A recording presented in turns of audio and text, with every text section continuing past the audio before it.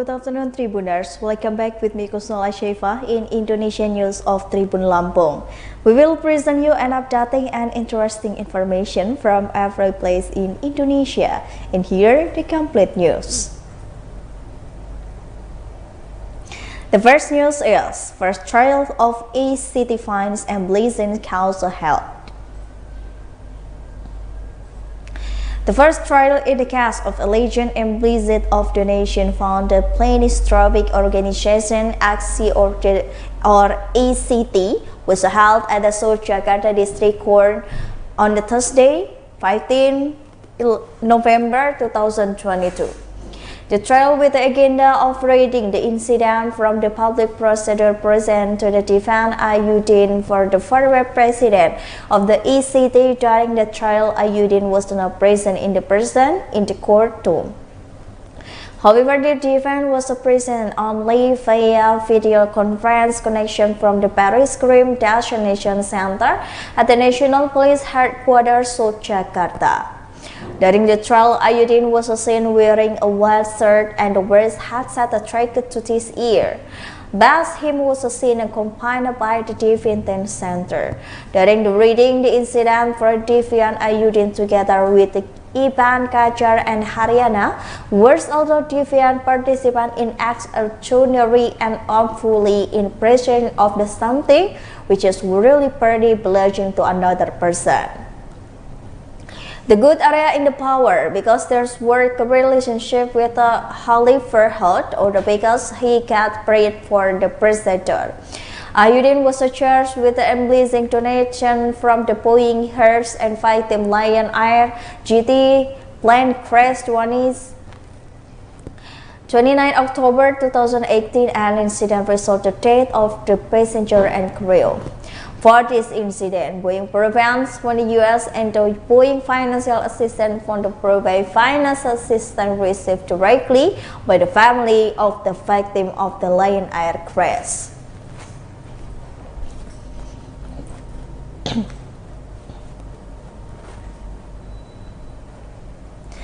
The next news is, Virgin died grounded in East Flores waters.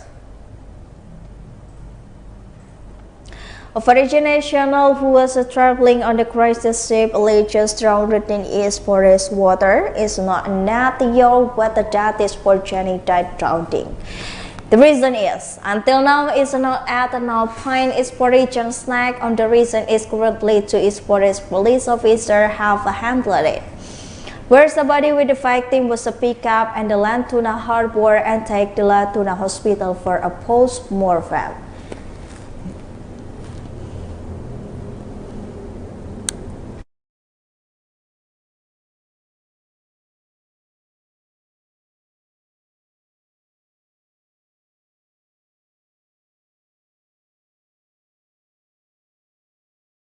Until now, the East Flores police team is working to find incident for Chinese drown in East Flores.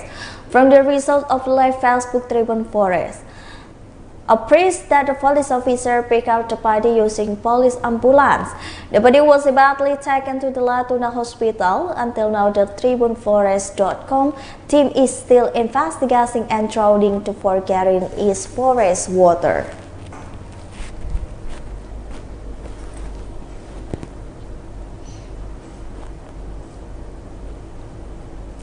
The next news is, landslide fighting, one striker rival continue to scream of the health. Winda, a resident of the Sungai Buah 1 Sungai Saria Padang Pariaman, West Sumatra, who was a victim of the landslide, cannot forget for today's incident on the Sunday evening. At the time, she was already asleep suddenly for herself in the pile of brick and the landslide. The only why the self her slept and was screamed for the help. It is because this 48 years old woman was born in the landslide that previously the waters and will fall at the house. When the legs told that she to break which made difficult for her to move. A number of the residents are cleaning landslide material and houses of residents were hit by landslide in Korongsi Ngubua, Saria River Padang Pariaman on the Monday. When Metro Tribun Padang, Monday, wind also requires treatment had been burned for the quite a long time. Winda told before the unfortunate incident his son had to worry about parents to not sleep to usual houses. It causes swiftly produced accident with the Winda.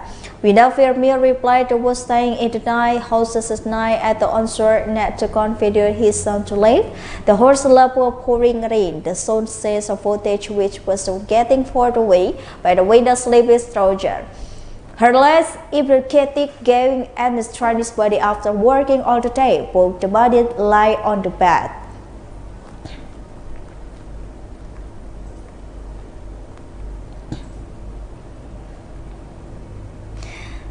Chronology of the violent tree overflying motorcycle of the religious moment area. A tree in parking area of the former MTK Kendari city flourished during the rain Monday this afternoon. The tree was found behind the bus stop in the Kendari area, Sulawesi. The tree almost the resident of motorbikers parkers and for the stop bus. Branches evening a tree parked as motorbikes. The conditional occurred when heavy rain hit Kendari city last Monday afternoon. As one of residents who was hit in the scan of the incident said the condition of the fallen tree was suspended because the trunk had begun to the root.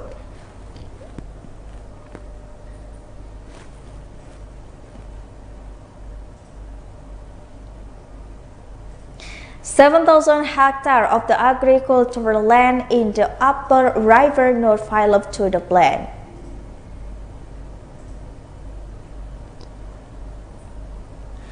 Agricultural land in North Hulu Sungai Regency success waters which stream into dry season. However, this year totally area of the agricultural land decreased significantly. Head of the Agriculture Service Mas Raiswa Pajar. He said that the 2021 area of land planting will be around 70 hectares and the year will be around hectare. The area agricultural land is much greater with many plants because the water does not recreate.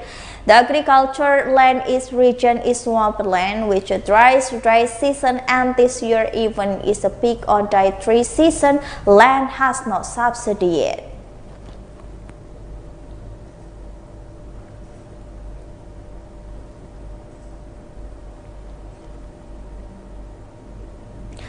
Received the visit the Consul General the Republic of Filipina in Manado.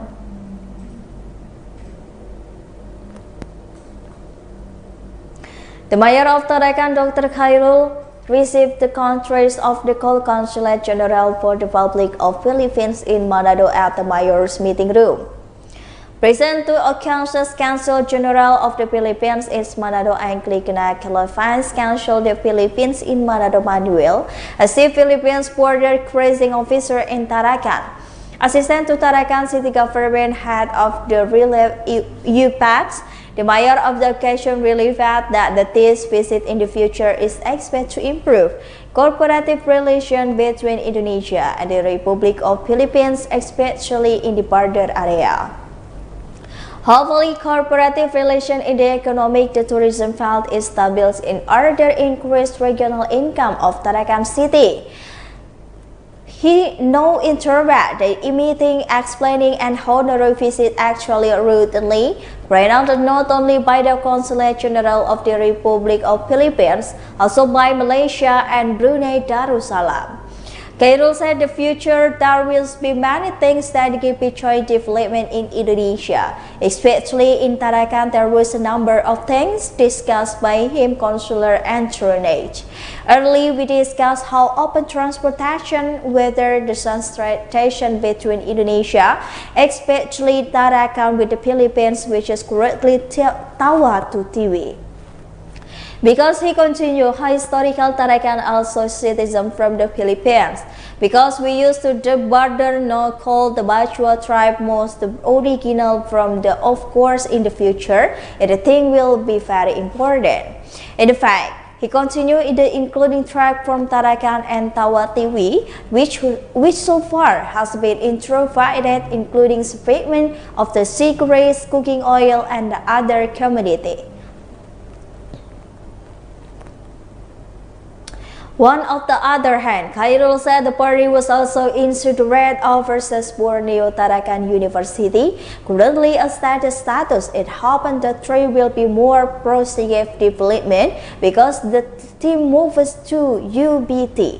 However, it can be more importable and not only the discussion level but also a better implementation, including in the term tourist development. It would become important for the Tarakan versus Persa, and I think we need to discuss something for the board.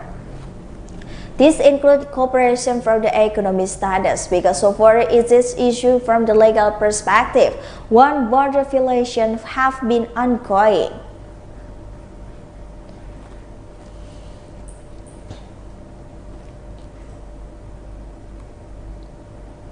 And the last news is breaking news from the Lampung City Mall ground floor fire.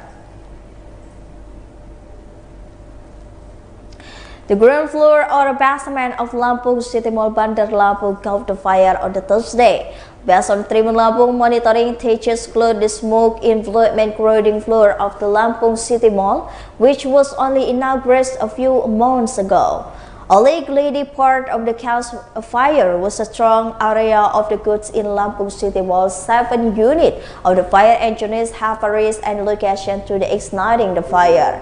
A number of officials assisted by the mall employees and the security guards be worked as boarding evacuating items that could still be saved.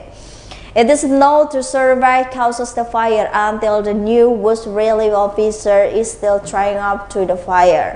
The IPS Karangrejo Metro Lampung Fire Relay Bernard intention, it was news the finalist processing site in the Karangrejo Village Metro Lampung.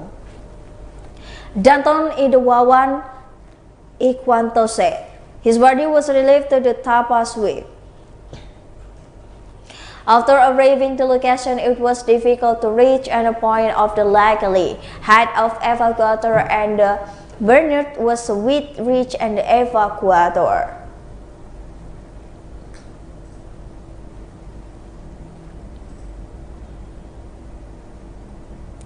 Well, I think those all the news for today with me, Kusnul Ashaifa. Don't forget to follow us at the Tribun Lampung News video, Tribun Lampung TikTok, Tribun Lampung Instagram, and Tribun Lampung Facebook for more information. Thank you for watching and have a nice day.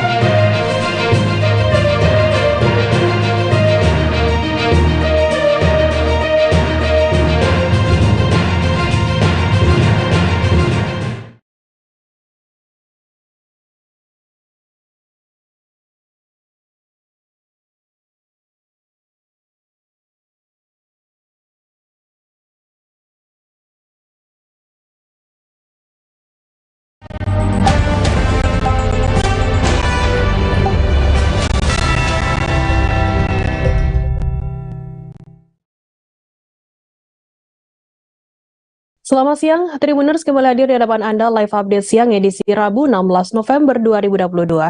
Siang ini akan kami sajikan informasi teraktual dan terpercaya dari berbagai wilayah di Indonesia dan akan dilaporkan secara langsung oleh reporter kami di lapangan. Bersama saya Firda Ananda dan inilah live update selengkapnya. Kita ke berita pertama, Saudara Wali Kota Solo Gibran Rakabuming Raka bertemu dengan mantan Gubernur DKI Jakarta Anies Baswedan pada Selasa 15 November, di mana pertemuan putra Presiden Joko Widodo dan Capres Nasdem itu terjadi di Hotel Novotel Solo. Keduanya tampak mengenakan pakaian serupa namun berbeda warna. Informasi lebih lengkapnya akan disampaikan oleh rekan jurnalis kami dari Tribun Solo, ada Adi Surya Samudra yang akan melaporkannya. Silakan rekan Adi. Iya, baik rekan Firda, seperti yang dikatakan sebelumnya, memang kemarin Anies Baswedan dan Gibran Rakabuming Raka memang bertemu di Hotel Novotel. Adapun pertemuan itu terjadi pada pagi hari, dan dalam pertemuan tersebut Gibran mengatakan tidak ada bahasan terkait dengan politik dalam pertemuan tersebut. Dia hanya membahas terkait dengan pengelolaan kota dan terkait dengan pengelolaan kota. Setelah pertemuan di hotel tersebut, keduanya kemudian menghadiri Haul Habib yang ada di Pasar Kliwon. Adapun Gibran dan Anies itu juga masuk dalam berangkat ke sana bersamaan dalam satu mobil. Pertemuan Gibran dan Anies sendiri pun juga mendapat respon dari satu pengamat Uni Suwardi. Dia mengatakan bahwa pertemuan itu memberikan keuntungan baik bagi Gibran maupun Anies. Untuk Gibran sendiri itu juga mampu memberikan mengurangi resistensi dukungan terhadap dirinya apabila nanti maju ke Pilgub Jakarta. Terlebih lagi Anies sendiri memiliki basis dukungan yang sangat besar di Jakarta. Demikian bisa saya melaporkan kembali ke rekan Firda. Baik, terima kasih rekan Adi dari Tribun Solo atas laporan Anda. Selamat bertugas kembali. Kita beralih ke Bogor, Saudara. US 40 tahun seorang pria yang hidup kembali diketahui bertempat tinggal di sebuah perumahan di Desa Mekarsari, Kecamatan Ranca Bungur, Kabupaten Bogor, Jawa Barat. Kondisi lingkungan kompleks tersebut tampak sepi dari aktivitas masyarakat. Begitupun rumah yang bersangkutan tampak sepi dari aktivitas. Informasi lebih lengkapnya akan disampaikan oleh rekan jurnalis kami dari Tribun Bogor. Ada Amar yang akan melaporkannya. Silakan rekan Amar. Baik, terima kasih rekan Firda dan Tribuners dimanapun Anda berada. Jadi memang beberapa hari lalu jagat dunia maya dihebohkan kemunculan atau video yang beredar, yaitu mayat yang sudah berada di dalam peti namun tiba-tiba hidup kembali. Nah, hal itu pun sontak membuat ramai khususnya di wilayah Kabupaten Bogor karena lokasi tempat tinggal yang bersangkutan berada di Kecamatan Ranca Bungur, Kabupaten Bogor. Nah, tribunnews.bogor.com mencoba menghubungi atau menelusuri dari tempat kediaman korban atau tempat kediaman yang bersangkutan yang ternyata berada di salah satu perumahan di Desa Mekarsari, Kecamatan Ranca Bungur, Kabupaten Bogor. Dari rumah yang bersangkutan yang berwarna hijau kuning tersebut terpantau sangat sepi dari aktivitas, seperti tidak ada penghuni di dalamnya. Namun ternyata di dalam rumah tersebut ada seorang pria muda ya yang berada di dalam rumah tersebut. Kami mencoba untuk menggali informasi terkait dengan apa yang terjadi pada US yang berusia 40 tahun tersebut. Namun pria tersebut menjawab dari balik pagar bahwa ia tidak mengetahui apa-apa, sedangkan dia adalah ponakan dari yang bersangkutan. Nah, kemudian pada hari ini kami mencoba menelusuri kembali dari keluarga US yang berada juga tak jauh dari kediamannya, yaitu sempat bertemu dengan kakak US. Namun kakak US mengatakan bukan menutup diri, tetapi melainkan saat ini keluarga sedang berfokus untuk pemulihan dari US karena seperti diketahui US saat ini masih menjalani perawatan di RSUD Kota Bogor. Begitu rekan kita yang dapat kami laporkan dari Kabupaten Bogor. Baik, terima kasih rekan Amar dari Tribun Bogor atas laporan Anda. Selamat bertugas kembali. Kita beralih ke informasi selanjutnya, Saudara. Terungkap kasus persetubuhan yang dialami oleh F, 15 tahun, pelajar asal Kecamatan Palang. Korban diruda paksa oleh RAS, 19 tahun, pacarnya yang merupakan warga setempat. Pelaku yang sudah bekerja itu pun melakukan pengancaman terhadap korban agar mau menuruti nafsu bejatnya. Informasi lebih lengkapnya akan disampaikan oleh rekan jurnalis kami dari surya.co.id, ada Muhammad Sudarsono yang akan melaporkannya. Silakan rekan Sudarsono. Baik, selamat siang Firda. Kasus persetubuhan melibatkan korban di bawah umur terjadi di Kecamatan Palang, di mana pelakunya adalah kekasihnya, yaitu pacar sendiri berinisial RAS, sedangkan usia 19, sedangkan korbannya yaitu F, usia 15 yang diketahui merupakan pelajar. Kasus ini terungkap ketika korban, yaitu melapor kepada orang tuanya karena mendapat pengancaman dari pelaku. Apabila tidak mau menuruti aksi bejatnya, maka pelaku akan bilang kalau korban sudah pernah bersetubuh. Dari laporan itu kepada orang tuanya, lalu orang tuanya melaporkan kepada kepolisian unit BPA Satreskrim Polres Tuban. Kemudian setelah mendapat laporan, dilakukan penyelidikan oleh kepolisian dan terungkap aksi itu dilakukan di sebuah pos yang berada di Kelurahan Dengombok, Kecamatan Semanding, Kabupaten Tuban, dan di rumah pelaku. Dari estimasi waktu mulai Maret bulan lalu sampai sekarang, menurut keterangan sudah 8 kali aksi itu dilakukan. Setelah mendapat laporan, dilakukan penyelidikan, pelaku akhirnya ditangkap dan saat ini telah ditahan di unit BPA Satreskrim Polres Tuban. Begitu, Firda. Ya. Baik, terima kasih rekan Sudarsono dari surya.co.id atas laporan Anda. Selamat bertugas kembali. Tribuners, akan kami tampilkan wawancara dari Kasat Reskrim Polres Tuban AKP Muhammad Gananta. Berikut liputannya untuk Anda. Untuk TKP-nya di kos-kosan Seleko, Tuban, dan TKP kedua adalah di rumah tersangka. Untuk penangkapan dilaksanakan kemarin oleh tim PPA dan juga unit opsional serta unit Reskrim Polsek Malang bulan November 2022. Saat itu tersangka berada di rumahnya di daerah Palang. Kemudian tersangka berinisial RAS, umur 19 tahun. Menurut keterangan dari korban, lebih kurang sekitar 8 kali melakukan pencabulan dan persetubuhan terhadap korban, dan pelaku merupakan sepasang kekasih, di mana modusnya dari pelaku menjanjikan akan dinikahi jika hamil. Dan kenapa dilaporkan, karena tidak bertanggung jawab atau apa sama?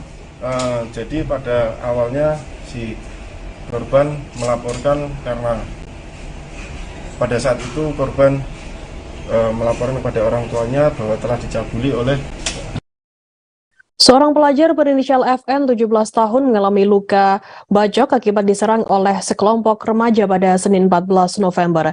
Peristiwa tersebut terjadi di Jalan Raya Kilasah, Kelurahan Kilasan, Kecamatan Kasemen, Kota Serang, Banten. Akibat penyerangan tersebut, korban mengalami luka bacok pada bagian lengan sebelah kanan. Informasi lebih lengkapnya akan disampaikan oleh rekan jurnalis kami dari Tribun Banten. Ada Desi Purnamasari akan melaporkannya. Silakan rekan Desi. Iya, baik. Terima kasih rekan Firda dan juga selamat siang Tribuners. Sebelumnya, seorang pelajar berinisial FN berusia 17 tahun mengalami luka bacok akibat diserang oleh sekelompok remaja pada Senin 14 November 2022. Dan peristiwa tersebut memang diketahui bahwa terjadi di Jalan Raya Kilasah, Kelurahan Kilasah, Kecamatan Kasemen, Kota Serang, Banten. Dan hal ini juga dibenarkan oleh Kasat Reskrim Polres Serang Kota, yakni AKP David Adi Kusuma. Ia mengatakan bahwa akibat dari serangan tersebut, seorang pelajar itu mengalami luka bacokan pada bagian lengan kanannya. Dan ia juga mengatakan bahwa korban ini masih duduk di bangku sekolah SMK 6 Kota Serang. Diketahui bahwa kejadian itu bermula pada saat korban yang merupakan warga Kecamatan Kramatwatu Kabupaten Serang tersebut berpapasan dengan sekelompok remaja dan korban ini hendak berangkat sekolah. Dan akibat peristiwa tersebut, korban yang merupakan pelajar di salah satu SMK Kota Serang ini mengalami luka sayatan di bagian lengan kanannya tersebut. Dan pihak kepolisian juga menyebutkan bahwa belum mengetahui pasti apa motif dari sekelompok remaja ini hingga menyerang korban. Dan sejauh ini pihak kepolisian pun mengatakan bahwa masih melakukan penyelidikan dan pendalaman atas peristiwa yang menimpa korban. Begitu rekan Firda, kembali ke studio. Baik, terima kasih rekan Desi atas laporan Anda. Selamat bertugas kembali. Kita beralih ke informasi lainnya, Saudara. Kapolres Toba KBP Taufik Hidayat menjelaskan pihaknya tengah memeriksa secara rinci alasan kaburnya 6 tahanan dari ruang tahanan Mapolres Toba pada Selasa 15 November dini hari. Bahkan personil yang menjaga pada malam hari itu ikut juga diperiksa. Dirinya tak segan-segan memberikan sanksi bagi personil yang turut serta melanggengkan para tahanan tersebut kabur. Informasi lebih lengkapnya akan disampaikan oleh rekan jurnalis kami dari Tribun Medan, ada Maurits yang akan melaporkannya. Silakan rekan Maurits.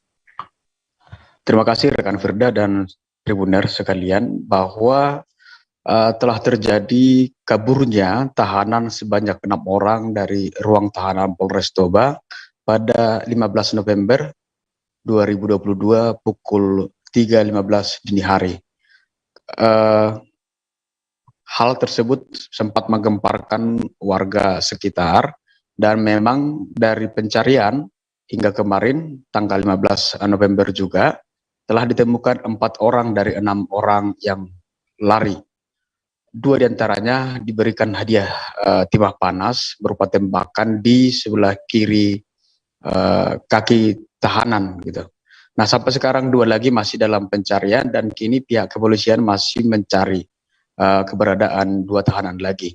Terkait soal melanggengnya para tahanan kabur dari ruang tahanan tersebut, pihak kepolisian juga tengah memeriksa sejumlah personil yang menjaga pada waktu itu ketika kejadian atau ketika peristiwa terjadi. Nah, sampai sekarang Sobat Tribun dan rekan Firda juga kita belum mendapatkan kabar terbaru soal tahanan kabur ini. Tapi setidaknya sudah ada 4 tahanan yang sudah diciduk ataupun diringkus kembali. Demikian rekan Firda. Terima kasih rekan jurnalis dari Tribun Medan atas laporan Anda. Selamat bertugas kembali. Tribuners, akan kami tampilkan wawancara dari Kapolres Toba AKBP Taufik Hidayat dan berikut liputannya untuk Anda. Ya, ke-6 tahanan tersebut seperti apa Pak? Apakah Baik. ada pembobolan atau Nah, ini masih kita dalami dan anggota kita yang melaksanakan piket malam tadi masih kita periksa. Kemudian juga saya dalami lagi 4 orang ini bagaimana bisa sampai keluar. Nanti ini akan saya kabarkan, saya mohon waktu karena masih dalam proses pemeriksaan anggota kita dan juga ini baru kita tangkap. Ya, saya nanti mohon sabar, akan saya sampaikan nanti bagaimana proses pembobolannya ataupun bagaimana mereka lari. Ya, saya nggak akan menutupi ya. Kalau memang ada kelalaian dari anggota kita, ada sanksinya. Pasti saya minta tolong kepada masyarakat dan juga seluruhnya ya, sampaikan informasi kepada kami dan juga sekali lagi kepada tersangka ataupun pelaku yang melarikan diri agar menyerahkan diri kepada Polres Toba ataupun Polres terdekat atau Polres terdekat. Baik, itu aja dari saya ya Pak, terima kasih. Apakah ada yang rusak Pak? Sementara di TKP masih diolah TKP, kita menyesuaikan antara TKP dengan keterangan daripada si tahanan tadi dan juga anggota yang piket. Nah, ini akan kita sesuaikan. Sekarang dalam proses pendalaman. Ya, saya mohon waktu. Setelah terpisah dengan pemiliknya sejak 2016, 1 unit motor Kawasaki Ninja 250cc kembali ke pangkuan pemiliknya yakni pada Selasa 15 November. Perasaan haru tak kuasa dibendung oleh Dovir, warga Dusun Doro, Desa Ngepung, Kecamatan Kedamaian, Gresik, Jawa Timur. Tatapan mata Dovir menyiratkan ia seolah masih belum percaya bahwa motor kesayangannya berada di hadapannya. Didampingi sejumlah personil dari Polsek Kedamaian Gresik, wajah Dovir mendadak berubah ceria, begitu posisi tubuhnya sudah berada di atas jok motor. Informasi lebih lengkapnya akan disampaikan oleh rekan jurnalis kami dari Tribun Madura, ada Ahmad Faisal Edo yang akan melaporkannya. Silakan rekan Faisal Edo.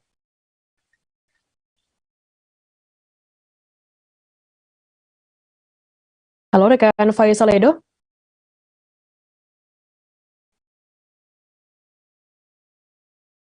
Rekan Edo bisa mendengar kami dari studio?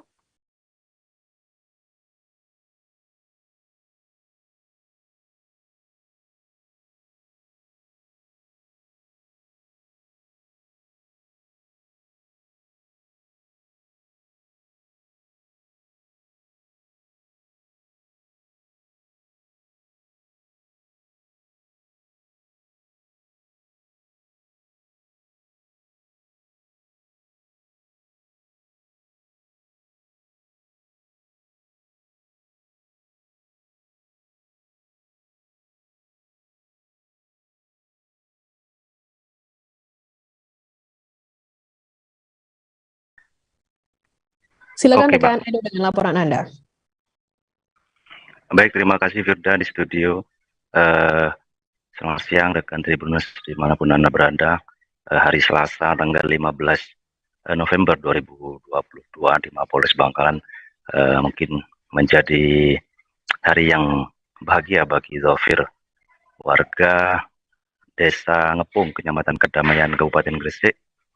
Ia datang ke Polres Bangkalan didampingi oleh dua personel dari Polsek Kedamaian Gresik. Kehadiran Dhofir ke Polres Bangkalan tidak lain untuk melihat langsung sepeda motor Kawasaki Ninja miliknya yang telah hilang sejak November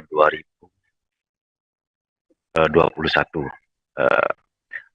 Kasus kehilangan motor kesayangannya itu lantas dilaporkan ke Polsek Kedamaian, namun hingga 6 tahun berselang Dhofir belum bisa menemukan motor kesayangan tersebut. Akhirnya pada April 2022, jajaran unit reskrim Polsek Tanjung Bumi, Kabupaten Bangkalan menemukan satu unit sepeda motor di pinggir jalan raya Desa Peseseh pada malam hari. Kecurigaan polisi akhirnya menarik beberapa personel dari unit reskrim Polsek Tanjung Bumi untuk melakukan pemeriksaan terhadap pria penunggang motor tersebut, karena motor tersebut berada di pinggir jalan tanpa dilengkapi dengan nomor polisi. Ketika pria tersebut tidak dapat menunjukkan surat resmi, Polsek Tanjung Bumi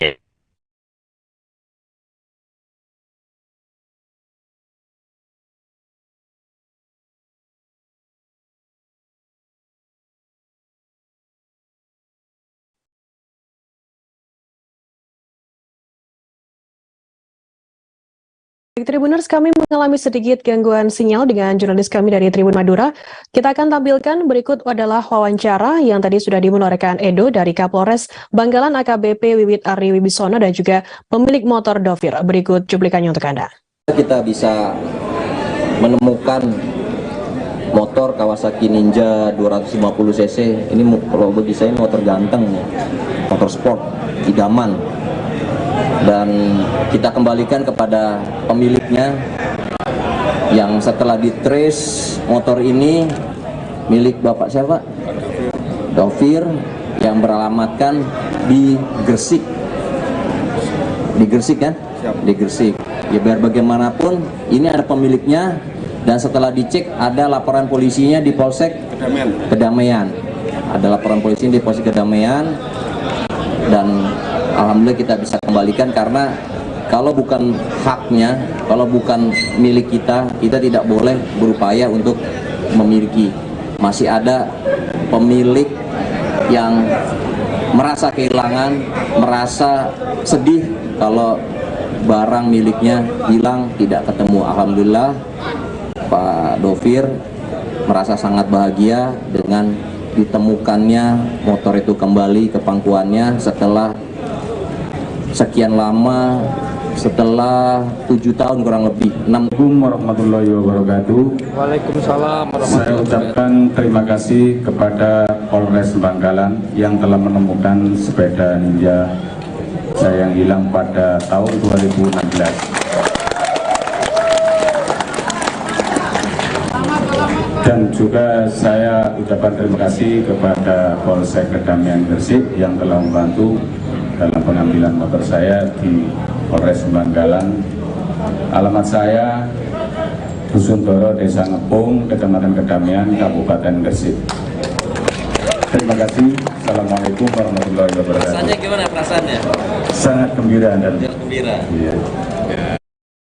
Jajaran Satreskrim Polres Belitung terus melakukan pemeriksaan terhadap tersangka Rolim Seringoringgo. Pria 25 tahun itu diduga melakukan penggelapan dalam jabatan uang koperasi simpan pinjam atau KSP Maduma Madami yang mencapai senilai 52,4 juta rupiah. Informasi lebih lengkapnya akan disampaikan oleh rekan jurnalis kami dari Pos Belitung, ada Dede Suhendar yang akan melaporkannya. Silakan rekan Dede. Ya, baik Firda dan Tribuners, bisa kami sampaikan jajaran Satreskrim Polres Belitung akhirnya menetapkan tersangka Rolim Siringgo atas dugaan kasus penggelapan dalam jabatan di KSP Madami. Berdasarkan keterangan dari pihak kepolisian, pemuda 25 tahun itu diduga melakukan penggelapan terhadap uang anggota yang mencapai nilai sekitar 52,4 juta rupiah. Dengan alibi uang tersebut digunakan untuk kepentingan pribadi, tepatnya untuk digunakan bermain judi online. Untuk saat ini tersangka akan dijerat menggunakan pasal primer 374 subsidiar pasal 372 KUHP dengan ancaman hukuman selama 5 tahun penjara. Berdasarkan keterangan dari Kasubsi Penmas Humas Polres Belitung, Ibda Belipina menjelaskan kejadian tersebut bermula pada tanggal 28 Oktober 2020 lalu ketika seorang anggota koperasi yang bernama Jumliadi mendatangi kantor KSP Maduma Madami. Kedatangan Jumliadi ini untuk menanyakan angsurannya yang sudah lunas dan juga kepengurusan pinjaman yang baru yang tak kunjung cair. Oleh sebab itu, Jumliadi menanyakan keberadaan tersangka dan kemudian menjelaskan kejadian tersebut kepada pegawai KSP Maduma Madami. Setelah dilakukan cross-check, kemudian pegawai koperasi memanggil tersangka untuk datang ke kantor dan menjelaskan kejadian tersebut. Awalnya tersangka sempat menolak, namun karena barang bukti sudah lengkap dan berdasarkan audit internal dari koperasi, tersangka akhirnya mengakui perbuatannya. Kemudian tersangka juga diminta untuk menulis daftar anggota yang selama ini dimanipulasinya terkait dengan uang setoran pinjaman maupun uang pengajuan pinjaman. Akhirnya berdasarkan audit internal itu ditemukan kerugian sebesar 52,4 juta rupiah. Untuk saat ini tersangka masih mendekam di Mapolres Belitung untuk proses hukum selanjutnya. Demikian Firda. Ya. Baik, terima kasih rekan Dede Swener atas laporan Anda. Selamat bertugas kembali. Kita beralih ke informasi lainnya, Saudara. Satu persatu adegan diperagakan oleh tersangka Supan, 33 tahun, dalam rekonstruksi di lokasi tempat pembunuhan dan pembakaran terhadap korban Supia, 42 tahun alias Evi pada Selasa 15 November pagi. Dalam rekonstruksi tersebut, pihak Polres bersama Kejari Bangka Selatan menyaksikan setiap adegan yang dilakukan tersangka sesuai dengan kejadian pada fakta. Informasi lebih lengkapnya akan disampaikan oleh rekan jurnalis kami dari Bangka Pos, ada Adi Saputra yang akan melaporkannya. Silakan rekan Adi.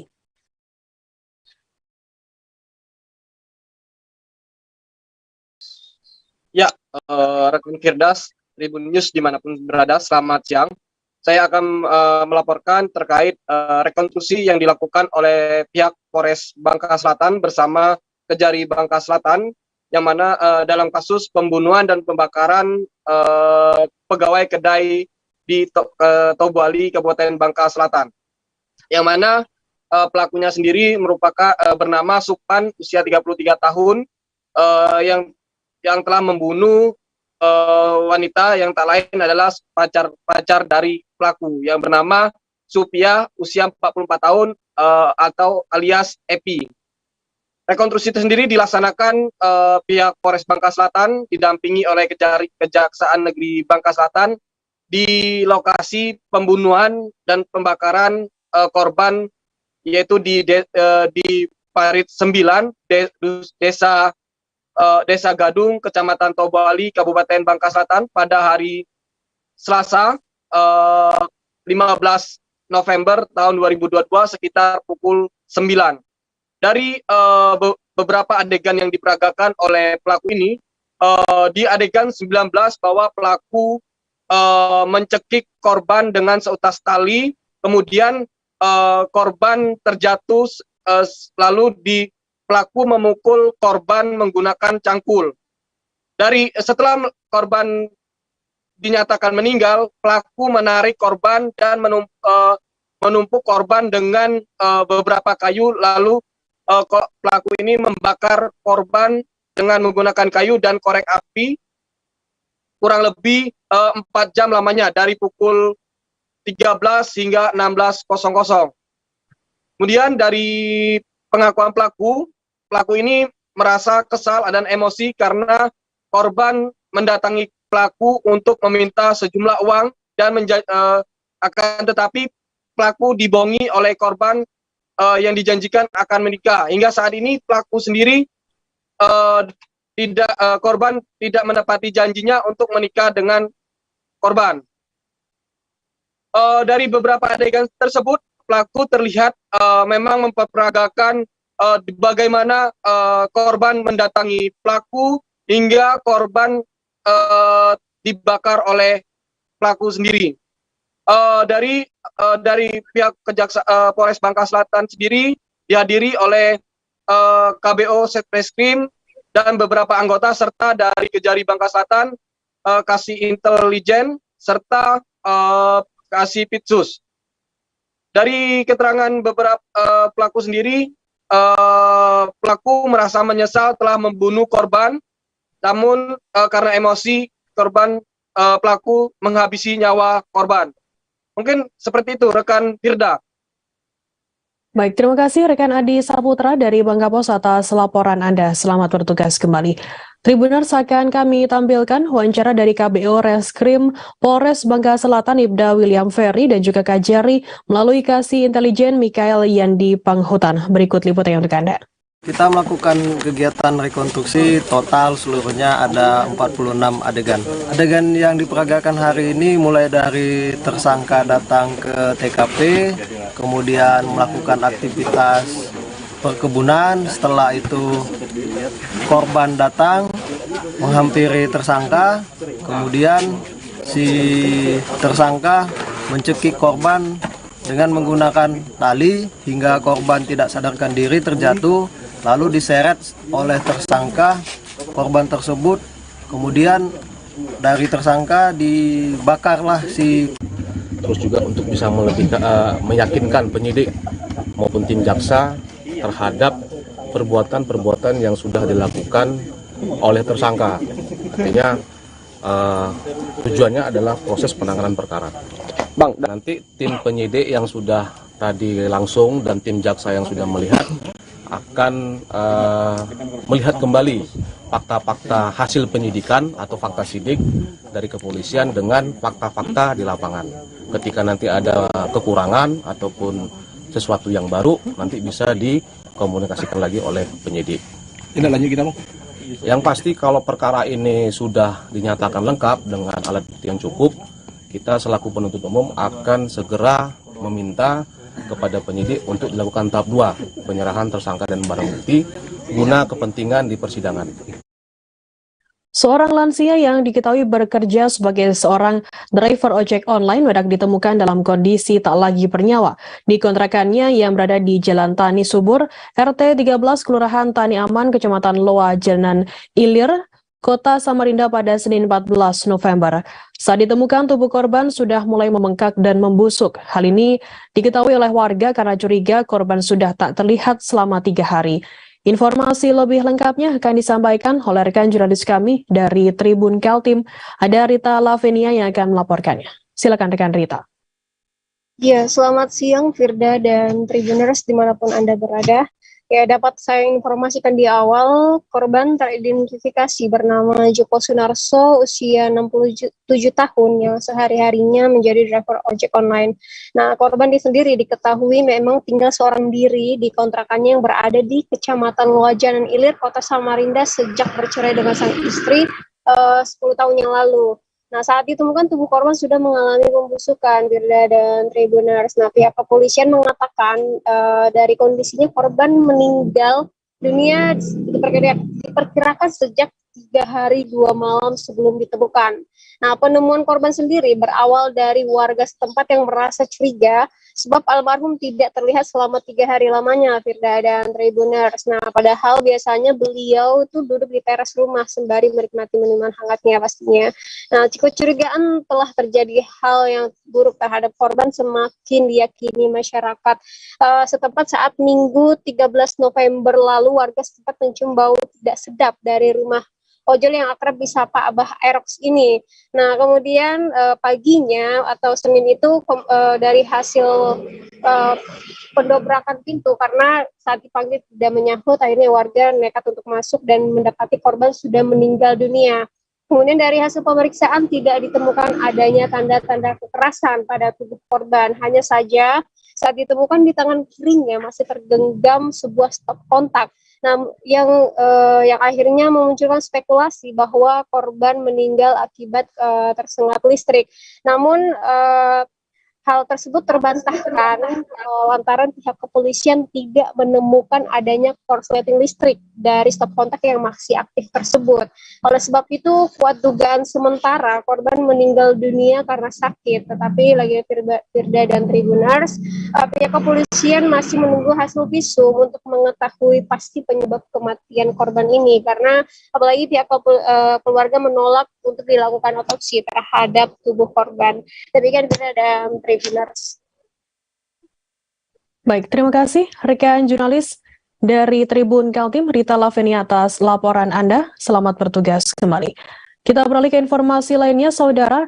Sebanyak 110 orang warga negara asing atau WNA etnis Rohingya terdampar di pesisir pantai desa Menasah Lok, Kecamatan Muara Batu, Aceh Utara pada Selasa 15 November sekira pukul 3 dini hari. Setelah ditemukan warga, WNA Rohingya tersebut langsung dievakuasi ke desa Menasah Lok, Kecamatan Muara Batu, Aceh Utara. Informasi terdamparnya Rohingya awalnya diketahui oleh warga desa Menasah Baro dan Menasah Lok. Informasi lebih lengkapnya akan disampaikan oleh rekan jurnalis kami dari Surami News Indonesia, ada Saiful Bahri yang akan melaporkannya. Silakan rekan Saiful. Terima kasih Firda. Dapat saya sampaikan bahwa pada Selasa 15 November 2022 sekitar pukul 3.25 dini hari itu terdampar 110 pengungsi etnis Rohingya di perairan Aceh Utara, tepatnya di kawasan desa Menasalu, Kecamatan Muara Batu, Aceh Utara. Kedatangan etnis Rohingya tersebut langsung diketahui oleh warga, sehingga selanjutnya atas kesepakatan pihak aparat desa setempat bersama unsur aparat keamanan di lokasi tersebut langsung mengevakuasi para etnis Rohingya tersebut ke Menasah atau surau desa setempat. Sesuai hasil pantauan kita kemarin siang di lokasi penampungan mereka, terlihat di sana ada petugas medis dari Puskesmas Muara Batu. Di sana para pengungsi dicek kesehatan, selain itu juga di swab antigen. Sesuai hasil keterangan pihak medis di sana, kalau kondisi kesehatan 110 Rohingya tersebut baik-baik saja, cuma faktor kelelahan saja. Di samping itu hasil swab antigen semuanya menunjukkan tidak ada suspek COVID-19. Dan informasi lanjutan juga dari pihak medis, rata-rata si pendataan mereka memang sudah divaksin COVID-19. Di lokasi saat itu kita juga sempat bincang-bincang dengan salah satu Rohingya yang memang sudah bisa berbicara dengan bahasa Melayu, yakni Samsul Alam, bahwa mereka itu berasal dari kamp pengungsian di kawasan Myanmar. Lalu sekitar sebulan lalu mereka menggunakan sebuah kapal berlayar menuju ke perairan Aceh, yakni selama 1 bulan mereka berada di laut hingga sampai ke perairan pinggiran Aceh Utara, yakni di kawasan Muara Batu. Dan saat itu mereka mengaku bahwa kondisi mesin boot memang dalam kondisi rusak. Dan menurut informasi Samsul Alam juga menyatakan bahwa selama perjalanan di laut selama sebulan tidak ada kendala, tidak ada cuaca ekstrim, dan begitu juga tidak ada pengungsi Rohingya yang mengalami sakit parah selama pelayaran mereka. Dan informasi terkini bahwa tadi pagi juga 110 Rohingya yang terdampar di kawasan Muara Batu itu dievakuasi kembali dari kawasan Menasahlu menuju ke kantor kecamatan Muara Batu, Aceh Utara, sambil menunggu adanya keputusan dari pihak IOM dan juga pemerintah Kabupaten Utara terkait penempatan kembali para pengungsi Rohingya. Firda, mungkin dapat saya sampaikan lebih lanjut bahwa pada pagi tadi juga kembali terdampar 117 Rohingya atau gelombang kedua di perairan Aceh Utara, tepatnya di Desa Blukatubai, Kecamatan Dewantara, Aceh Utara. Dan saat ini para Rohingya gelombang kedua tersebut masih berada di kawasan Desa Blukatubai, Kecamatan Dewantara, Aceh Utara. Demikian, Firda. Baik, terima kasih rekan Saiful Bahri dari Serami News Indonesia atas laporan Anda. Selamat bertugas kembali. Kita beralih ke informasi lainnya, saudara.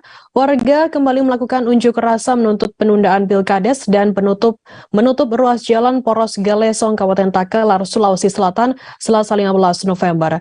Ada 2 titik penutupan jalan tersebut, yakni di Kecamatan Galesong dan Galesong Utara. Unjuk rasa awalnya berjalan dengan kondusif, namun berselang beberapa waktu aksi demonstrasi ini diwarnai kericuhan. Informasi lebih lengkapnya akan disampaikan oleh rekan jurnalis kami dari Tribun Timur, ada Said Zulfadli yang akan melaporkannya. Silakan rekan Said.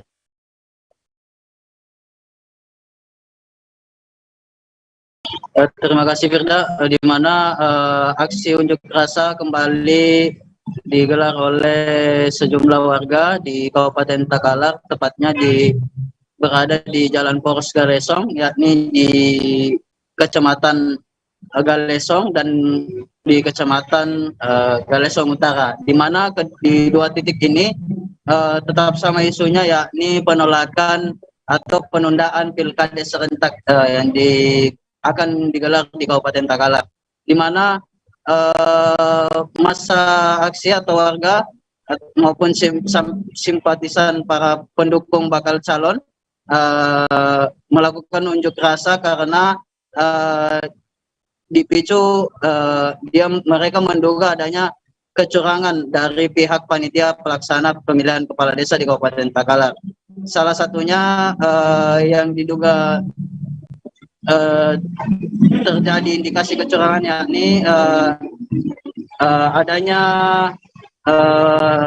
beberapa bakal calon kepala desa di salah satu desa yang ada di Galesong itu bukan dari putra daerah sendiri yang diloloskan, sehingga aksi ini pun dipicu oleh hal tersebut. Unjuk rasa ini sudah digelar 4 hari, sejak hari Sabtu hingga kemarin, di mana pada saat kemarin itu berlangsung kondusif, namun tepatnya di Galesong, depan kantor camat, itu terjadi diwarnai kericuhan lantaran dengan pengendara maupun warga setempat. Jadi aksi lempar batu itu pun tak terhindarkan, sehingga polisi langsung membubarkan atau melerai kericuhan tersebut. Sedangkan di Kecamatan Galesong Utara sendiri, unjuk rasa tetap juga dengan menutup ruas jalan Poros Galesong, di mana awalnya berlangsung kondusif, namun berselang beberapa waktu tiba-tiba menurut pengakuan warga setempat itu pihak kepolisian langsung membubarkan aksi unjuk rasa maupun penutupan jalan ruas tersebut, sehingga warga langsung berhamburan dan bahkan ada seorang yang diduga masih pelajar yang mengenakan seragam lengkap itu juga turut dikejar oleh pihak kepolisian. Aksi tersebut terekam jelas oleh CCTV kamera dari masjid di Kecamatan Galesong Utara tersebut. Namun hingga saat ini belum ada informasi lebih lanjut apakah ada korban maupun tidak adanya. Namun pihak kepolisian menurut Kapolres Takalar, pihaknya akan mengawal terus dan mengamankan aksi unjuk rasa penolakan atau penundaan Pilkades ini, di mana kepolisian Resort Takalar menerjunkan atau mengerahkan personil sebanyak 327 untuk mengamankan aksi ataupun penutupan jalan ruas di beberapa titik di Kabupaten Takalar ini. Demikian Firda. Baik, terima kasih rekan Said Zulfati dari Tribun Timur atas laporan Anda. Selamat bertugas kembali. Dan Tribuners, akan kami tampilkan wawancara dari seorang warga bernama Edi. Dan berikut liputan Anda. Tadi kami sudah tahan polisi supaya bersikap sabar karena kami tidak ada proses perlawanan kepada pihak kepolisian. Namun yang terjadi tiba-tiba ada seperti provokator yang kemudian muncul, kemudian mengejar para simpatisan ataupun para warga yang melakukan aksi demonstrasi di depan Masjid Muhammadiyah Indonesia Ansor. Itu yang kami sayangkan. Apalagi tadi ada pelajar juga yang sampai seragamnya sobek, cuma kami tidak tahu apakah itu proses ataupun pemukulan dari pihak kepolisian karena itu tidak terkena CCTV listrik. Tapi yang jelas anak itu dikejar sama pihak kepolisian. Dikejar ya? Iya. Kalau warga lainnya juga sempat dikejar, dibubarkan? Iya, semua warga yang ada di lokasi tadi itu dibubarkan oleh pihak kepolisian. Cuma yang satu pelajar ini yang mungkin terkena Masa tanggap bencana kekeringan di 8 kecamatan di Lombok Timur telah berakhir pada 31 Oktober lalu. Masing-masing kecamatan telah menerima sejumlah 75 juta rupiah untuk pengadaan air bersih. Namun rupanya masih ada sisa anggaran dari penyaluran yang dilakukan oleh Badan Penanggulangan Bencana Daerah Lombok Timur. Informasi lebih lengkapnya akan disampaikan oleh rekan jurnalis kami dari Tribun Lombok, ada Ahmad Wawan yang akan melaporkannya. Silakan rekan Wawan.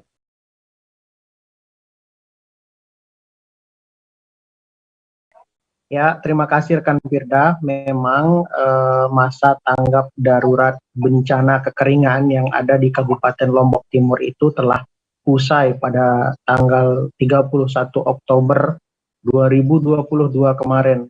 Namun rupanya masih ada sisa anggaran Tribuners sebesar 25 juta di masing-masing kecamatan yang ada. Untuk informasi Tribuners, ada 8 kecamatan di Kabupaten Lombok Timur yang sebelumnya masuk dalam kategori tanggap bencana kekeringan.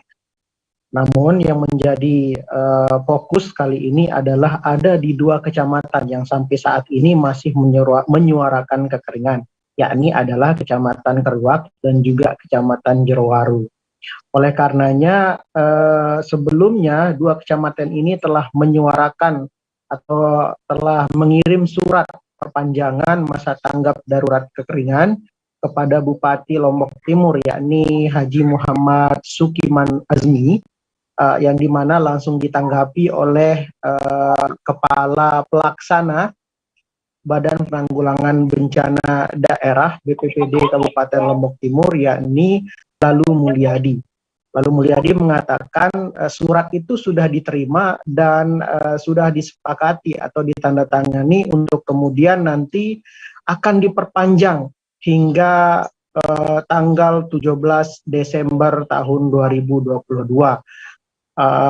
Teknisnya nanti penyaluran di 2 kecamatan, yakni adalah Kecamatan Keruak dan juga Jerowaru, itu akan dianggarkan melalui sisa anggaran dari 8 kecamatan yang ada, yang sebelumnya sudah usai masa tanggap daruratnya. Diharapkan dari upaya tersebut, keluhan terkait tentang masalah air bersih itu bisa teratasi, khususnya di 2 kecamatan yang memang setiap tahun itu selalu mengeluh terkait tentang kekurangan air bersih, yakni di Kecamatan Keruak dan Kecamatan Jerowaru. Ya, begitu Firda laporan singkat saya. Ya, baik, terima kasih rekan Ahmad Wawan dari Tribun Lombok atas laporan Anda. Selamat bertugas kembali. Kita beralih ke informasi selanjutnya, Saudara. Sejumlah lokasi di Tangerang Raya dilanda banjir sejak Senin 14 November. Banjir juga melanda area Jalan Tol Tangerang Merak. Kepala Pelaksana BPBD Provinsi Banten, Nana Suryana, menyampaikan berdasarkan hasil asesmen yang dilakukan, sejumlah titik banjir sudah mulai surut untuk saat ini. Banjir yang menerjang di sejumlah wilayah Tangerang Raya, penyebab utamanya adalah dikarenakan intensitas curah hujan yang cukup tinggi. Informasi lebih lengkapnya akan disampaikan oleh rekan jurnalis kami dari Tribun Banten, ada Ahmad Tajudin yang akan melaporkannya. Silakan rekan Tajudin. Baik rekan Firda dan Tribuners, Kepala Pelaksana Badan daerah Provinsi Banten, Nana Suryana, penyebab dari terjadinya banjir di sejumlah wilayah di Tangerang Raya pada Senin 14 November 2022 kemarin itu, di mana diketahui banjir tersebut sampai melanda di sejumlah area di jalan tol Tangerang Merak. Untuk informasi dari Kepala BPBD Provinsi Banten mengatakan bahwa berdasarkan hasil asesmen yang dilakukan oleh BPBD Provinsi Banten bersama dengan BPBD Kabupaten Kota yang ada di Tangerang Raya, penyebab utama dari banjir untuk wilayah tersebut diantaranya itu dikarenakan intensitas curah hujan yang cukup tinggi sehingga menyebabkan terjadinya banjir di sejumlah lokasi di Tangerang Raya. Kemudian dirinya juga menyebut bahwa penyebab lain selain intensitas tinggi yaitu ada beberapa bendungan yang jebol dan belum selesai, serta adanya drainase yang kurang bagus yang membuat volume air tinggi dan banjir di beberapa wilayah. Kemudian adapun alasan terkait banjir yang menerjang di tol Tangerang Merak, menurut informasi dari Nana bahwa penyebab utamanya adalah tol tersebut berada di dataran rendah sehingga membuat volume tinggi dan menerjang akses jalan tol Tangerang Merak sehingga terjadinya banjir di beberapa titik. Adapun antisipasi agar tidak terjadi hal serupa, saat ini pihak BPBD Provinsi Banten dengan sejumlah stakeholder sedang mengkaji dan membuat serangkaian untuk hal-hal upaya antisipasi agar kejadian itu tidak terulang kembali, Firda. Baik, terima kasih rekan Ahmad Tajudin dari Tribun Banten atas laporan Anda. Selamat bertugas kembali. Kita beralih ke informasi lainnya, Saudara. Satu unit mesin anjungan tunai mandiri atau ATM milik salah satu bank plat merah dirusak oleh orang tidak dikenal, hingga membuat tim Buser Naga Satreskrim Polres Pangkal Pinang melakukan penyelidikan pada Selasa 15 November. Tim identifikasi Polres Pangkal Pinang sudah melakukan penyisiran di area ATM. Diketahui mesin ATM mengalami kerusakan bekas congkelan, namun untuk box yang berisi sejumlah uang tidak mengalami kerusakan. Informasi lebih lengkapnya akan disampaikan oleh rekan jurnalis kami dari Bangkapos, ada Rizky Irianda Palevi akan melaporkannya. Silakan rekan Rizky. Ya, pada Selasa kemarin, para pegawai di lingkup RSUD Depati Hamzah Kota Pangkal Pinang digemparkan dengan rusaknya satu unit mesin anjungan tunai mandiri atau ATM. Pengerusakan mesin ATM tersebut diketahui dilakukan oleh orang tidak dikenal, diperkirakan dilakukan pada dini hari. Hal ini dikarenakan pada sekitar pukul 6:30 pagi saat ada warga yang mendatangi ATM, kondisi ATM sudah mengalami rusak parah. Terlihat ada bekas congkelan, namun pihak dari bank sendiri mengatakan untuk box yang berisi uang tidak mengalami kerusakan. Hal ini pun membuat dugaan pelaku ini gagal dalam melakukan aksi pencurian tersebut. Lalu juga selain itu untuk CCTV di dalam ruangan pun tidak bisa merekam dikarenakan memang sudah lama tidak berfungsi. Lalu juga lebih lanjut saat ini pihak dari Satreskrim Polres Pangkal Pinang juga telah melakukan identifikasi di sekitar area mesin ATM dan pihaknya juga tim besar telah melakukan penyelidikan dan terus memburu pelaku. Sementara itu untuk mengantisipasi peningkatan kejahatan, pihaknya juga akan melakukan pengetatan patroli secara rutin di Kota Pangkal Pinang. Lalu juga pihaknya dari Polres Pangkal Pinang menghimbau kepada masyarakat bila mengetahui suatu tindak kejahatan untuk dapat melapor ke pihak aparat kepolisian terdekat. Demikian, Firda. Baik, terima kasih rekan Rizky Irianda Palevi dari Bangkapos atas laporan Anda. Selamat bertugas kembali. Kita beralih ke informasi selanjutnya, Saudara. Betty Elwama, warga desa Binafun, Kecamatan Amfuang Tengah, Kabupaten Kupang, melahirkan bayi perempuan di atas mobil ambulans ketika dalam perjalanan dari desa Fatumonas, Amfuang Tengah ke Kupang. Red Aluama, ayah dari Betty Eluama yang ditemui pada Senin 14 November mengatakan awal kejadian tersebut bermula ketika anak mereka yang hendak melahirkan dilarikan ke Puskesmas Fatumonas pada Rabu 26 Oktober lalu. Saat tiba di depan Puskesmas kira pukul 8 malam, anaknya merasakan kontraksi sehingga meminta sopir menghentikan kendaraan ambulans. Informasi lebih lengkapnya akan disampaikan oleh rekan jurnalis kami dari Pos Kupang, ada Obi Lewan Meru yang akan melaporkannya. Silakan rekan Obi.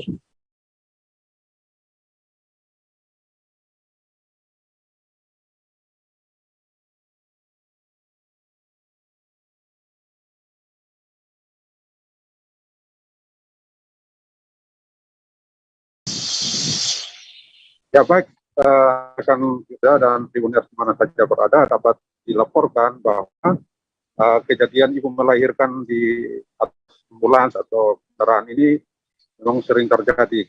Dan pada tanggal 27 Oktober yang lalu, salah satu ibu yang melahirkan di atas ambulans, ini Ibu Betty Eluama, yang mana pada tanggal 26 keluarga membawanya ke Puskesmas Fatumonas.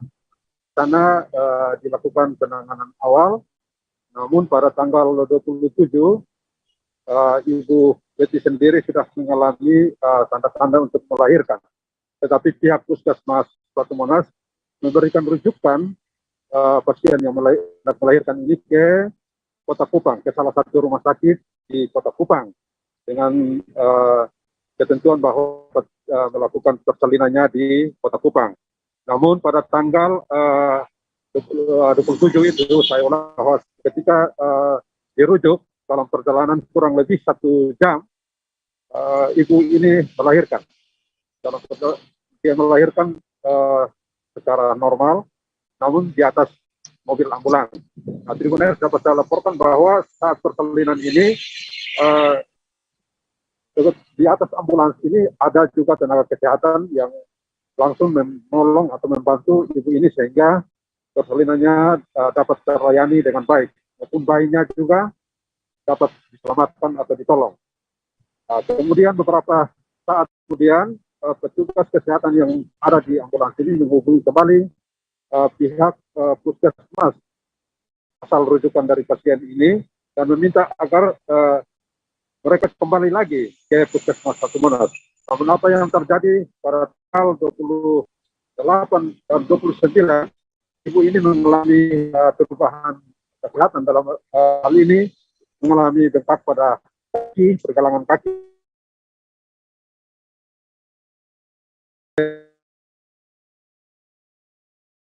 Ibu Betty Eluama ini ke Kota Kupang. Dengan kita tahu bahwa jarak lokasi atau tempat dia berada, Puskesmas Fatumonas dan juga Kota Kupang, dengan jarak kurang lebih 100 meter. Oleh karena itu, pasien ini dibawa ke Kupang lagi untuk mendapat penanganan atau perawatan selanjutnya. Dan saat ini, ibu yang melahirkan ini masih melakukan kontrol ataupun melakukan pemeriksaan kesehatan untuk melihat perkembangan baik ibunya maupun bayi yang dilahirkan. Orang tua daripada ibu ini yang melahirkan juga merasa bahwa kita bersyukur karena dalam persalinan itu tidak terjadi hal-hal yang tidak diinginkan bersama. Demikian yang dapat saya laporkan rekan Firda. Terima kasih. Baik, terima kasih rekan Obi dari Pos Kupang atas laporan Anda. Selamat bertugas kembali. Akan kami tampilkan Tribuners wawancara dari anggota Komisi 4 Bidang Kesejahteraan Rakyat DPRD NTT Manuel Kolvidus, dan berikut liputannya untuk Anda. Jadi kalau kita lihat sebenarnya kesehatan merupakan salah satu hak dasar atau kita sebut juga hak asasi manusia, dan karena itu pemerintah atau negara itu bertanggung jawab terhadap masalah kesehatan warga negaranya, dan salah satunya yaitu dalam melayani kepentingan aspek kesehatan dari warga masyarakat. Nah, mendengar kejadian ini tentu ya menjadi catatan supaya ke depan ini diperhatikan betul bahwa akses warga negara terhadap layanan kesehatan harus benar-benar paripurna, apalagi ini seorang ibu yang akan melahirkan. Kita tahu bahwa kejadian kematian ibu melahirkan dan bayi di Nusa Tenggara Timur masih cukup tinggi itu, dan Pemerintah Kabupaten Tanah Tidung akan menyalurkan bantuan mesin ketinting ke para nelayan Kabupaten Tanah Tidung. PLT Kepala Dinas Pertanian Pangan dan Perikanan Kabupaten Tanah Tidung, Rudi, mengatakan penyaluran tersebut akan dilaksanakan pada Rabu 16 November. Ia menambahkan Bupati Tanah Tidung Ibrahim Ali akan hadir secara langsung dalam penyerahan bantuan mesin ketinting tersebut. Informasi lebih lengkapnya akan disampaikan oleh rekan jurnalis kami dari Tribun Kaltara. Ada Risnawati akan melaporkannya. Silakan rekan Risna.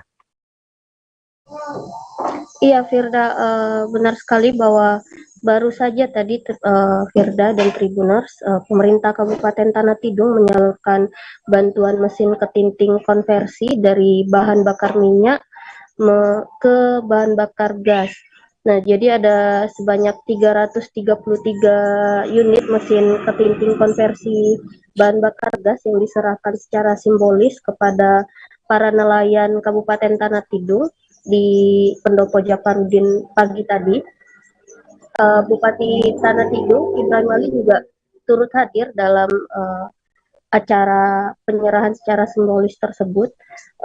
Dia juga mengatakan bahwa bantuan mesin ketinting konversi bahan bakar gas ini merupakan program Kementerian Energi dan Sumber Daya Mineral atau SDM, yang mana untuk bantuan atau program ini baru perdana diberikan ke Kabupaten Tanah Tidung, dan informasinya ada 2 kabupaten di Kalimantan Utara yang disalurkan mesin ketinting konversi bahan bakar gas ini. Selain Kabupaten Tanah Tidung juga ada Kabupaten Bulungan yang menerima bantuan mesin ketinting konversi tersebut, Firda. Selain itu juga dia menyampaikan untuk dia berpesan kepada penerima mesin ketinting konversi bahan bakar gas ini untuk digunakan sebaik mungkin untuk mesinnya, sehingga untuk bantuan mesin ketinting untuk nelayan Kabupaten Tanah Tidung ini tepat guna dan tepat sasaran, seperti itu, Firda. Ya, baik, terima kasih rekan jurnalis dari Tribun Kaltara, Risna, atas laporan Anda. Selamat bertugas kembali. Tribuners, akan kami tampilkan wawancara dari staf Dirjen Migas Kementerian SDM Sumando Pasaribu dan Bupati Tanah Tidung Ibrahim Ali. Berikut liputannya untuk Anda. Tenaga gas yang ada di Tanah Merah, tapi ya alhamdulillah Tanah Merah kan sekarang kalau berbicara masalah PLN sudah surplus lah, sudah 24 jam ya, tapi dengan tenaga solar. Tapi PLN kan kemarin itu nyimpan berkontrak dengan perusahaan ya, perusahaan PT TAN. Jadi dia dengan perusahaan yang bergerak di PTG itu dia berkontrak setelah dengan tujuan kan untuk membantu menyerap gas yang ada di Tanjung Keramat untuk menyuplai PLN yang ada di tanah dia. Itulah kira-kira. Nah, akhirnya terjadi buntu. Maka pemerintah hadir tadi. Nah, dia karena intinya pemerintah kita akan tetap komitmen memberikan pelayanan yang terbaik. PLN juga sebagai penjual jasa pelayanan juga yang terbaik. Tapi kan ada beberapa dan untuk nelayan. Jadi untuk nelayan ini kita dasar hukumnya itu melalui Kepres nomor 39 misalnya juga nomor 39 tahun 2019 itu terkait pendistribusian itu LPG liquid ya, bbm gas itu petani sasaran dan nelayan sasaran satu Kepres ya. Untuk data terkait yang disampaikan kita itu melalui dinas. Kalau pertanian itu dari dinas pertanian, kalau ikan dari DKP ya. Ibu ini sebagai apanya, jadi data itu kita semuanya sesuai dengan Kepres itu ada kriterianya juga. Ya, kriteria itu yaitu nanti secara teknis ada kita sampaikan namanya kriteria. KPU Kota Palembang menjadwalkan pembentukan badan ad hoc penyelenggara pemilu PPK tingkat kecamatan akan dimulai pada tanggal 22 November 2022 sampai pada awal Januari 2023 mendatang. Dalam rancangan tersebut diperkirakan masa kerja PPK terhitung mulai 2 hingga 4 Januari 2023 sampai 1 April 2024. Informasi lebih lengkapnya akan disampaikan oleh rekan jurnalis kami dari Tribun Sumsel, ada Arif yang akan melaporkannya. Silakan rekan Arif.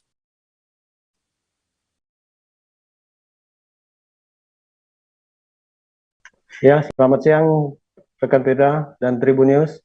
Dapat kami sampaikan jika saat ini KPU sedang melakukan sosialisasi untuk perlukan untuk petugas pengawas kecamatan, pemilu kecamatan, yaitu PPK, yang nanti dimulai tanggal 22 November 2022, di mana untuk Kota Palembang sendiri itu terdapat 18 kecamatan, di mana setiap kecamatan nanti ada 5 anggota PPK yang dipilih, yang bertugas sampai selesainya pemilu legislatif dan pemilu presiden.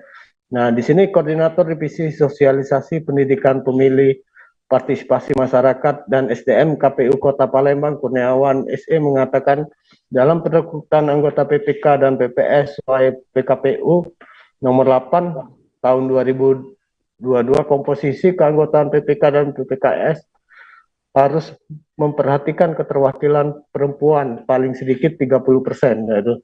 Dan selain itu juga, karena dalam pasal 35 ayat 2 hanya menjelaskan persyaratan bagi anggota KPPS yang memang tidak melebihi 55 tahun. Sedangkan untuk PPK dan PPS ada kata-kata diutamakan karena tugas PPK dan PPS ini sangat berat. Sehingga mereka berkaca pada pemilu 2019 lalu yang banyak ya ada korban jiwa kayak gitu, sehingga diutamakan bagi mereka yang untuk terpilih nanti yang masih di bawah 55 tahun. Dan Kurniawan juga menjelaskan pendaftaran PPK, PPS dan KPPS dalam pemilu 2024 ini akan dilakukan secara online menggunakan sistem teknologi informasi khusus yang dibuat KPU. Aplikasi ini diberi nama Sistem Informasi Anggota KPU dan Badan Ad Hoc atau disingkat SIAKBA. Nah, jadi untuk mendaftarkan menjadi anggota Badan Ad Hoc Pemilu 2024, warga yang diwajibkan untuk memiliki akun SIAKBA yang akan digunakan untuk pendaftaran. Sesuai dengan PKPU nomor 8 tahun 2022 tadi, anggota sebanyak 5 orang untuk per kecamatan sehingga untuk di Kota Palembang dengan 18 kecamatan ada 90 orang yang akan terpilih nantinya, dan mereka juga akan bekerja selama kurang lebih 20 bulan ke depan kayak gitu rekan Firda. Terima kasih.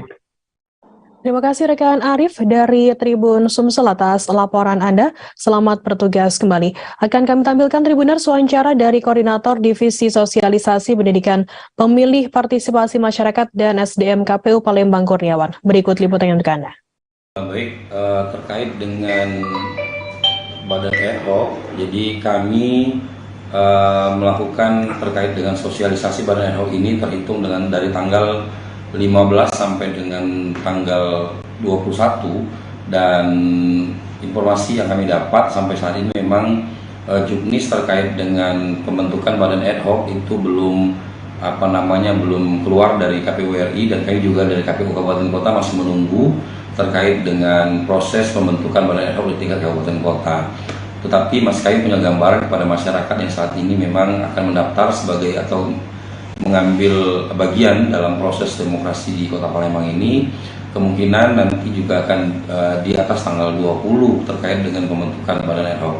Dan kepada masyarakat juga untuk segera dapat membuat akun, karena memang sistem yang kita buat yang dilakukan oleh KPU Republik Indonesia itu dengan menggunakan sistem SIAKBA, jadi sistem informasi anggota KPU dan Badan Ad Hoc yang semuanya nanti akan si calon pendaftar anggota Badan ad hoc itu akan mendaftar.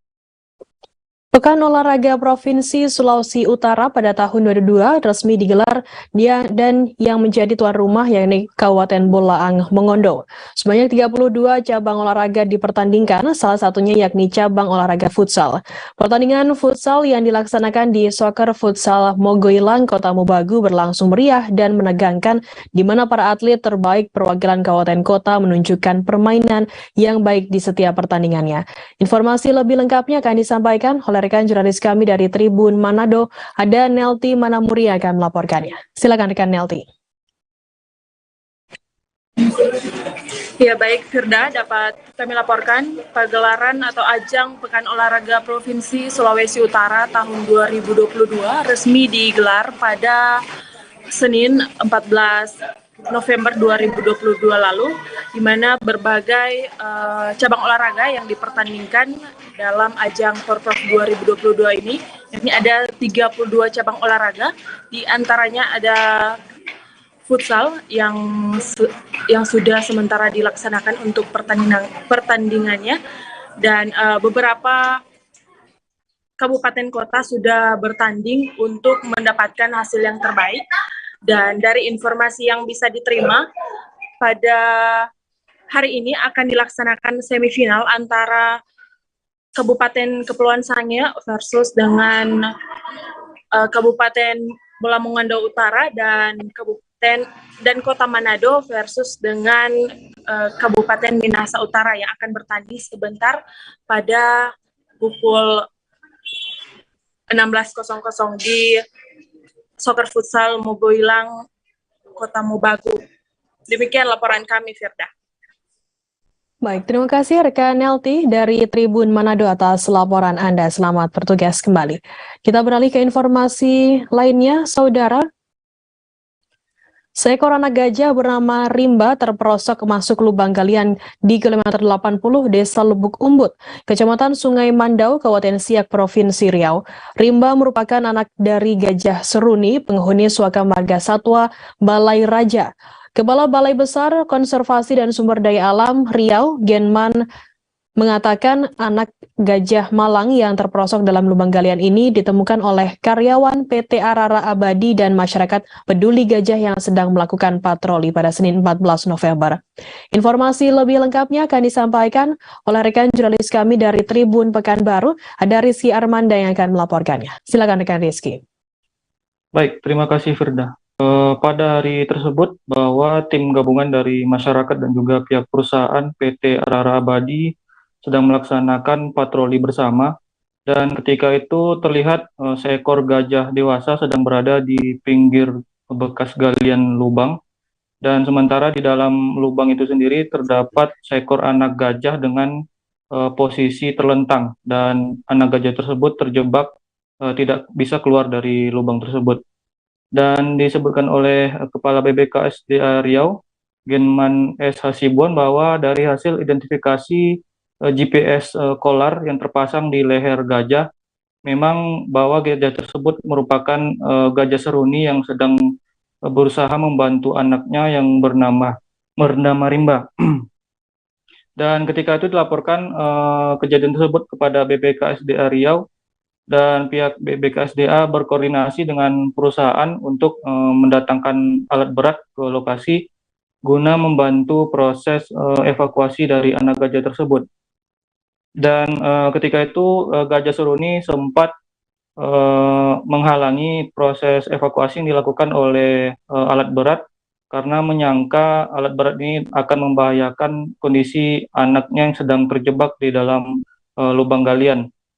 Namun selang beberapa saat kemudian tim berhasil membalikkan badan dari anak gajah tersebut sehingga anak gajah bisa keluar sendiri dari lubang galian dibantu oleh indukannya yakni gajah seruni.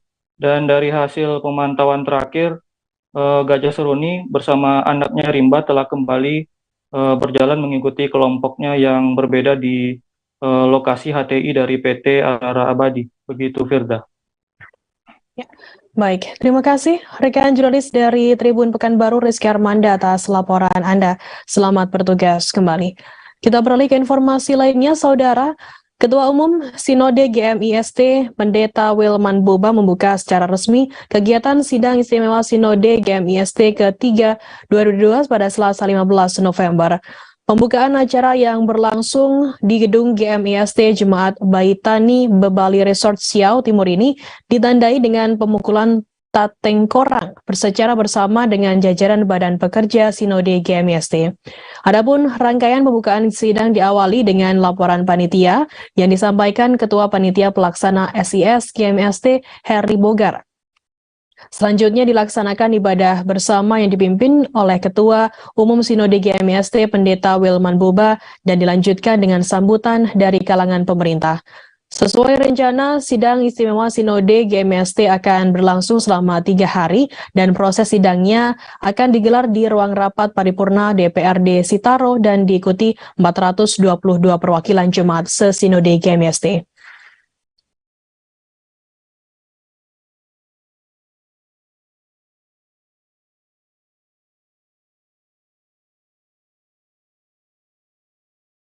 Tribuners, informasi tadi sekaligus menutup perjumpaan kita dalam live update siang hari ini. Setelah ini masih ada program live update sport yang akan dipandu host Saradita. Dan akhirnya saya Firda Ananda, beserta kru bertugas pamit undur diri. Terima kasih dan sampai jumpa.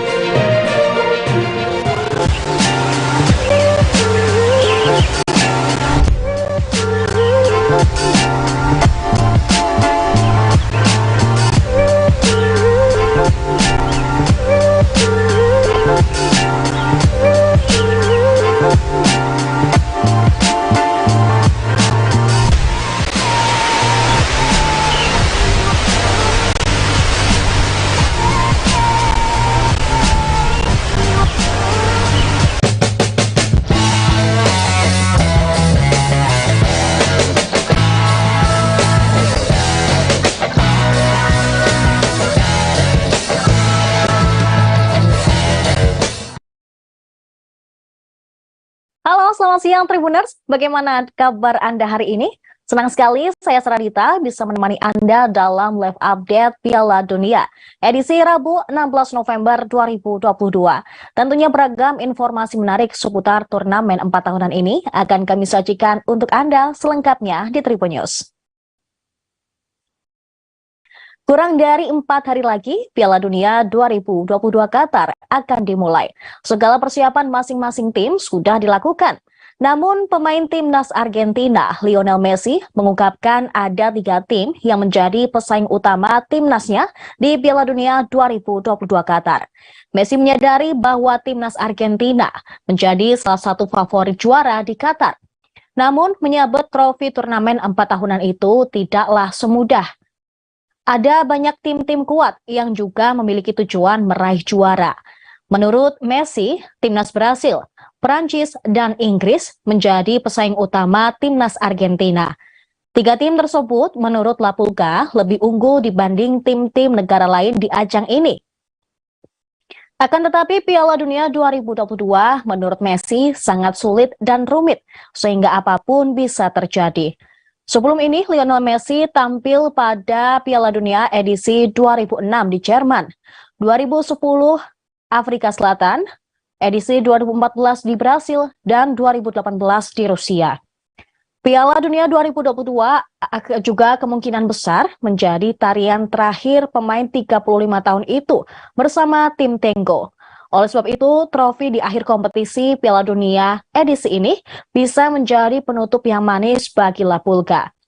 Saat ini, Messi dan kawan-kawan diketahui sedang berada di Uni Emirat Arab untuk menjalani persiapan sebelum mentas di Piala Dunia 2022. Tak cuma latihan, timnas Argentina juga bakal melakoni laga uji coba melawan timnas Uni Emirat Arab pada Rabu malam nanti. Pertandingan ini menjadi ajang pemanasan terakhir pasukan Lionel Scaloni berangkat ke Qatar. Piala Dunia 2022 akan berlangsung mulai 20 November hingga Desember mendatang. Timnas Argentina tergabung di grup C bersama Arab Saudi, Meksiko, dan juga Polandia. Pada laga pertama, Argentina dijadwalkan menghadapi Arab Saudi di Stadion Lusail pada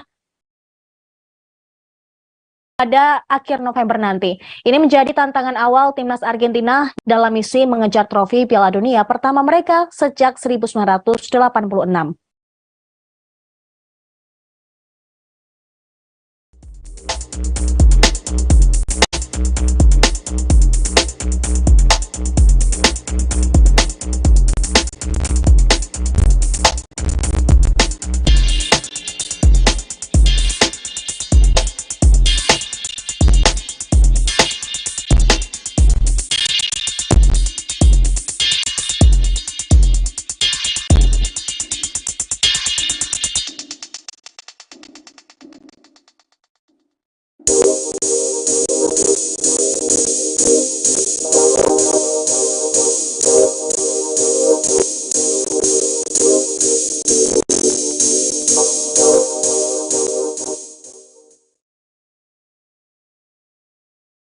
Piala Dunia Qatar 2022 sudah dekat, di mana ada 32 tim yang akan turun ke lapangan dengan satu mimpi.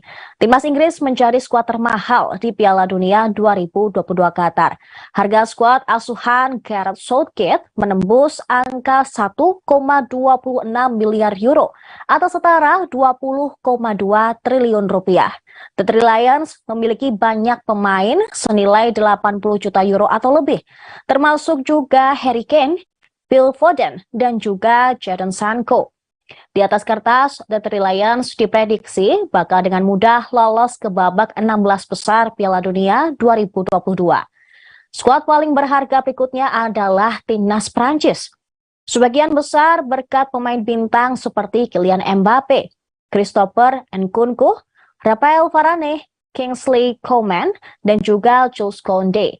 Pemain termahal di skuad Prancis adalah Mbappe yang mempunyai harga pasar sekitar 160 juta euro atau setara 2,56 triliun rupiah. Juara bertahan Piala Dunia ini akan berusaha menggunakan semua kualitas pemainnya untuk mempertahankan gelar mereka. Selanjutnya ada timnas Brasil yang mempunyai harga skuad mencapai 1,14 miliar euro atau setara 17,8 triliun rupiah. Bukan Neymar Junior yang termahal di skuad Canarina ini, melainkan winger Real Madrid, Vinicius Junior yang memiliki harga pasar 123 juta euro. Di Piala Dunia 2022, Brasil berada di grup G bersama Swiss, Serbia, dan Kamerun. Timnas Spanyol juga tak kalah mahal. Mereka memiliki skuad dengan nilai total 1,03 miliar euro atau sekitar 16,6 triliun rupiah. Juara dunia 2010, Timnas Spanyol bermodalkan 26 pemain. Pemain termahal di skuad ini adalah gelandang Barcelona, Pedri, yang mempunyai harga pasar 100 juta euro atau setara 1,6 triliun rupiah. Posisi kelima skuad termahal dihuni oleh timnas Jerman dengan total nilai 1,02 miliar euro atau setara 16,5 triliun rupiah. Jerman berada di grup E Piala Dunia 2022 bersama dengan timnas Spanyol, Jepang, dan Costa Rica.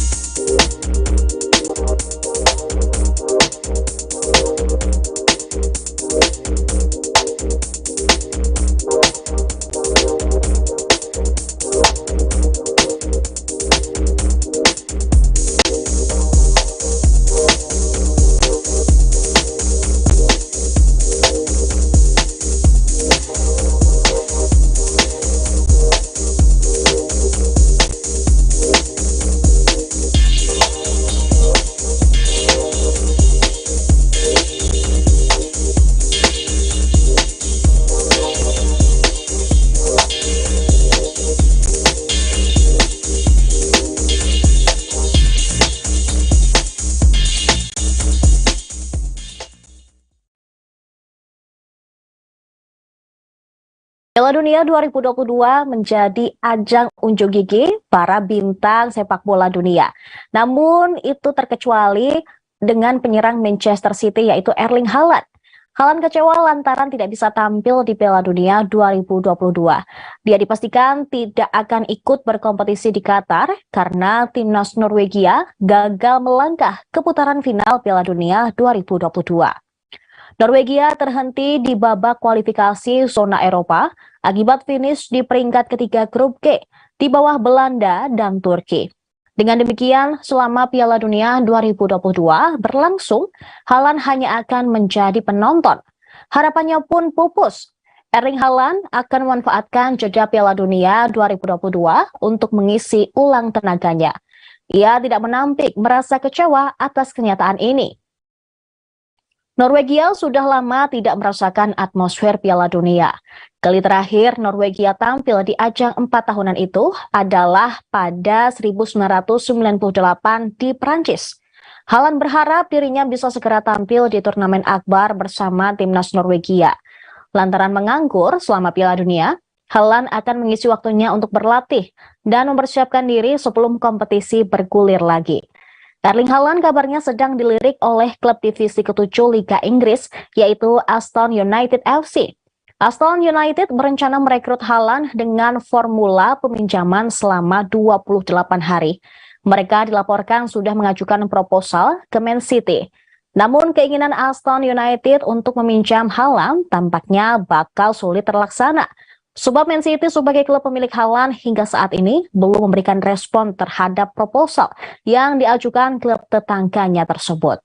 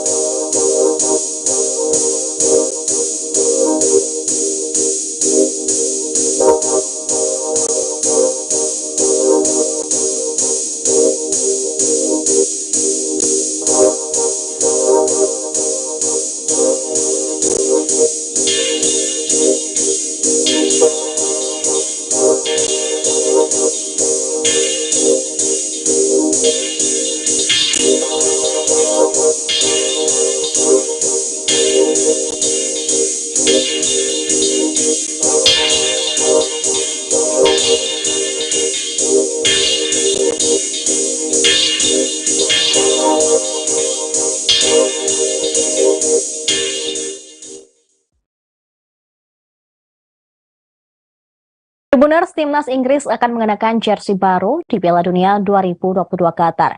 Jersey ini menjadi momen nostalgia The Three Lions 32 tahun lalu. Jersey timnas Inggris memiliki warna putih dan merah yang ternyata merupakan momen nostalgia mereka saat Piala Dunia 1990. Pada edisi kali itu, menjadi pencapaian terbaik yang dibuat timnas Inggris. Mereka mencapai semifinal Piala Dunia 1990 setelah sebelumnya menjadi juara di Piala Dunia 1966. Baik jersey kandang dan tandangnya dibuat oleh Nike, pembuat jersey yang mendominasi dengan 13 tim di Piala Dunia 2022. Jersey Inggris tahun ini menggabungkan warna utama putih tradisional Inggris dengan biru langit dan biru tua. Ini adalah kombo warna yang membangkitkan kenangan akhir 1990-an. Dari segi desain, jersey kandang Inggris Piala Dunia 2022 menampilkan gradasi dari biru tua ke biru muda di bagian lengan. Warna diulang pada manset yang terbelah di tengah. Jersey putih itu menampilkan gradasi biru pada tulang belikat untuk menciptakan penampilan muda. Sementara grafik The Three Lions yang terdistorsi di bagian bahu dilapisi dengan sudut tajam untuk meniru bekas cakaran. Jersey tandang tim sepak bola nasional Inggris 2022 berwarna merah, dipadukan dengan biru tua dan biru muda untuk logo dan elemen desain. Ini adalah jersey tandang Inggris pertama yang sebagian besar berwarna merah sejak Piala Dunia 2018. Jersey tandang memiliki kemiripan yang mencolok dengan jersey merah yang ditampilkan di lemari Piala Dunia Italia 90 mereka. Ini tentu saja adalah kembalinya jalur warna Challenge Red yang ikonik yang menampilkan kerah imajiner ulang yang memperlihatkan grafis rajutan 3 singa yang berani saat muncul. Di Piala Dunia 2022, timnas Inggris akan bermain melawan Iran, Amerika Serikat, dan Wales di grup B.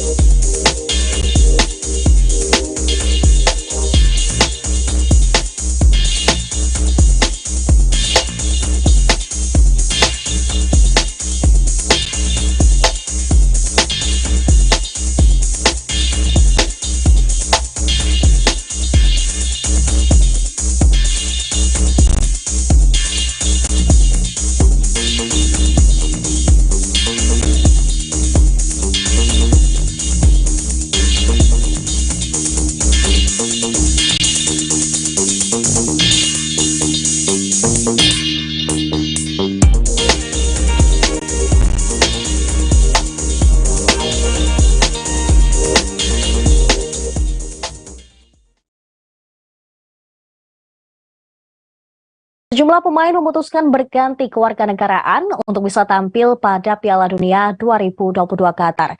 Di antara pemain tersebut, salah satunya adalah penyerang timnas Ghana hingga pemain Portugal. Tariq Lamptey saat ini berkarir di Premier League bersama Brighton and Hove Albion, yang sebenarnya dia lahir di Hillingdon, Inggris. Ia juga sempat bermain untuk timnas Inggris dari level U18 hingga U21. Pada 2020 lalu, Federasi Sepak Bola Ghana menghubungi Lamptey agar dia mau membela tim nasional sepak bola negara tersebut. Lamptey bisa memperkuat timnas Ghana lantaran orang tuanya memang berasal dari sana. Kemudian pada Mei 2022, Lamptey memutuskan menerima tawaran tersebut dan memilih membela timnas Ghana di panggung internasional. Tariq Lamptey lantas masuk ke dalam skuad 26 pemain Ghana untuk Piala Dunia 2022. Kemudian ada Matty Cash, yang meski lahir di Inggris, Cash tidak pernah mendapatkan panggilan dari skuad The Three Lions di semua level. Cash yang kini bermain untuk Aston Villa kemudian mengajukan paspor Polandia pada September 2021. Cash sendiri memiliki darah Polandia dari sang ibu. Paspor Polandia yang diajukan Cash mendapat persetujuan pada 26 Oktober 2021. Pemain yang fasih berperan sebagai bek sayap dan winger itu mendapatkan panggilan pertama timnas Polandia untuk 2 laga kualifikasi Piala Dunia 2022, yaitu melawan Austria dan Hongaria.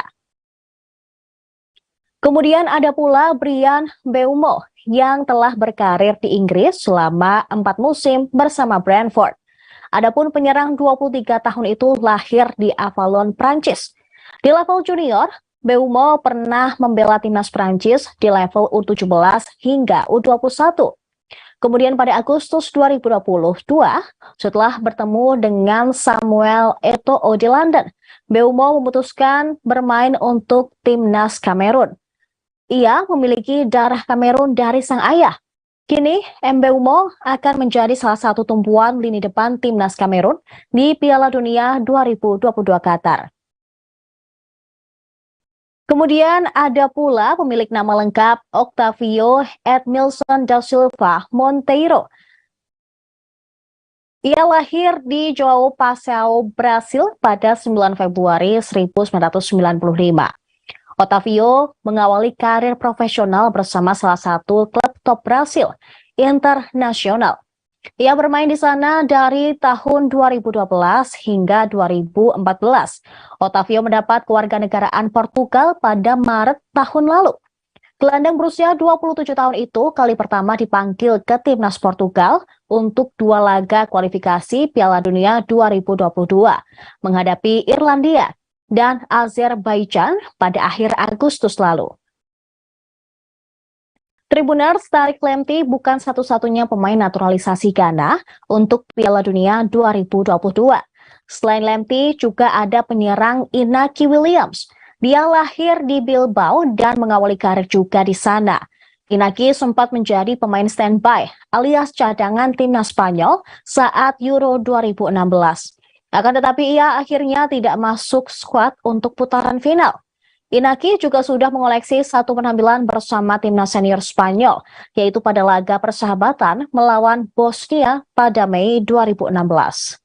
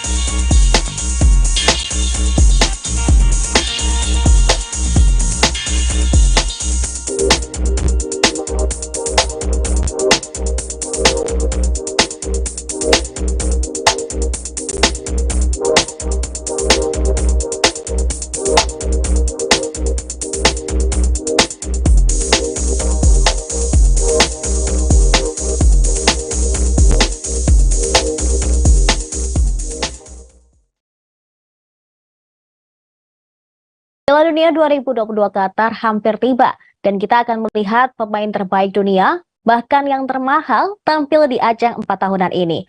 Dari 5 pemain termahal di Piala Dunia 2022, Kylian Mbappe menempati urutan pertama. Mbappe mampu menggeser pemain seniornya seperti Cristiano Ronaldo, Lionel Messi, hingga Robert Lewandowski. Seiring absennya Erling Haaland di Piala Dunia 2022, Kylian Mbappe menjadi pemain termahal di Qatar. Patut diketahui bahwa Erling Haaland menjadi pemain termahal di dunia yang saat ini dibanderol dengan harga 170 juta euro. Namun kegagalan Norwegia lolos ke Piala Dunia tahun ini membuat Haaland menjadi penikmat layar kaca saja. Oleh karena itu, Kylian Mbappe jadi yang teratas dalam daftar. Sejak musim panas 2022, Kylian Mbappe merupakan buruan utama dari Real Madrid. Hal itu membuat pemain berusia 23 tahun tersebut nilainya di pasaran melejit hingga 160 juta euro. Mbappe datang ke Qatar dengan tujuan mempertahankan gelar juara dunia bersama timnas Prancis. Di posisi kedua ada nama winger eksplosif milik Real Madrid, Vinicius Junior. Vinicius berada di bawah Mbappe dengan market value menyentuh 120 juta euro. Pemain berusia 22 tahun tersebut merupakan pahlawan kemenangan Real Madrid di final Liga Champions 2021. Bagi Vinicius, Piala Dunia 2022 Qatar menjadi panggung pertamanya bersama timnas Brasil di kancah Piala Dunia. Selanjutnya ada Phil Foden dengan nilai menyentuh 110 juta euro. Foden berada dalam performa luar biasa untuk Manchester City musim ini dan telah menjalin hubungan yang sangat baik dengan Erling Haaland. Orang Inggris itu akan memainkan Piala Dunia pertamanya di Qatar tahun ini. Kemudian posisi keempat pemain termahal Piala Dunia 2022 dihuni oleh Pedri dengan nilai jual di angka 100 juta euro. Penampilan apik Pedri di Euro 2020 jadi salah satu faktor yang membuat dirinya dinilai jadi bintang besar di masa depan. Dari nama-nama sebelumnya, nama Jude Bellingham bisa dibilang merupakan nama yang paling mungkin berpindah klub dalam waktu dekat. Nilai Bellingham saat ini ditaksir di angka 100 juta euro dan harganya bisa makin melonjak bila Bellingham mampu unjuk gigi di Piala Dunia 2022 Qatar.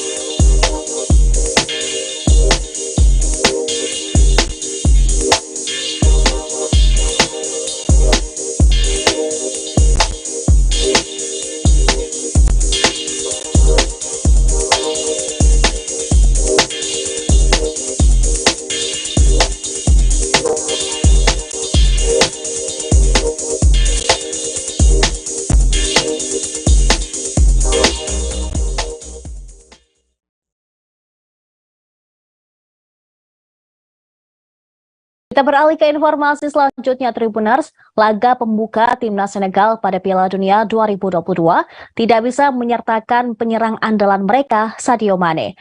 Timnas Senegal dijadwalkan melawan Timnas Belanda di Stadion Al Tumama pada 21 November pukul 23 waktu Indonesia Barat. Petinggi Federasi Sepak Bola Senegal, Abdoulaye Sow, mengonfirmasi bahwa Sadio Mane tak akan tampil di laga perdana. Meskipun Sow sangat menyayangkan hal ini.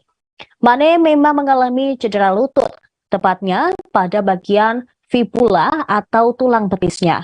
Kondisi ini membuat Mane sudah absen membela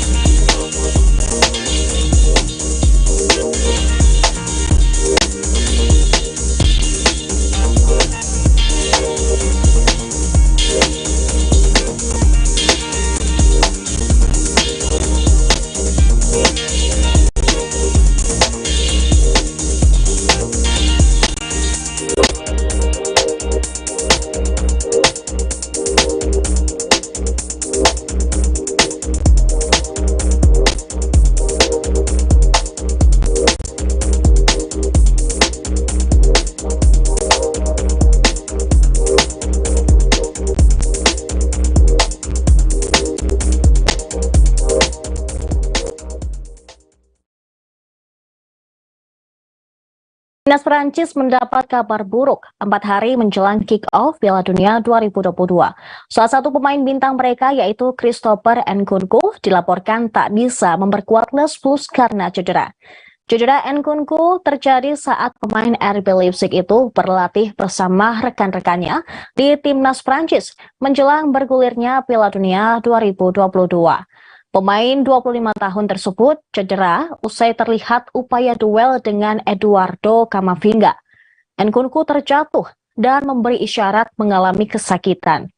Menurut cuitan Fabrizio Romano, cedera tersebut mengakibatkan Nkunku dipastikan absen dari Piala Dunia 2022. Hal itu tentu saja menjadi pukulan telak bagi Timnas Prancis dan Nkunku. Untuk Timnas Prancis, tidak diperkuat Nkunku berarti kehilangan salah satu pemain bersinar di musim 2022-2023. Menurut laporan Transfermarkt, Nkunku sukses mengemas 12 gol dan 2 assist di Liga Jerman musim ini. Sedangkan di Liga Champions, Nkunku telah mencetak 3 gol dan 1 assist bersama RB Leipzig. Untuk diketahui, Nkunku telah mengemas 8 caps bersama Timnas Prancis sejak melakukan debut pada 25 Maret lalu. Kini pelatih Timnas Prancis Didier Deschamps bersiap mencari pengganti Nkunku. FIFA masih memberi lampu hijau bagi Timnas untuk mencari pengganti yang cedera hingga 24 jam sebelum kick-off laga masing-masing. Deschamps sejatinya punya banyak opsi untuk menggantikan peran Nkunku di lini depan Prancis. Deschamps bisa memilih Martin Terrier, Moussa Diaby, atau Anthony Martial. Namun sang pelatih punya pilihan berbeda. Melansir dari RMC Sport, Deschamps telah memilih Kandal Kolo Muani sebagai pengganti Nkunku. Musim ini bersama Frankfurt, performa Kolo Muani cukup bagus. Dari 14 laga di Bundesliga, Kolo Muani telah mencetak 5 gol dan membuat 10 assist. Kolo Muani tidak kalah dari Nkunku pada aspek kontribusi gol.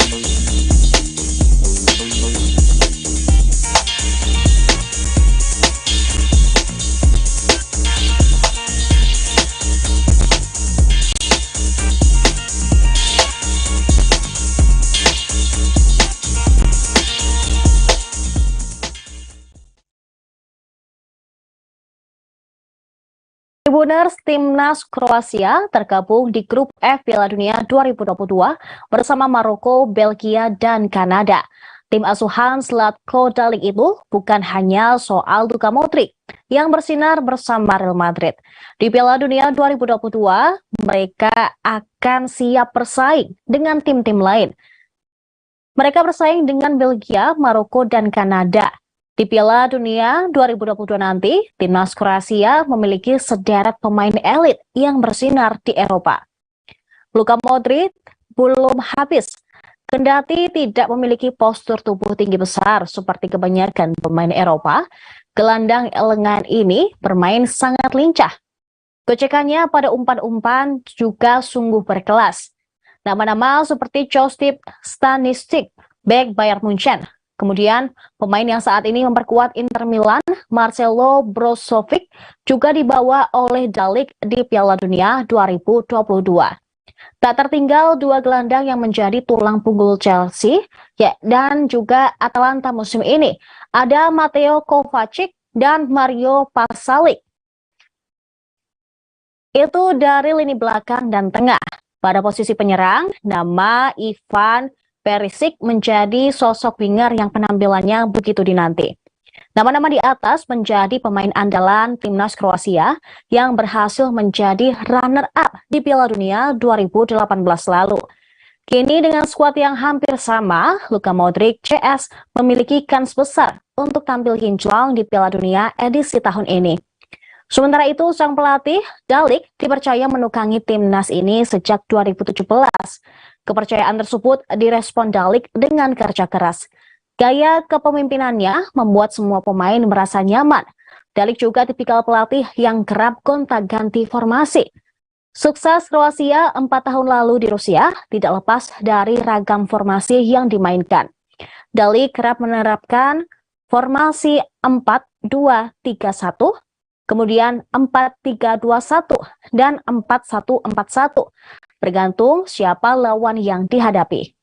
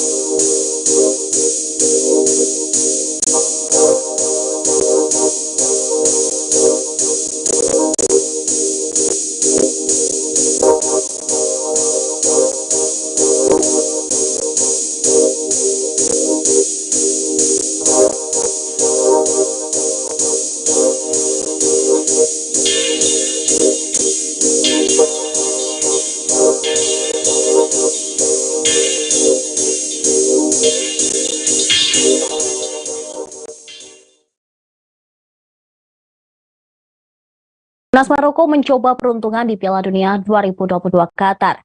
Sepak terjang wakil benua Afrika sangat dinanti di ajang tertinggi sepak bola antar negara. The Atlas Lions tergabung di grup F, bersaing dengan runner-up Piala Dunia 2018, yaitu Timnas Kroasia, kemudian tim Mega Bintang Belgia, dan tim terbaik Amerika Utara ada Timnas Kanada. Lawan menanti ini tentunya menjadi tantangan bagi Maroko untuk berbicara banyak di Piala Dunia. Meski telah tampil 5 kali di Piala Dunia, tapi Maroko belum menorehkan prestasi signifikan.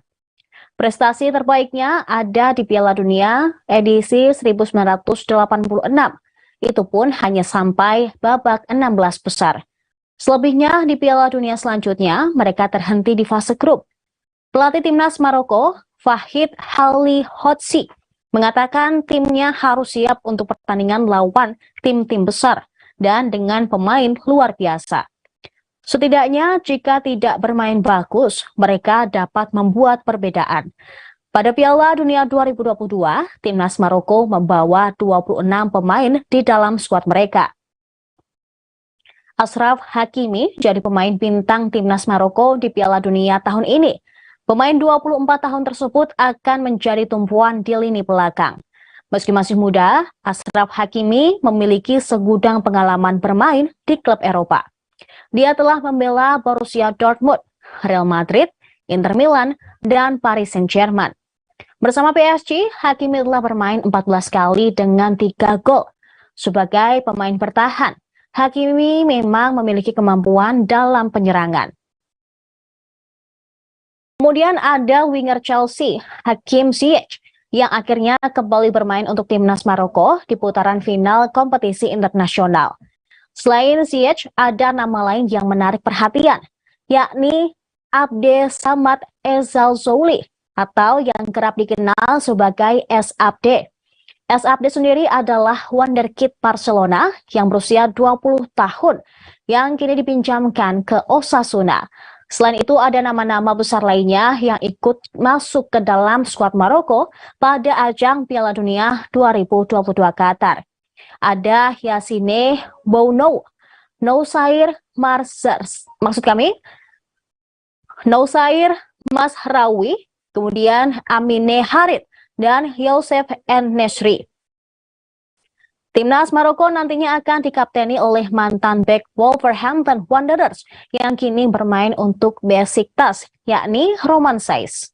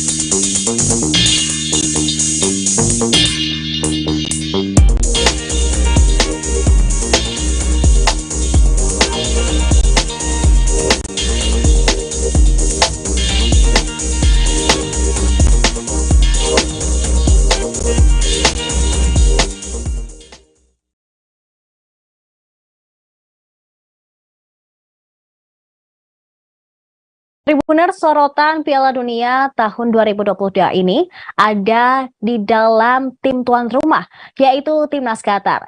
Timnas Qatar di ajang Piala Dunia 2022 mendapuk pelatih asal Spanyol, Felix Sanchez Bas. Dia ternyata memiliki rekam jejak kiprah sama seperti pelatih Manchester City, Pep Guardiola.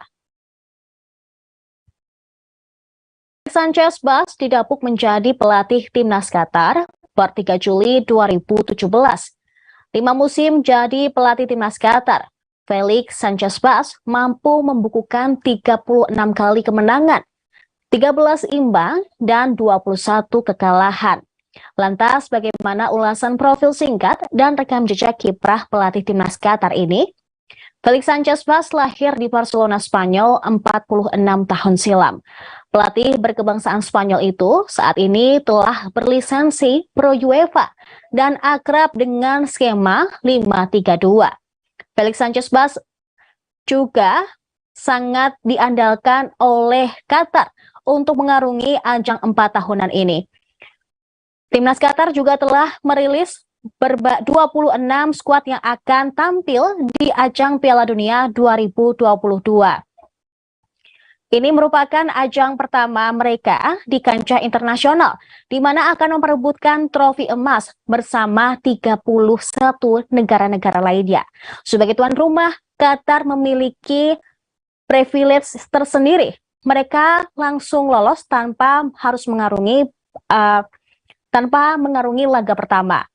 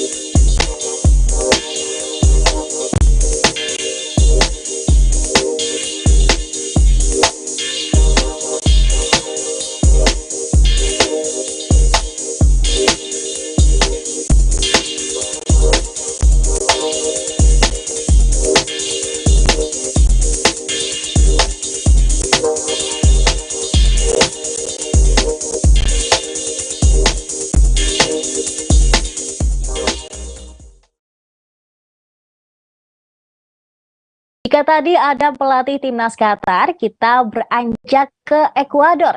Gustavo Julio Alvaro adalah pelatih timnas Ekuador untuk Piala Dunia 2022. Gustavo Julio Alvaro merupakan satu di antara pelatih berpengalaman panjang dalam berkarir di dunia kepelatihan sepak bola. Gustavo Julio Alvaro tercatat sudah menjadi pelatih sejak 1992. Kala itu, pelatih yang kini sudah berusia 60 tahun melatih Rafaela. Sekitar 4 tahun dia melatih Rafaela hingga 1996. Gustavo Julio Alvaro ditunjuk sebagai pelatih Quilmes, sedangkan karirnya sebagai pelatih Latri, kemudian La Tricolor, julukan timnas Ekuador, dimulai sejak tahun 2020, tepatnya pada bulan Agustus. Alvaro adalah pelatih yang berasal dari Argentina. Dia lahir di Rafaela, di mana kota pertama kali dia melatih.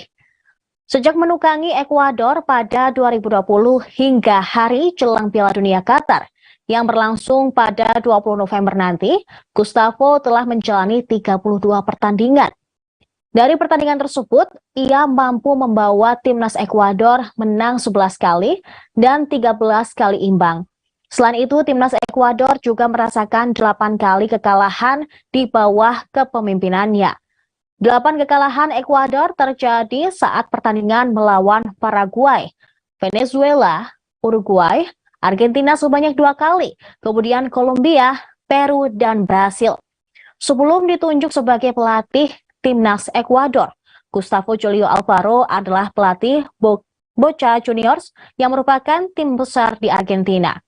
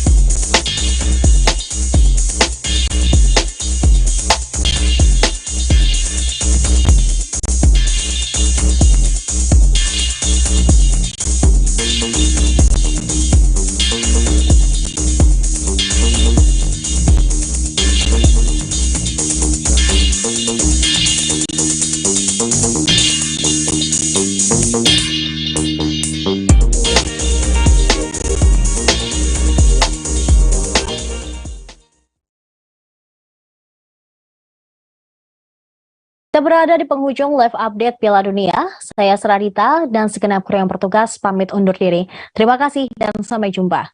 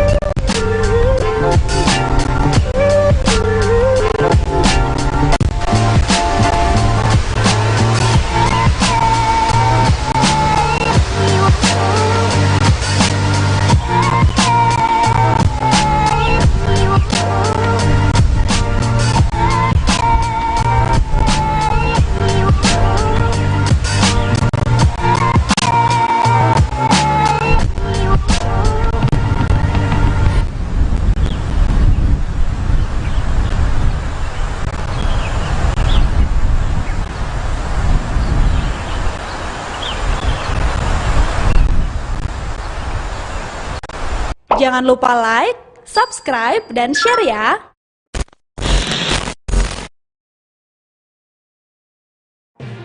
Tribun News Live Update tanggal 21 Mei. Selamat siang Tribuners, selamat sore Tribuners, selamat petang Tribuners, Anda sedang menyaksikan live update. Informasi teraktual dan terupdate dari siang hingga petang kami sajikan untuk Anda. Menewaskan 2 orang penumpang, yang mana kedua penumpang. Kami perdalam dengan laporan langsung dari lokasi kejadian dan narasumber terpercaya. Benar-benar menghukum mereka-mereka yang menghentikan terduga pelaku yang ingin Laporan terkait peristiwa pompong hilang kontak menabrak sejumlah pemotor yang melintas tepat. Saksikan live update siang, sore, dan petang hanya di channel YouTube Tribun News.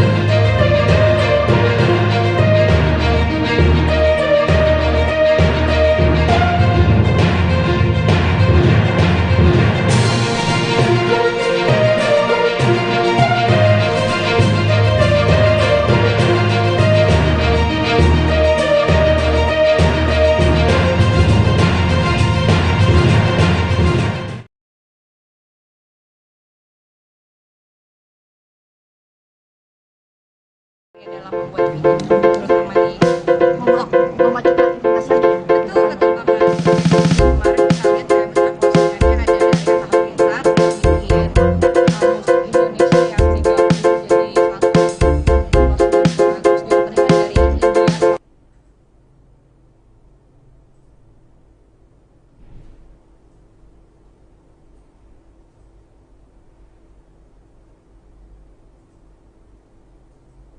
India.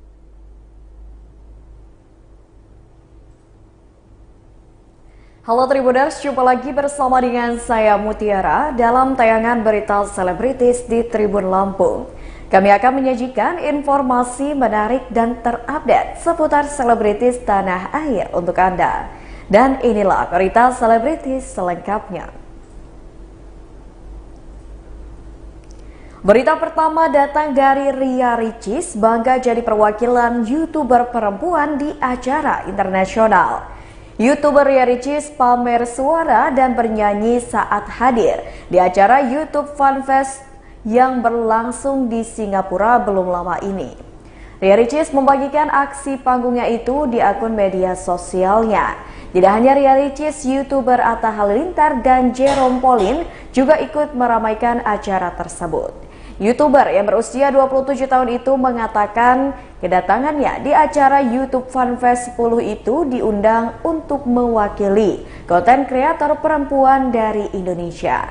Ria Ricis merasa karya-karyanya dihargai di media sosial. Ia pun merasa kalau sudah membuat suaminya yakni Tengku Rian ikut bangga. Sebelumnya Ria Ricis sempat panik saat kanal YouTube-nya sempat diretas. Dari sejumlah rekannya, Ria Ricis mengetahui peretas kanal YouTube-nya berada di Amerika Serikat. Ricis tidak peduli dan memilih cuek saat tahu kanal YouTube yang menjadi salah satu pemasukannya itu diretas. Ia memilih fokus untuk mengurusi anaknya dan juga mencoba untuk tenang.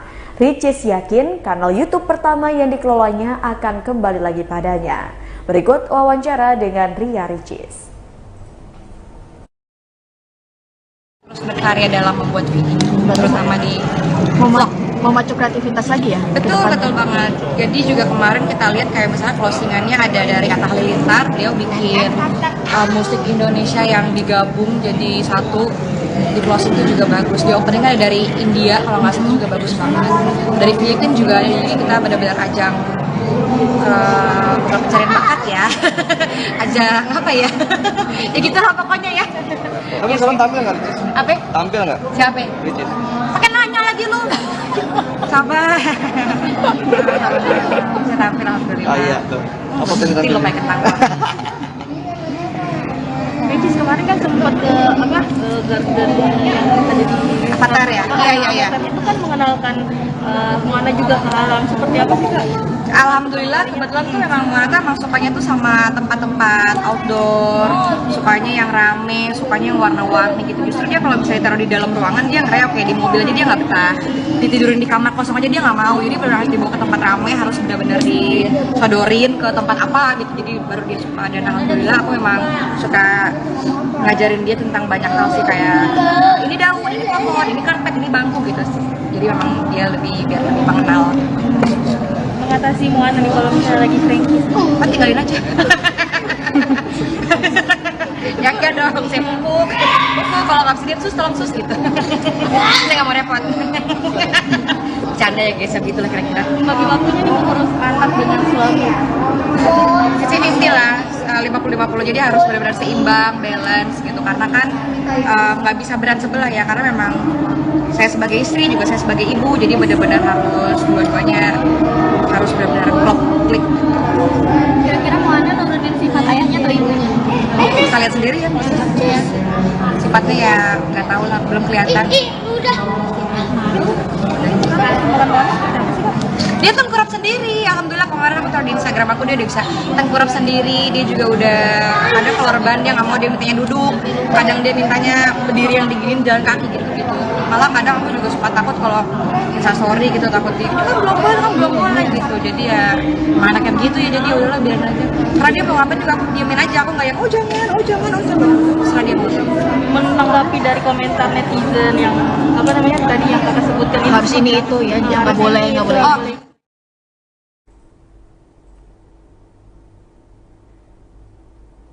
Berita selanjutnya datang dari Oki Setiana Dewi yang selalu berjuang demi obati penyakit anak bungsunya. Pemain film dan ustazah Oki Setiana Dewi melakukan berbagai cara untuk mengobati sang anak Sulaiman Ali Abdullah. Sulaiman Ali Abdullah adalah anak keempat Oki Setiana Dewi dan Ori Fitrio.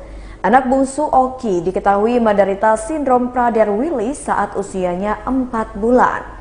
Sindrom Prader-Willi merupakan ketidakmampuan seseorang merasa kenyang hingga membuatnya lemah di sisi motorik dan sulit berucap. Oki Setiana Dewi masih rutin menjalani terapi hingga suntik untuk putranya tersebut.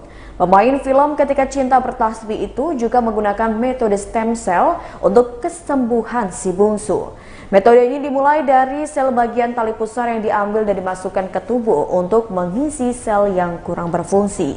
Ia bersyukur karena anaknya kini sudah banyak memperlihatkan perkembangan yang baik. Setelah menjalani berbagai pengobatan, Oki menyebutkan jika putranya akan menjadikan bagian dari penelitian. Menurutnya, sakit yang diidap Sulaiman tersebut termasuk penyakit yang langka. Ia mengizinkan supaya bisa memberikan manfaat untuk orang lain. Berikut wawancara dengan Oki Setiana Dewi.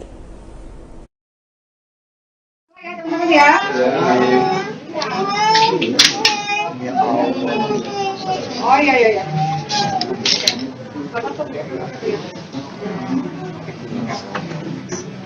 Assalamualaikum warahmatullahi wabarakatuh. Waalaikumsalam warahmatullahi wabarakatuh. Teman-teman sekalian, alhamdulillah hari ini kita berada di Tower Finsky. Iya.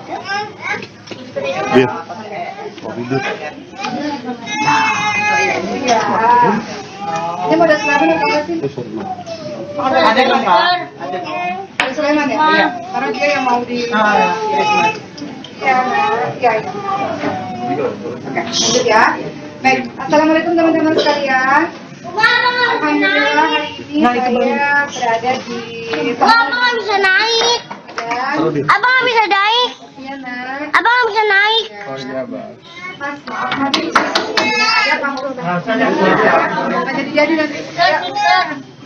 Suster. Lempar-lempar dia terusnya. Assalamualaikum warahmatullahi wabarakatuh. Sekalian, pertama-tama terima kasih karena teman-teman sudah berada di sini. Tadi sebelum datang ke sini saya ada wisuda dokter di satu tempat dan teman-teman sudah hadir. Terima kasih. Hari ini adalah rangkaian dari perjuangan saya bersama Sulaiman. Seperti yang teman-teman tahu, Sulaiman ini Allah karuniakan sindrom Prader-Willi, di mana sindrom Prader-Willi itu cara dari susar adalah dia tidak tahu rasa kenyang itu seperti apa sehingga dia makan terus-menerus. Dan dia juga punya hipotonia, yaitu otot yang lemah, sehingga ada banyak hal-hal yang harus dilakukan untuk memaksimalkan atau membuat Sulaiman secara optimal, tumbuh kembang secara optimal. Nah, rangkaian yang saya lakukan bersama dengan Sulaiman dari dia lahir sampai sekarang itu panjang, teman-teman sekalian. Sampai sekarang Sulaiman bisa berjalan itu bukan tiba-tiba berjalan, ada cerita perjuangan yang banyak di baliknya. Sulaiman sampai hari ini masih suntik setiap hari berhormon. Sulaiman masih melakukan fisioterapi, terapi sensorik, terapi bicara, operasi terapi, sebelum pagi. Sulaiman juga masih pakai CPAP kalau tidur karena ada tripapnya atau mungkin nafas. Dan hari ini alhamdulillah saya jadi sama ibu juga. Ibu alhamdulillah Allah karuniakan ada autoimun ya Bu. Nama autoimunnya Bifidus vulgaris. Dan salah satu perjuangan kami, ikhtiar kami adalah hari ini bersama dengan Prof. Devi. Tapi karena Prof. Devi itu udah lama sebenarnya dari belum menikah sampai hari ini. Dan hari ini Sulaiman akan dilaksanakan tindakan stem cell yang kedua. Mungkin lebih lanjutnya pada penjelasan akan kami sendiri. Tapi stem cell ini juga udah stem cell yang pertama kemarin itu ya. Pada yang kedua. Karena teman juga dari hasil stem cell yang pertama itu masya Allah. Prof itu sampai saya kan bergabung di komunitas kardiologi di Malaysia, kardiologi di negara-negara lain di seluruh dunia. Karena di Indonesia itu belum ada komunitas kardiologi karena belum banyak orang tahu tentang awareness. Betul. Jadi ketika saya melakukan stem cell ini pasti banyak yang bertanya-tanya sebetulnya. Bahkan teman-teman kardiologi yang di Amerika juga nanya, kasih tahu sama saya apa hasilnya gitu. Dan kemarin kita udah tindakan stem cell yang pertama sekitar sebulan lalu. Dan hasilnya sampai hari ini Sulaiman lebih kuat, berenergi. Kalau kemarin kita sampai jalan sedikit, kalau sekarang dia sangat berenergi, sangat kuat, insya Allah. Itu yang membuat Prof meminta untuk kita lakukan lagi dengan stem cell. Hanya banget kita berada responnya bagus sekali. Bagus, dia sangat selesai kok. Sulaiman umur 2 tahun besok, Sulaiman 2 tahun kau. Iya, saya udah lihat tanggal. Ya besok ulang tahun ya.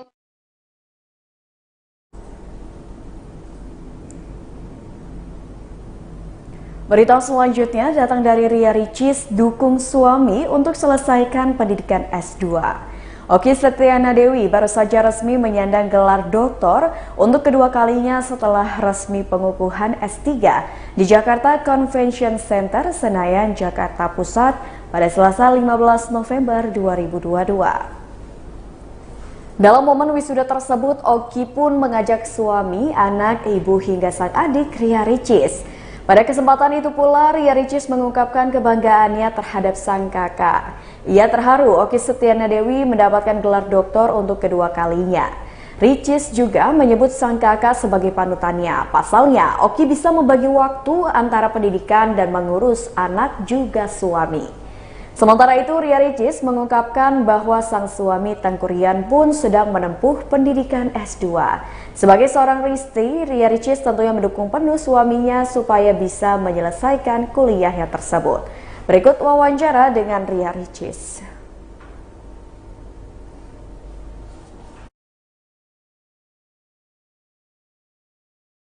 Senangnya, terharu banget, alhamdulillah. Uma S3 kalau nggak salah double ya gelarnya itu, masya Allah banget. Karena aku sendiri belum tentu bisa. Waktu S1 7 tahun lulusnya, terus kan insya Allah ntar lagi suami juga wisuda S2, dan jadi untuk motivasi aja ke depannya. Karena kan insya Allah kalau Uma kita percaya ilmunya pasti kepake banget, dan insya Allah ilmunya nurun ke anak-anak nanti.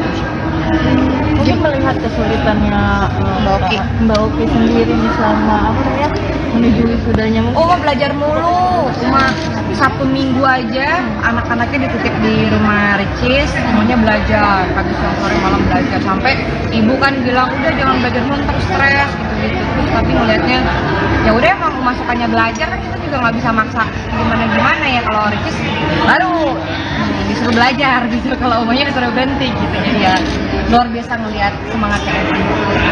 Sambil ngurus 4 anak gimana nih, Cis? Apalagi kan Sulaiman yang tengah. Iya, panutan banget sih, karena Oma benar-benar bagi waktunya diacungi jempol banget, karena dengan urus 4 anak, urus Sulaiman juga lagi berobat jalan juga, terus ngurus semua-muanya, belum lagi pekerjaan-pekerjaan lainnya, ditambah pendidikan kalau nomor 1 kalau Oma, jadi memang beliau adalah contoh dan panutan yang double jempol. Kalau apa namanya menjadikan kakak sebagai teman curhatnya? Terkadang kadang-kadang iya, kadang-kadang enggak, cuman kadang kita punya grup family gitu yang isinya tuh saling satu sama lain. Kadang mbak yang kedua juga sering cerita, aku juga saling cerita, mbakku juga saling cerita. Mungkin kan kalian juga kan sedang melanjutkan S2-nya, support dari KIC gitu. Aku support banget, karena sampai sekarang juga suami kadang kalau ngerjain tugas tuh misalnya di mall, kadang lagi jalan-jalan.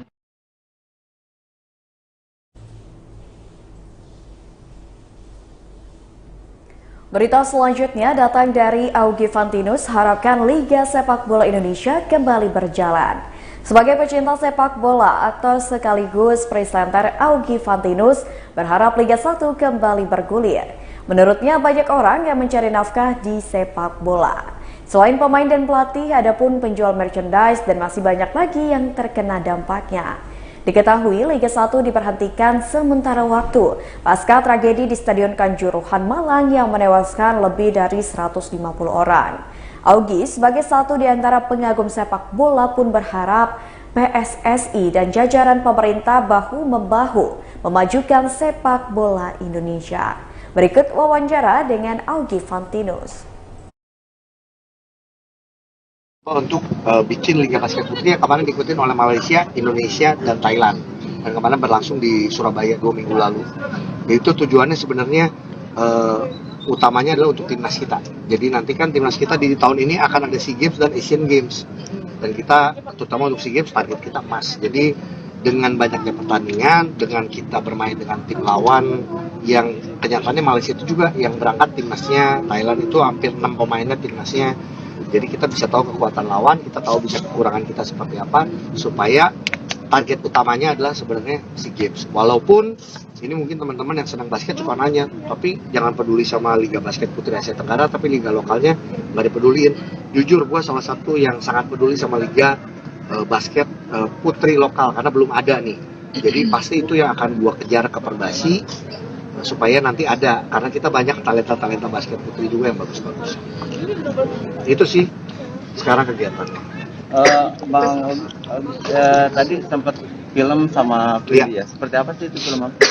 Wah, gua belum berani menjelaskan film apa, tapi pokoknya ini film lama yang di remake kembali. Iya betul, remake ya mungkin kata-katanya. Film lama lah, karena sekarang kan kemarin-kemarin banyak kan film yang diulang. Waktu gua terakhir aja gua Ateng di remake lagi. Nah ini juga sama film zaman dulu yang di remake lagi. Bisa dijelaskan syutingnya gimana? Karena gue tidak terlalu banyak ya, tapi jadi artinya mungkin silakan untuk nanti aja nunggu kabar terbarunya lagi nanti. Kapan itu film? Belum dapat kabar juga kapannya sih. Tapi syutingnya udah baru beres 2 minggu lalu ya, 3 minggu lalu. Genrenya apa? Horor? Remaja dong. Iya. Terakhir film udah kapan nih Bang? Apa baru-baru ini juga udah ada film? Enggak, belum ada film lagi. Kemarin baru web series, sekarang juga lagi ada, kalau jadi akan ada web series lagi di bulan Desember, Januari. Itu aja, terus yang lain-lain sekarang mungkin gue lebih off air, udah mulai berjalan lagi. Walaupun sekarang sudah mulai banyak lagi pembatasan, tapi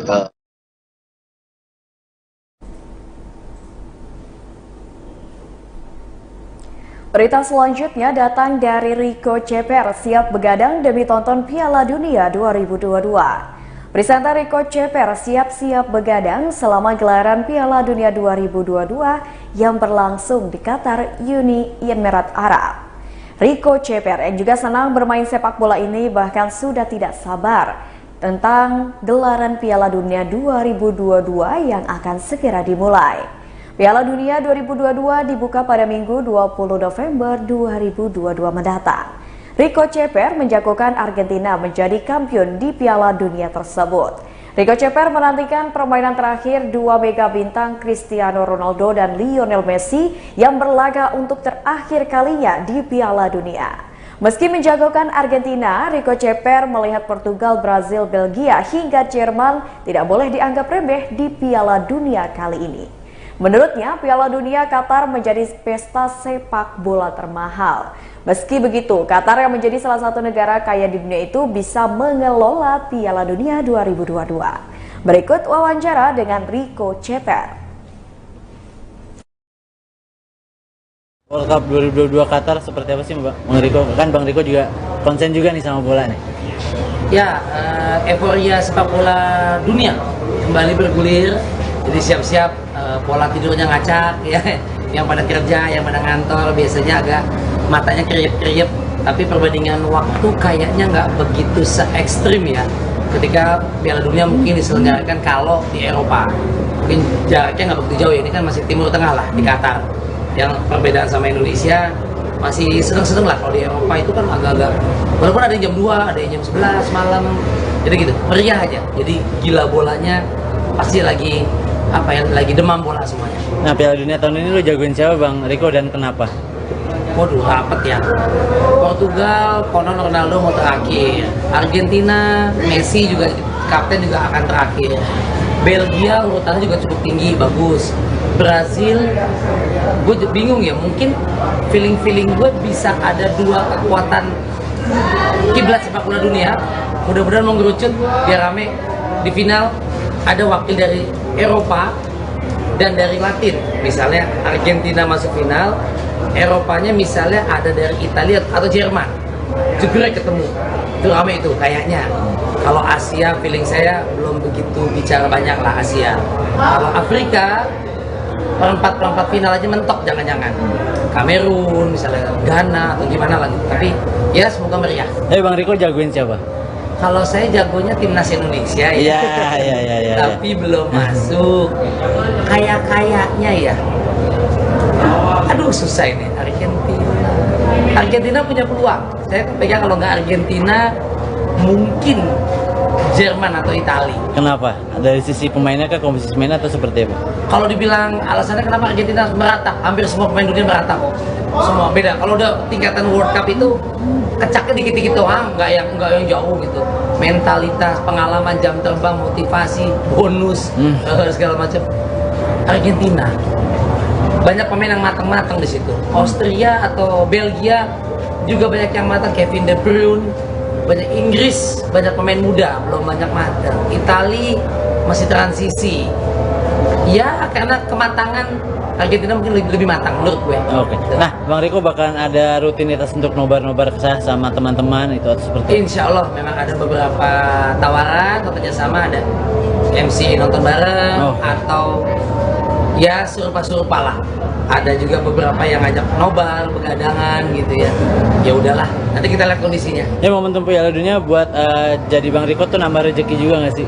Karena kan banyak juga orang tahu Bang Riko juga konsen di bola. Ya alhamdulillah, mungkin ya saya nggak tahu. Jadi mungkin teman-teman mau ngajak saya mau banget ya. Ajak dong MC. Dulu juga sampai ke saya tuh terakhir 2010 saya di Afrika Selatan. Oke. Saya nonton di sana di kota di Cape Town, Johannesburg kita berangkat. Jepang juga sempat Korea, Jepang saya nonton di sana. Kebetulan ada sponsor. Tahun ini belum ada. Tahun ini belum ada ya? Juga karena saya udah kerja di Jakarta sih. Jadi kalau mau ajak-ajak mau banget. Kalau ajak cuap-cuap mau banget karena memang jadi analisa. Karena kita suka bola aja sih. Akan membawakan program Piala Dunia juga kan nanti?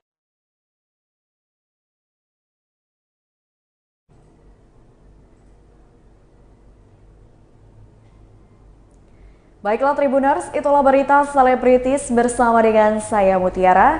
Jangan lupa untuk terus saksikan YouTube Tribun Lampung News Video, Facebook Tribun Lampung, Instagram @tribunlampung dan TikTok @tribun Lampung untuk informasi terupdate lainnya.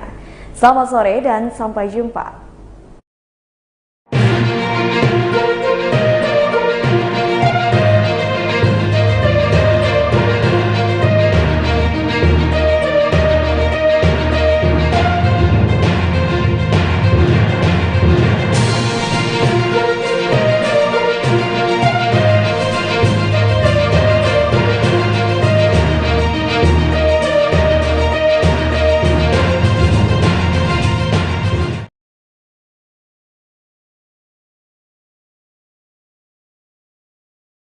Halo, selamat sore Tribuners. Saya Justina Kartika akan menemani Anda di Live Travel Update edisi Rabu 16 November 2022. Seperti biasa dalam program ini, kami akan memberikan informasi wisata dan kuliner untuk Anda dari berbagai wilayah di Indonesia. Inilah Live Travel Update selengkapnya. Kita masuk berita pertama Tribuners, Pantai Seli merupakan satu wisata Tidore jadi spot yang harus dikunjungi. Wisata Tidore yang satu ini belum banyak dikenal masyarakat kota Tidore maupun Maluku Utara umumnya. Sesuai namanya, wisata Tidore ini terletak di Kelurahan Seli, Kecamatan Tidore. Pantai Seli menawarkan pemandangan yang indah dengan hamparan laut yang bersih. Informasi lengkap terkait Pantai Seli akan dilaporkan oleh rekan Faisal Amin, reporter Tribun Ternate. Silakan laporannya rekan Faisal Amin. Ya baik, Assalamualaikum warahmatullahi wabarakatuh dan selamat sore sahabat Tribuners dari Kota Tidore Kepulauan. Di Kota Tidore Kepulauan merupakan salah satu daerah yang maupun potensi wisatanya yang unggul. Salah satunya yaitu Pantai Seli. Pantai Seli ini merupakan salah satu destinasi wisata yang baru terekspos karena belum terlalu dikenal oleh warga masyarakat di Kota Tidore Kepulauan maupun di Maluku Utara pada umumnya. Pantai Seli sendiri menawarkan keindahan berupa keindahan laut dan juga kebersihan pantainya. Pantai Seli ini memberikan kenyamanan bagi para pengunjungnya. Lokasinya yang berdekatan dengan jalan raya sehingga Pantai Seli ini cukup mudah untuk ditemukan oleh warga Kota Tidore Kepulauan yang ingin datang dan menikmati keindahan Pantai Seli ini. Pantai Seli ini saat ini sedang menjadi tren di Kota Tidore Kepulauan karena baru terekspor karena keindahan dan kebersihannya. Selain kebersihannya, Pantai Seli ini selalu dirawat dan juga ditambahkan beberapa infrastruktur seperti lampu dan juga setapak yang dicat dengan berwarna-warni. Nah, Pantai Seli ini juga mungkin menjadi salah satu spot bagi Anda yang ingin mengunjungi Kota Tidore Kepulauan. Nah, kebetulan pada saat ini Kota Tidore Kepulauan juga menghadapi atau bersiap menyambut Sail Tidore yang akan dihelat pada tanggal 24 hingga tanggal 29 November mendatang. Nah, bagi para pengunjung atau tamu yang datang ke Tidore, tempat ini mungkin menjadi salah satu tempat yang harus Anda kunjungi karena keindahan yang ditawarkan. Di tempat ini selain Anda bisa menikmati keindahan lautnya, Anda juga bisa menyaksikan langsung terbitnya matahari maupun terbenamnya matahari saat Anda menikmati keindahan alamnya di sini. Kalaupun terdapat cuaca yang cerah. Nah, untuk sampai ke lokasi atau Pantai Seli ini, apabila Anda dari Ternate menuju Kota Tidore Kepulauan, Anda akan menempuh jarak kurang lebih 20 km atau jarak tempuhnya sekitar 1 jam lebih untuk sampai di lokasi ini. Dan lokasi ini saat ini mulai dikunjungi oleh warga baik di Kelurahan Seli maupun warga di sekitar Kota Tidore Kepulauan yang untuk menikmati keindahannya. Demikian Yusnita yang dapat kami laporkan dari Kota Tidore Kepulauan. Kembali di studio. Baik, terima kasih atas laporannya rekan Faisal Amin dari Tribun Ternate. Kita beralih ke berita selanjutnya Tribuners. Istri Presiden Republik Indonesia Iriana Joko Widodo menerima kedatangan Ibu Negara Korea Selatan Kim Geun-hye di Hotel The Apurva Kempinski, Bali. Iriana menyambut langsung kedatangan Kim Geun-hye di lobi. Kedatangan pada Selasa 15 November 2022, Iriana menyambut langsung kedatangannya.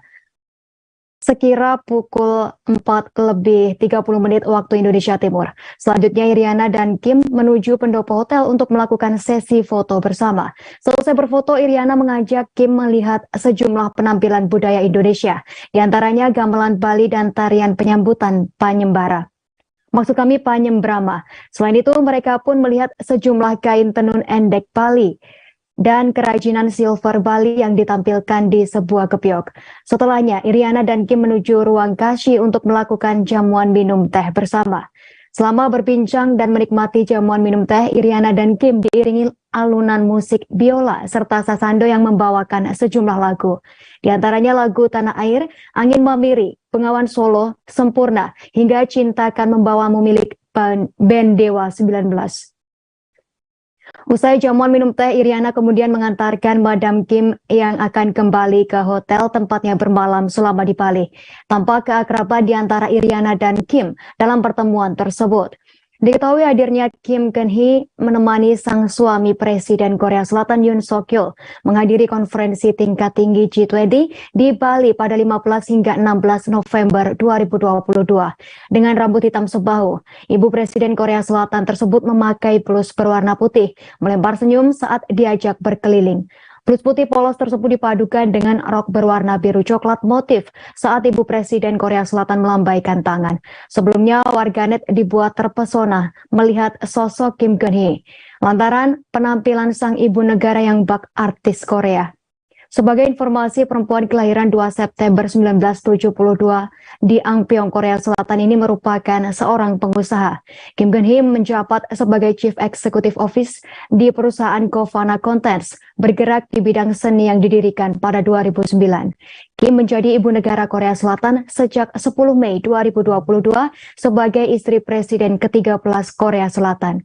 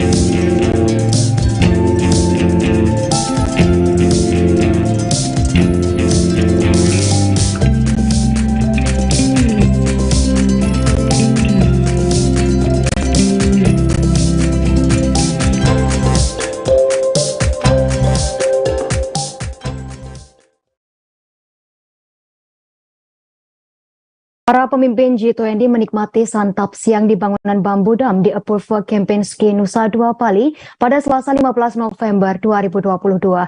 Namun tak banyak yang tahu tempat indah itu ternyata memiliki filosofi tersendiri. Visual kreatif konsultan KTT G20, Elwin Mok menjabarkan terkait filosofi bangunan Bamboo Dam. Elwin menceritakan inspirasi itu muncul saat dalam perjalanan singkat ke Pantai Melasti di selatan Bali. Di sana Elwin bersama timnya mendapat ide brilian. Mereka melihat sejumlah pekerja konstruksi menggunakan bambu dalam sebuah proyek bangunan. Setelah diskusi diputuskan, bambu menjadi bahan utama untuk lokasi makan siang. Elwin menyebut bambu menyimpan filosofi yang sangat dalam, mudah untuk dibentuk melengkung karena sifatnya yang lentur, elastis, dan gampang beradaptasi.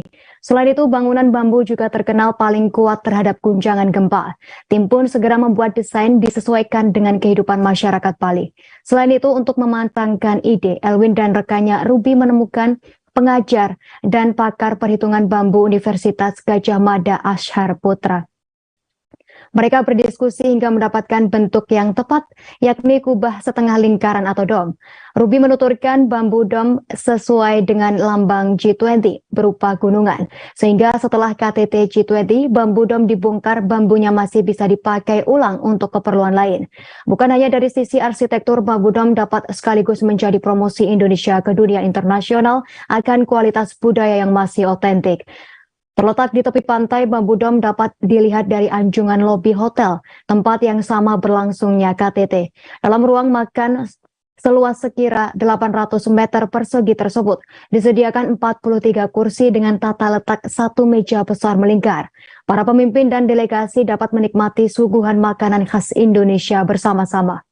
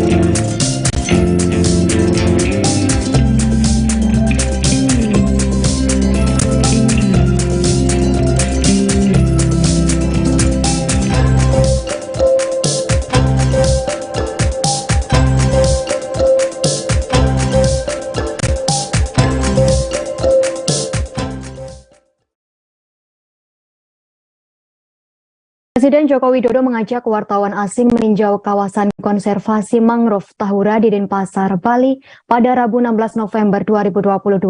Presiden tampak memberikan penjelasan secara langsung soal kawasan Tahura. Ia didampingi oleh Menteri Kehutanan dan Lingkungan Hidup KLHK Siti Nurbaya Bakar, serta Menteri Pengerjaan Umum dan Perumahan Rakyat PUPR Basuki Hadimulyono. Penjelasan yang diberikan Presiden Jokowi dilakukan sambil berjalan bersama para wartawan asing. Para awak media internasional pun tampak mengajukan pertanyaan kepada Jokowi. Selain itu, mereka juga mengabadikan momen tersebut dengan kamera maupun lewat handphone masing-masing. Jokowi pun kemudian memberikan penjelasan tentang tanaman apa saja yang ditanam di Tahura. Sambil menjelaskan, Jokowi langsung masuk ke tempat tanaman dibudidayakan. Momen tersebut pun tak disia-siakan wartawan. Mereka kemudian memotret Jokowi dari jarak sangat dekat. Sesekali pertanyaan disampaikan dan Presiden tampak menjawab dengan santai. Berdasarkan keterangan dari penjelasan pada caption foto yang dibagikan Sekretariat Presiden, momen Presiden Jokowi dan para wartawan asing terjadi saat menanti kehadiran pemimpin G20 di Tahura, Bali. Dalam keterangan foto dijelaskan, Presiden Jokowi berkesempatan berbincang dengan para official media dari negara G20. Mereka pun tengah menunggu kehadiran tamu undangan dan kemudian menjelaskan kepada para awak media terkait Tahura, Bali. Para official media perwakilan dari negara G20 mengaku senang karena tanpa aturan protokoler yang ketat, mereka bisa berbincang langsung dengan Presiden Jokowi. Sementara itu, para awak media nasional tampak tak hadir saat Presiden Jokowi mengajak wartawan asing jalan-jalan di Tahura.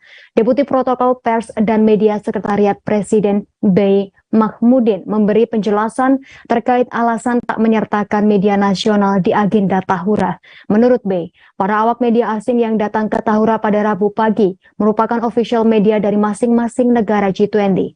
Mereka sedang menunggu kepala negaranya datang ke Tahura karena acara penanaman mangrove yang tengah mundur sekira 1 hingga 1,5 jam.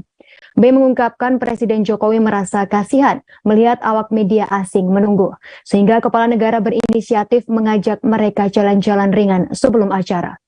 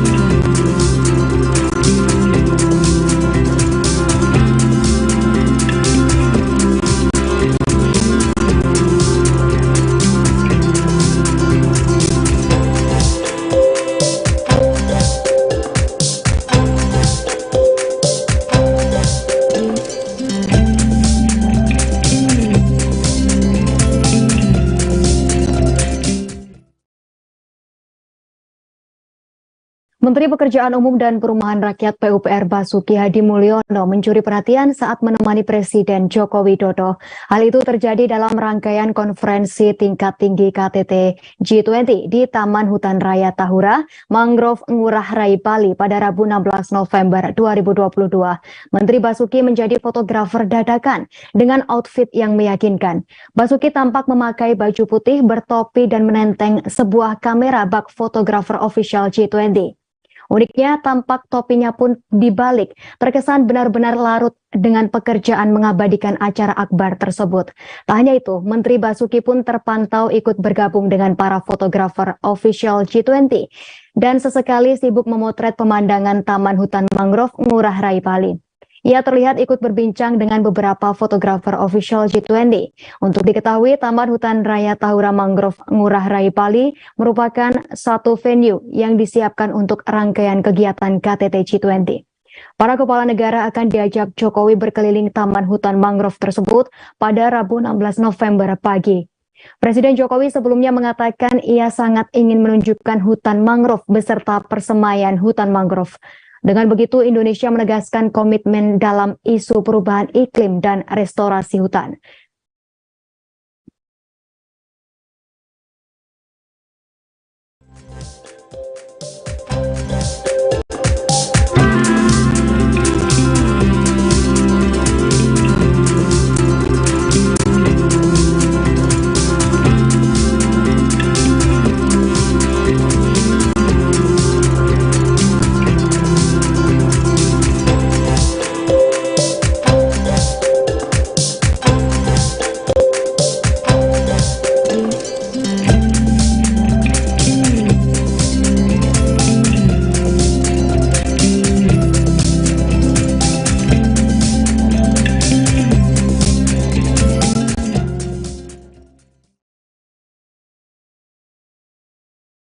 Dalam jamuan makan malam dan pagelaran budaya, ternyata para pemimpin negara dan organisasi G20 mengenakan pakaian endek khas Bali pada Selasa 15 November 2022. Acara tersebut menjadi ajang bagi budaya Indonesia, khususnya Bali untuk mendunia. Kain endek ini diketahui merupakan satu wastra Bali yang dipamerkan. Lantas apa sebenarnya yang membuat kain ini istimewa? Kain endek Bali telah dikenal sejak abad ke-16. Istilah endek sendiri berasal dari kata gendekan atau ngendek yang artinya diam atau tetap dan tak berubah warna. Kata ini berkaitan dengan proses pembuatan motif endek, yakni dengan cara diikat. Saat dicelupkan, benang yang diikat warnanya tetap atau tak berubah. Terkait motifnya, endek Bali memiliki beragam motif bertemakan flora, fauna, dan pemandangan. Keistimewaan kain ini adalah warna-warna alami dihasilkan dari tumbuhan. Terkait lokasi pembuatannya, kain endek bisa dijumpai di berbagai wilayah di Bali, di antaranya Kabupaten Karangasem, Plungkung, Gianyar, Buleleng, dan Denpasar. Untuk penggunaannya, kain endek bisa untuk pakaian, atasan, bawahan, atau tas. Hal ini selama motifnya tak dianggap suci seperti motif dewa atau huruf-huruf suci. Motif suci jarang ditemukan karena khusus untuk dipajang atau digunakan di tempat suci. Diketahui kain ini ternyata memiliki daya tarik pasar internasional.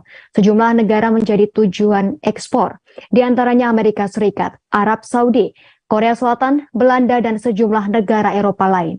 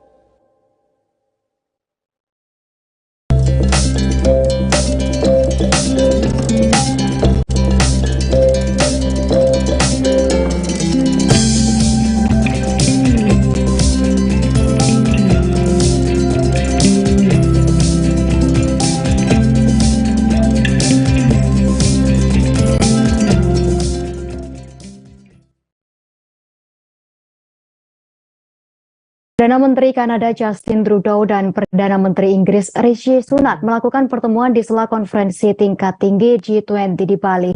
Keduanya bertemu di sebuah kafe pada Senin 14 November 2022. Justin tampak menikmati bir bintang, sementara Sunak minum jus mangga.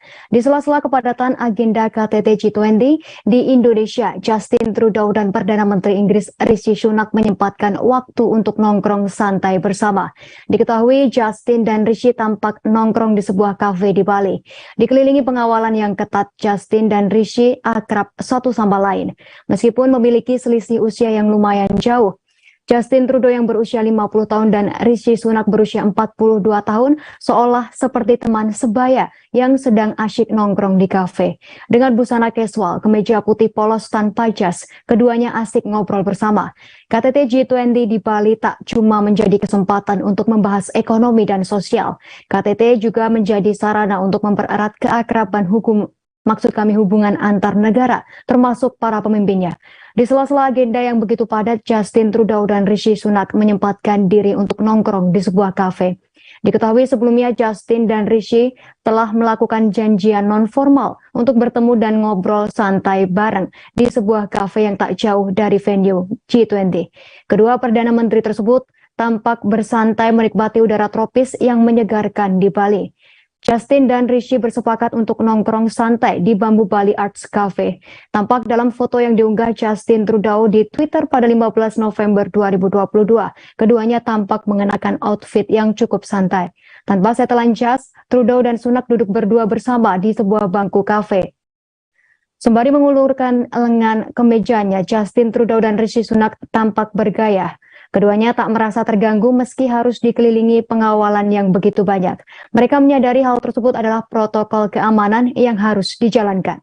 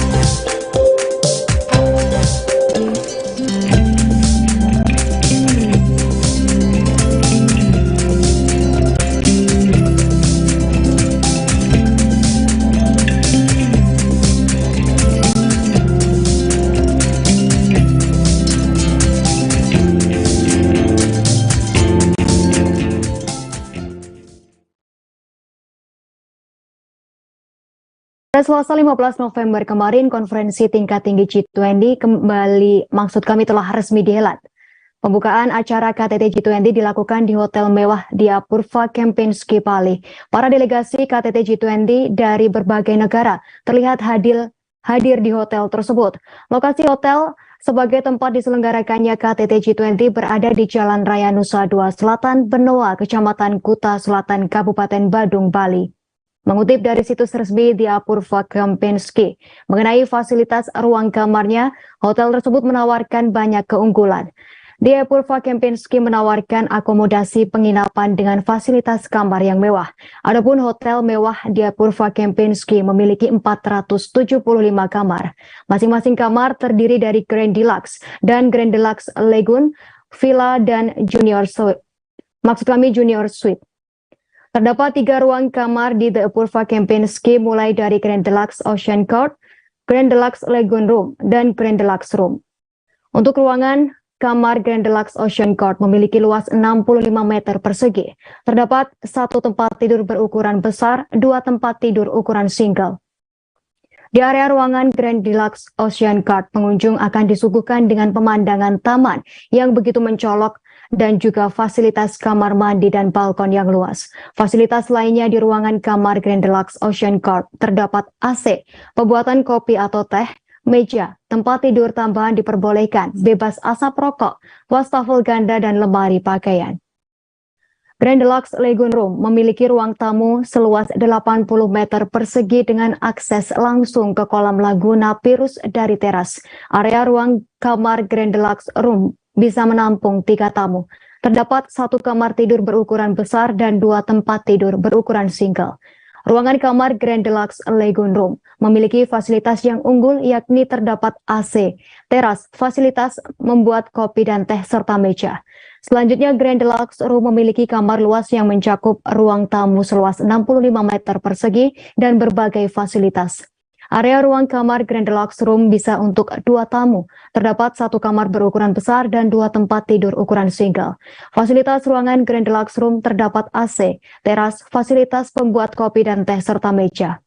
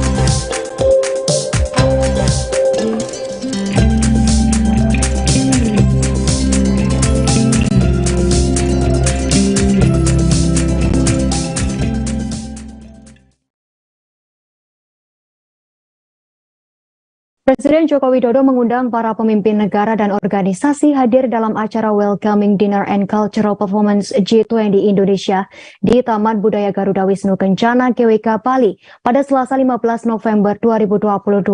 Saat menyampaikan sambutan, Presiden Jokowi menggunakan bahasa Inggris. Terselip harapan hidangan yang disajikan tak terlalu pedas bagi para pemimpin negara dan organisasi yang hadir. Momen ini ditayangkan di kanal YouTube resmi Sekretariat Presiden. Presiden Jokowi mengundang para pemimpin negara dalam organisasi tersebut. Dalam sambutannya, Presiden pun mengucapkan terima kasih atas kehadiran para pemimpin negara dan organisasi dalam jamuan santap malam. Hal ini karena para pemimpin negara dan organisasi berkenan hadir dalam jamuan santap malam. Kepala negara menerangkan patung GWK yang menjadi lokasi jamuan santap malam memiliki arti dalam mitologi Bali, yakni memiliki makna tentang cinta, tanggung jawab, keberanian, dan pengabdian. Dalam kesempatan ini, Presiden Jokowi juga berharap para pemimpin negara dan organisasi dapat menikmati jamuan yang disajikan.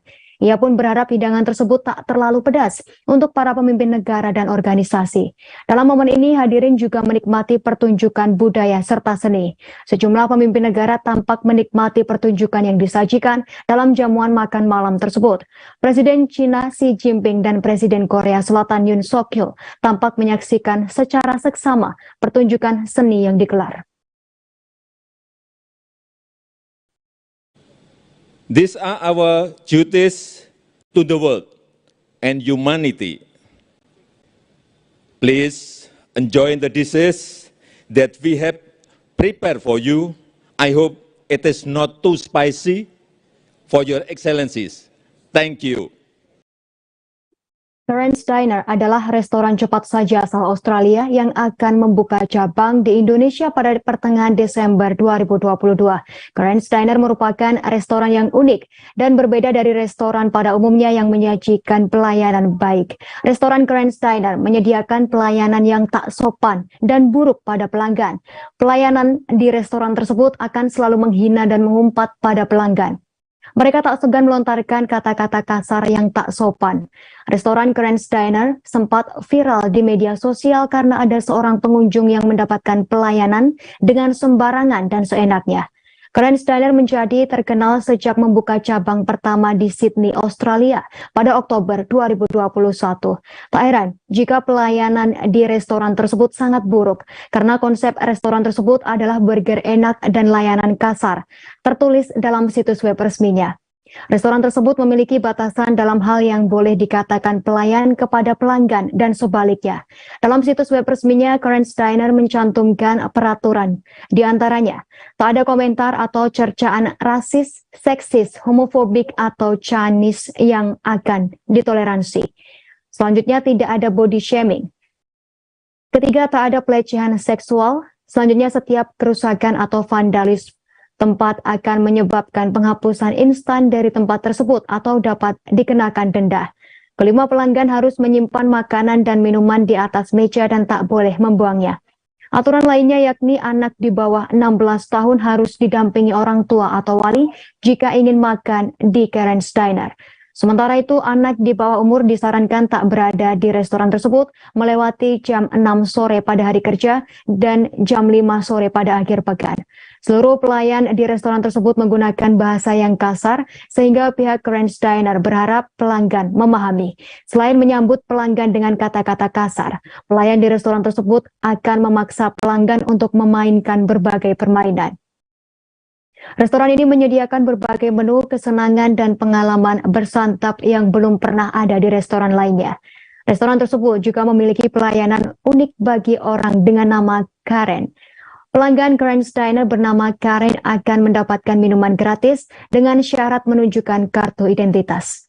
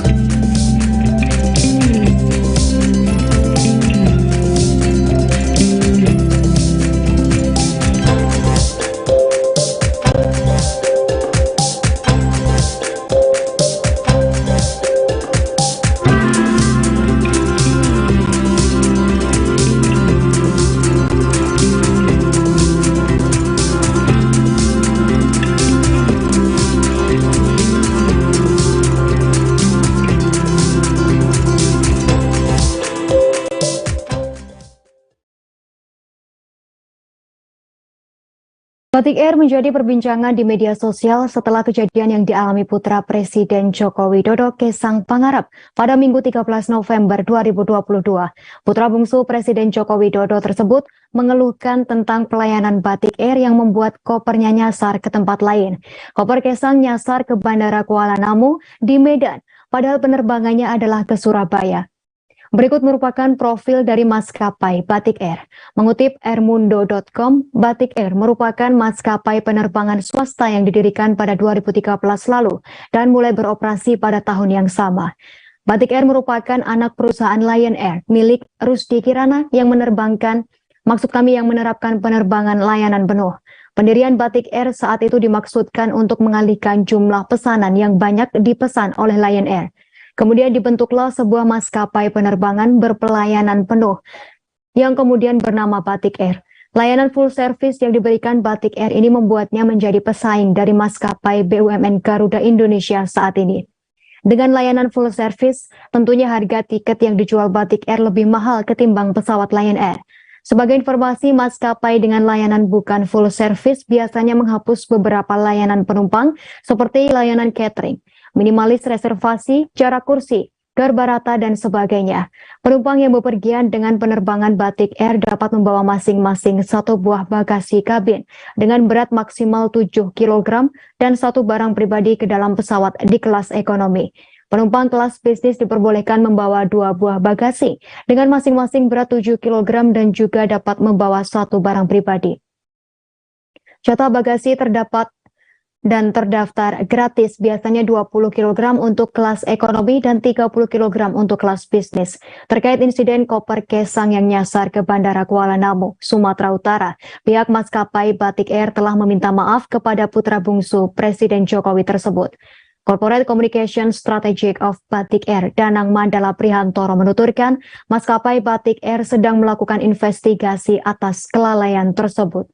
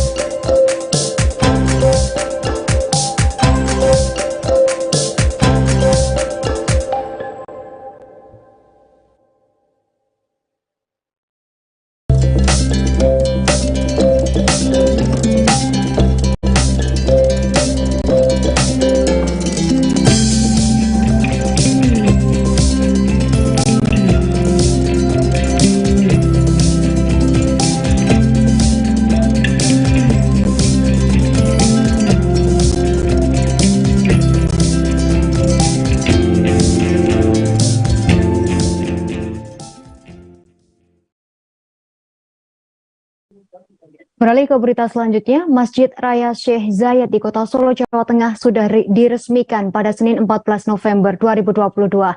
Peresmian dilakukan langsung oleh Presiden Republik Indonesia Joko Widodo dan Presiden Uni Emirat Arab Mohammed bin Zayed Al Nahyan. Masyarakat Kota Solo pun mengunjungi masjid ini usai peresmian. Bagi masyarakat luar Kota Solo yang ingin berkunjung ke Masjid Raya Syekh Zayed, mereka bisa naik transportasi Batik Solo Trans dari beberapa pintu masuk Kota Solo. Staf operasional Batik Solo Trans bernama Anissa Fitria memberi panduan naik Batik Solo Trans dari Stasiun Solo Balapan, Terminal Tirtonadi, dan Stasiun Purwosari. Adapun Tribuners yang berasal dari luar kota bisa turun di Stasiun Purwosari atau Solo Balapan, bisa juga naik bus dan turun di Terminal Tirtonadi. Jika Tribuners ke Kota Solo naik bus, maka bisa turun di Terminal Tirtonadi. Adapun jarak dari Terminal Tirtonadi ke masjid adalah sekira 1,1 km. Jika naik kendaraan hanya butuh 5 menit untuk sampai ke masjid. Selanjutnya penumpang tinggal turun di halte dengan Masjid Syekh Zayed. Tribuners yang naik kereta api bisa turun di Stasiun Solo Balapan ketika berkunjung ke Kota Solo. Jika hendak ke Masjid Raya Syekh Zayed dari Solo Balapan, Tribuners bisa naik Batik Solo Trans Koridor 6, lalu transit di halte Terminal Tirtonadi. Selanjutnya naik batik Solo Trans Koridor 4 ke arah Palur dan turun di halte depan masjid. Satu lagi pintu masuk ke kota Solo adalah melalui stasiun Purwosari. Tribuners bisa naik batik Solo Trans Koridor 2 dan transit di stasiun Solo Balapan.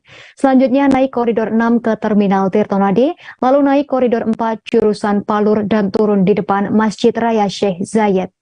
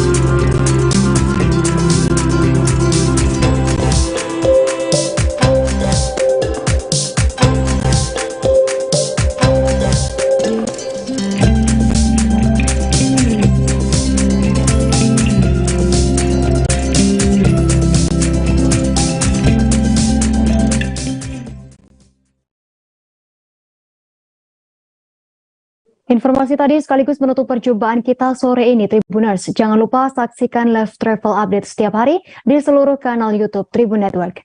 Saya Yustina Kartika beserta kru yang bertugas pamit undur diri. Terima kasih dan sampai jumpa.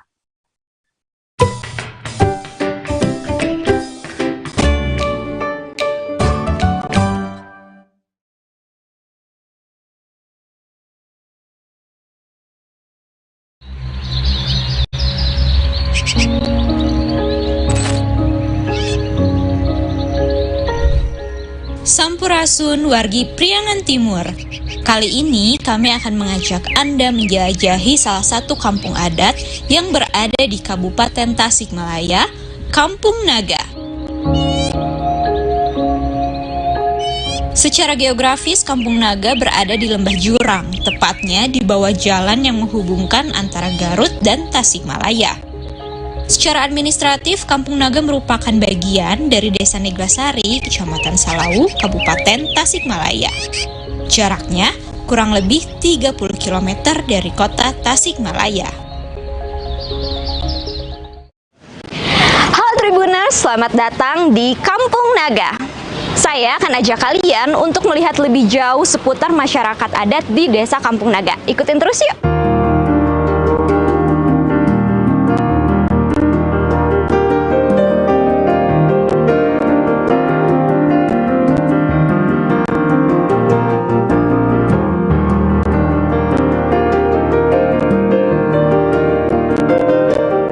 Untuk bisa sampai di pemukiman penduduk Kampung Naga, kami harus berjalan setidaknya 500 meter dari pintu masuk.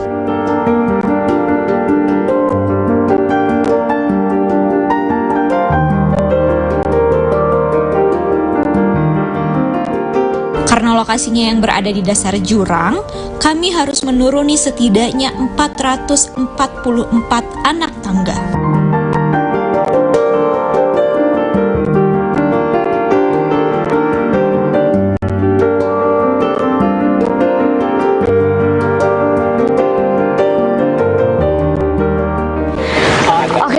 Saya belum sampai separuhnya menuruni anak tangga ini dan saya udah cukup ngos-ngosan. Tapi dari sini kita sudah bisa melihat di sana rumah-rumah masyarakat adat Kampung Naga.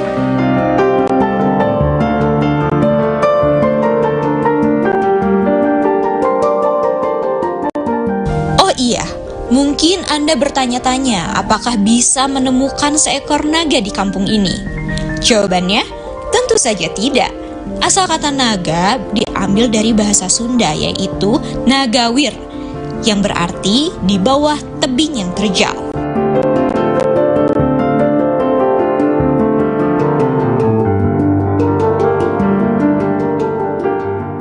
Nah Tribuners, akhirnya saya sampai juga nih. Udah mau dekat ke kompleks perumahan para masyarakat adat Kampung Naga. Sebelum ke sana, setelah sampai saya disambut dengan aliran Sungai Ciulan yang menjadi sumber mata air utama masyarakat adat Kampung Naga. Di seberangnya terlihat ada hutan larangan dan di sebelah kanan itu adalah sawah yang mana menjadi mata pencaharian utama para masyarakat adat Kampung Naga.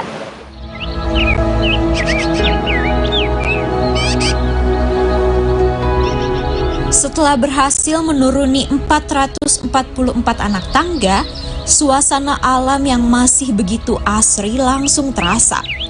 Suara burung saling bersaut-sautan menyambut kedatangan kami. Arus Sungai Ciulan yang cukup deras setelah hujan pun berpadu dengan semilir angin yang berhembus melewati rindangnya dedaunan pohon. Masyarakat Kampung Naga memegang prinsip hidup yang berdampingan dengan alam. Mereka benar-benar memperhatikan betul segala sisi kehidupan, mulai dari prinsip hidup hingga hal-hal yang lebih praktis haruslah berasal dari alam, untuk alam, dan kembali ke alam.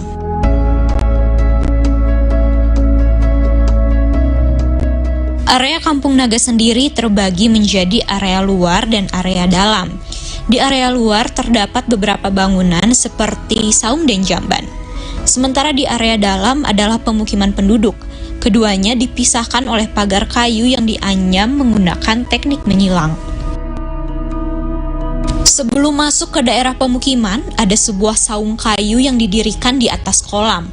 Saung tersebut adalah saung lisung, tempat di mana biasanya perempuan-perempuan Kampung Naga menumbuk padi mereka. Nah, sekarang saya sedang berada di salah satu tempat namanya Saung Lisung, tempat di mana biasanya para perempuan-perempuan masyarakat adat Kampung Naga ini menumbuk padi. Nah, seperti yang Tribuners bisa lihat nih, saya sedang memegang yang namanya alo dan ini adalah lisung. Nah, kedua alat ini berfungsi untuk memecahkan padi. Jadi padinya nih seperti bisa saya contohkan di sini, jika ada padi yang diikat lalu ditaruh di lubang yang besar ini, lalu para perempuan-perempuan masyarakat adat Kampung Naga menumbuknya untuk memisahkan padi dari kulitnya. Lalu setelah itu dipindahkan ke lubang yang bulat untuk dilepaskan dari tangkainya. Sementara di lubang yang bulat ini padi ditumpuk untuk dilepaskan dari kulitnya. Masih di area luar pemukiman terdapat beberapa jamban tempat para penduduk melakukan aktivitas seperti mandi, buang air, mencuci baju, bahkan mencuci piring. Mereka percaya bahwa kamar mandi tidak seharusnya berada di dalam rumah. Nah, Tribuners, saya baru aja dari kamar mandi yang ada di Kampung Naga. Nah, mereka menyebutnya ini sebagai jamban. Masyarakat adat Kampung Naga percaya bahwa jamban tidak boleh ada di dalam rumah, sehingga posisinya ditaruh di lingkar luar perumahan masyarakat adat Kampung Naga. Mereka biasanya melakukan aktivitas sanitasi di jamban-jamban ini. Seperti di belakang saya terlihat salah satu masyarakat adat Kampung Naga yang sedang mencuci piring di jamban yang tersedia.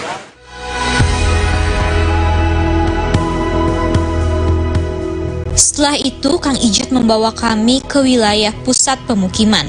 Tempat ini semacam alun-alun bagi penduduk Kampung Naga. Saya berduduk santai bersama Kang Ijat di depan balai pertemuan atau balai Patemon. Sembari Kang Ijat menceritakan tentang kampungnya itu.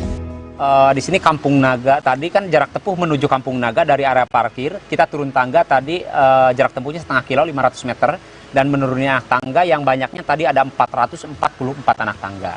Terus di sini Kampung Naga ini yang mempunyai luas areal itu luasnya 1,5 hektar.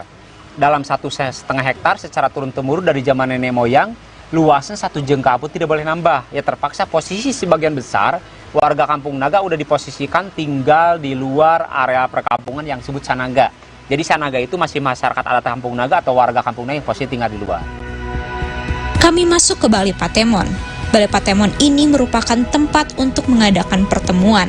Di dalamnya terdapat beberapa instrumen musik tradisional hingga pajangan-pajangan lainnya. Instrumen tradisional ini biasanya dimainkan pada upacara-upacara seperti hajat sasih. Ini salah satu jenis alat musik yang ada di Kampung Naga. Soalnya di Kampung Naga ada 3 jenis alat musik yang masuk di Kampung Naga. Di sini ada terbang gembrung. Terbang gembrung itu sejenis kesenian yang sifat religi atau sakral. Ini paling dipakai di kala takbiran Idul Fitri, Idul Adha diiringi sholat Nabi, kita belum menggunakan. Terus ada juga angklung. yang besar ya, yang ditempel itu angklung barang namanya. Besar-besar, ada juga yang lebih besar seperti itu, ukurannya sampai 1 meter 20. Kang Ijat memperlihatkan kepada saya, ternyata legenda trio Warkop DKI pernah mengunjungi kampung ini. Selanjutnya, perjalanan kami lanjutkan berkeliling kompleks pemukiman. Saya bertemu dengan beberapa anak-anak yang tinggal di Kampung Naga ini. Oh iya, Kampung Naga sendiri tidak memiliki aliran listrik, sehingga membuat saya penasaran bagaimana dengan pendidikan anak-anak Kampung Naga terutama ketika pandemi. Terkait dengan tidak adanya aliran listrik, Kang Ijat menegaskan bahwa mereka sepakat untuk menolak adanya listrik di desa mereka. Masyarakat Kampung Naga khawatir jika masuknya aliran listrik hanya akan menjadi beban tersendiri bagi mereka. Salah satunya kekhawatiran terkait kemungkinan kesenjangan yang tercipta di antara masyarakat Kampung Naga. Masuk ke dalam pemukiman, saya bertemu dengan Abah Maun, seorang pengrajin alat tajam. Abah Maun ini usianya sudah lebih dari 80 tahun. Di usia senjanya ini, Abah Maun masih lihai dalam membuat pisau, golok, hingga gergaji. Kang Ajat menjelaskan bahwa rata-rata usia hidup para masyarakat Kampung Naga memang tinggi. Hal itu disebabkan karena makanan yang dikonsumsi para masyarakat Kampung Naga terjaga dan hanya berasal dari alam. Kemudian kami melanjutkan perjalanan ke Bumi Ageng. Tempat ini menjadi tempat sakral yang tidak boleh direkam. Di tempat ini para tetua adat Kampung Naga biasanya menggelar ritual keagamaan seperti ketika hajat sasi. Kemudian kami mengunjungi kediaman Kang Ijat untuk melihat lebih dekat seperti apa sih bangunan rumah masyarakat Kampung Naga. Nah, sekarang saya sudah berada di rumahnya Pak Ijat yang dari tadi menemani rombongan kami. Sekarang kita lihat yuk seperti apa bangunan dalam rumah masyarakat adat Kampung Naga. Assalamualaikum. Waalaikumsalam warahmatullahi wabarakatuh. Nah, seperti di sini ya. Yang tadi silakan. Dulu mau lihat dulu mangga, Nah di sini tadi yang saya jelaskan di Kampung Naga memang di sini dalam satu bangunan rata-rata mempunyai 4 ruangan. Ini ruang tamu, ada dapur, ada goa, ada kamar tempat istirahat. Nah, yang seperti ini. Jadi kalau misalnya di sini kena angin juga seperti ini kan disebut lampu badai gitu kan, atau misalnya lantera kalau di sini. Nah seperti ini. Terus saya mungkin saya memperkenalkan di sini di Kampung Naga cara masaknya warga Kampung Naga masih menggunakan tungku atau hawu seperti ini. Terus misalnya di sini dikala masak seperti ini asapnya langsung ke atas, makanya atasnya hitam. Dan ini dikala misalnya si asap itu bisa tembus. Terus misalnya ini kan baranya masih kelihatan ya, masih ada baranya. Ya, bahwa arang yang bekas memasak di hawu itu bisa digunakan untuk menyetrika. Nah ini contoh setrikanya yang sedang saya pegang itu terbuat dari apa Pak? Bisa ini besinya kalau dari kuningan. Jadi kalau kuningan itu supaya menyimpan panasnya agak lama. Gitu, seperti itu.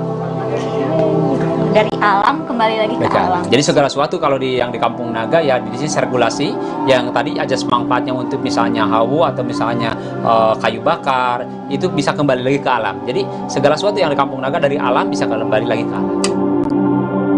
Semua rumah saling berhadapan, ada yang ke utara dan ada yang ke selatan. Hal itu agar para penghuni rumah bisa saling memperhatikan satu sama lain. Setiap rumah memiliki kolong untuk menyimpan hewan ternak dan dipercaya bisa menahan gempa. Atapnya terbuat dari injuk dan daun tepus yang bisa menjaga kestabilan suhu di dalam rumah. Sementara dindingnya terbentuk dari kayu yang dianyam. Di depan rumah terdapat parit kecil untuk mengalirkan air. Hal itu juga sekaligus mencegah nyamuk bersarang.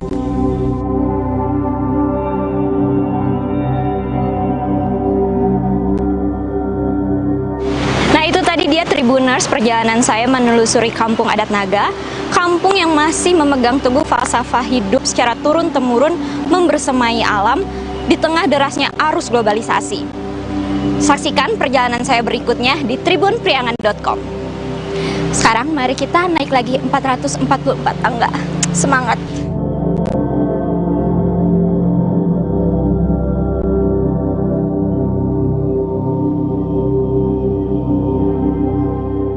Terima kasih sudah nonton. Jangan lupa like, subscribe, dan share ya.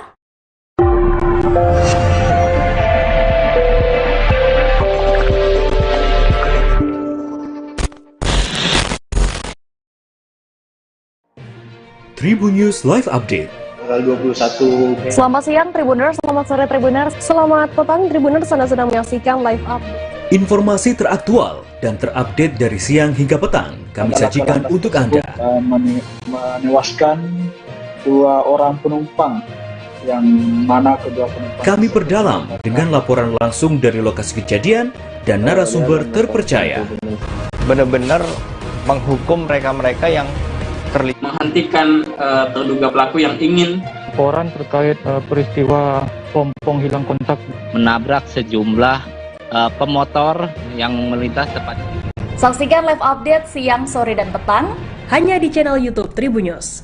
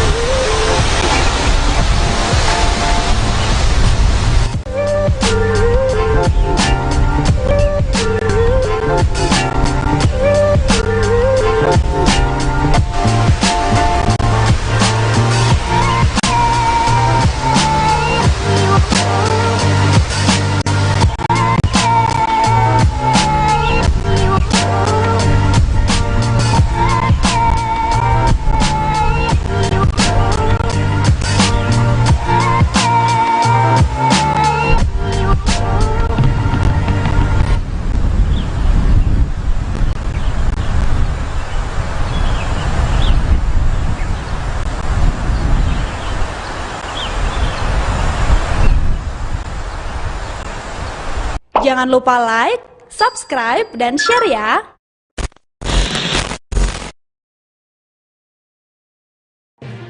Tribun News Live Update. Tanggal 21. Selamat siang Tribuners, selamat sore Tribuners, selamat petang Tribuners, Anda sedang menyaksikan live update. Informasi teraktual dan terupdate dari siang hingga petang kami sajikan untuk Anda. Menewaskan 2 orang penumpang, yang mana kedua penumpang Kami perdalam dengan laporan langsung dari lokasi kejadian dan narasumber terpercaya. benar-benar menghukum mereka-mereka yang terlibat, menghentikan terduga pelaku yang ingin laporan terkait peristiwa pompong hilang kontak menabrak sejumlah pemotor yang melintas tepat. Saksikan live update siang, sore, dan petang hanya di channel YouTube Tribunnews.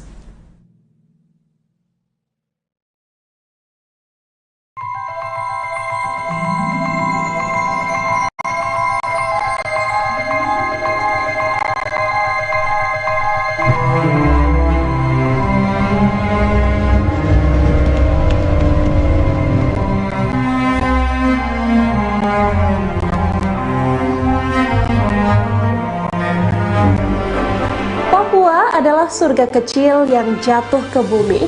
Salah satu surga yang jatuh itu adalah Danau Sentani. Danau Sentani menjadi surga untuk 30 spesies ikan air tawar di dalamnya dan juga bagi masyarakat Papua yang tinggal di sekitar Sentani, Jayapura. Surga kecil yang memiliki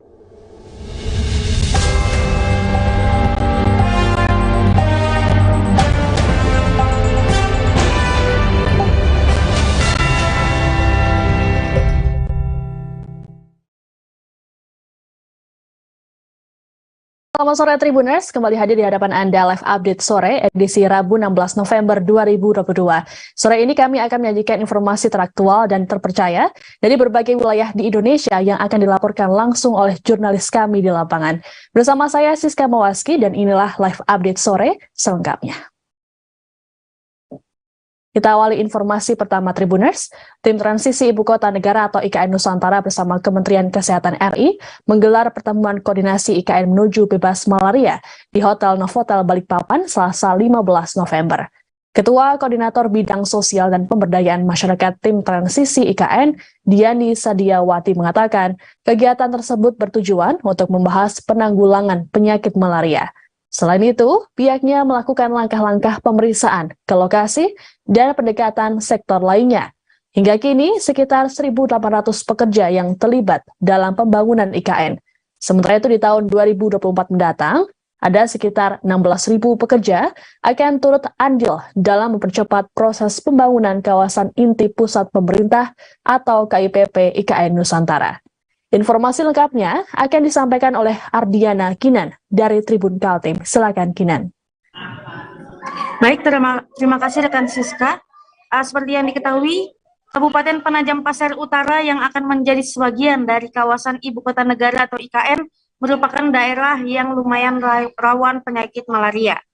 Untuk itu, tim transisi IKN bersama dengan Kementerian Kesehatan Republik Indonesia menggelar pertemuan koordinasi IKN menuju bebas malaria di Hotel Novotel Balikpapan. Dan kegiatan tersebut bertujuan untuk membahas penanggulangan penyakit malaria. Dan untuk itu, tim transisi IKN membuat tim task force yang akan bertugas untuk menangani penyakit malaria khususnya di wilayah tersebut. Selain itu juga dilakukan langkah-langkah pemeriksaan ke lokasi dan juga pendekatan sektor lainnya. Hingga saat ini sekitar 1.800 pekerja yang terlibat dalam pembangunan IKN. Sementara itu di tahun 2024 nanti sekitar 16.000 pekerja akan turut andil dalam mempercepat proses pembangunan kawasan inti pusat pemerintahan atau KIPP IKN Nusantara. Dan ditargetkan juga hingga Desember mendatang beberapa pembangunan akan segera selesai seperti Bendungan Sepaku, juga tower komunikasi yang diperkirakan akan rampung pada Januari 2023 mendatang. Mungkin itu saja yang bisa saya sampaikan. Kembali ke studio, Siska. Baik, terima kasih Kinan, selamat bertugas kembali. Kita beralih ke Medan, Tribuners. Wali Kota Medan Bobi Nasution merasa kesal dengan kerusakan yang terjadi pada bangunan baru Gedung Kejaksaan Negeri Medan. Diketahui bahwa pembangunan gedung baru tersebut menggunakan dana hibah dari Dinas Perumahan Kawasan Permukiman dan Penataan Ruang atau PKP 2R pemerintah Kota Medan. Bobi sendiri sudah meninjau langsung kerusakan gedung dan telah memanggil pihak-pihak yang terkait. Terkait hal ini, Bobi langsung memberikan peringatan kepada kontraktor dan pengertian pada Kejari Medan. Informasi lengkapnya akan disampaikan oleh wartawan Tribun Medan, Anissa Rahmadani. Silakan, Anissa.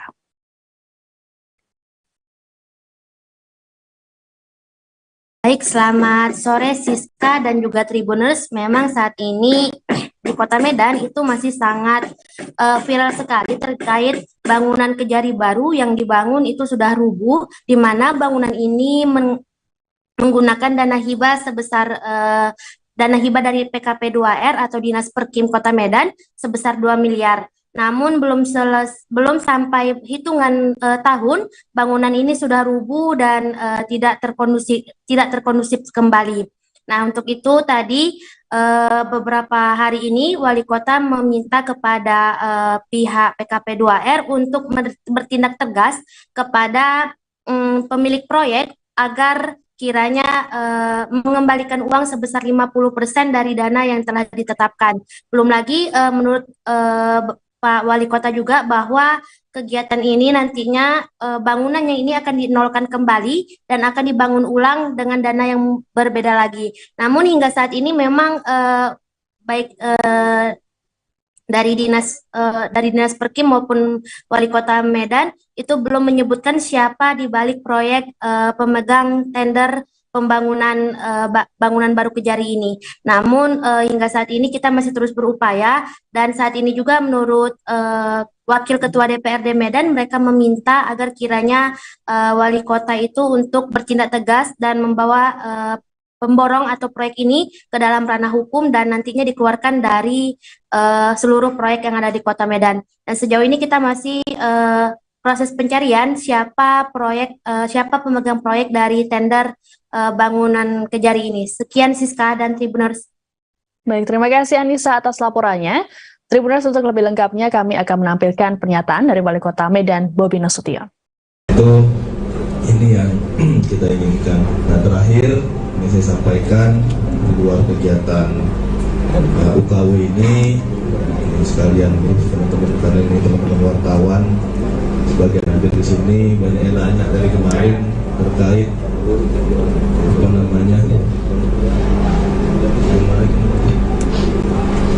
kejaksaan Kejari. Sekarang saya sampaikan di sini sebenarnya saya sudah lihat gedung Kejari, nanti ditanya-tanya doorstop apa segala macam, saya jelaskan di sini aja. Dan nanti pas mau tanya doorstop masalah itu, karena saya masih ada kegiatan lagi setelah ini. Saya sudah sampai kemarin sudah datang dan melihat memang kacau sekali itu, kacau sekali. Dan Dinas Perkim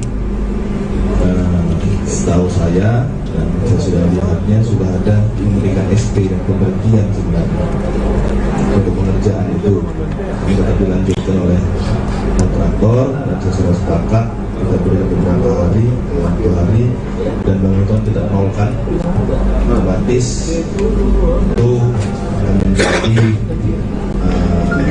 loss dalam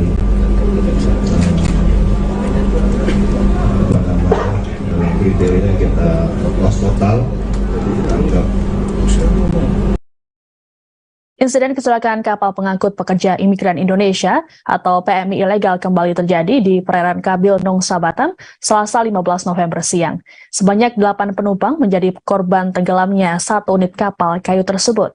2 diantaranya sudah ditemukan sedangkan 6 lainnya masih hilang. Saat ini tim SAR masih melakukan pencarian terhadap para korban yang hilang. Untuk mengetahui informasi terkini terkait kabar tersebut, sudah terhubung bersama kami, Beres Lumban Tobing dari Tribun Batam. Silakan Beres.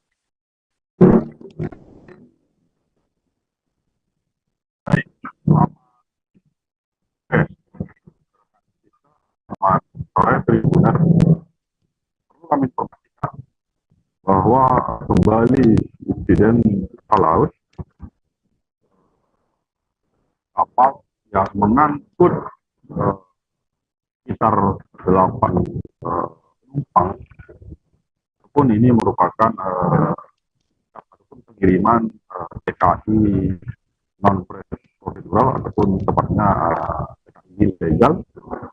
Jadi terbalik dan tenggelam di perairan Kabil Nongsa Batam Kepulauan Riau Selasa kemarin. Selasa pada pagi subuh diprediksi begitu. Nah, sampai saat ini tim SAR gabungan masih terus melakukan operasi SAR pencarian. Dari informasi awal begitu ada 7. Namun perkembangan hari kedua oleh informasi dari tim SAR ataupun Basarnas Tanjung Pinang menyampaikan ada 8 begitu. Nah, 2 diantaranya sudah berhasil ditemukan. Satu ditemukan selamat, yang berhasil diselamatkan kapal motor tanker ataupun milik Pertamina. Saat itu ditemukan orang warga terapung kembali meminta pertolongan Juraida 45 tahun warga Aceh gitu.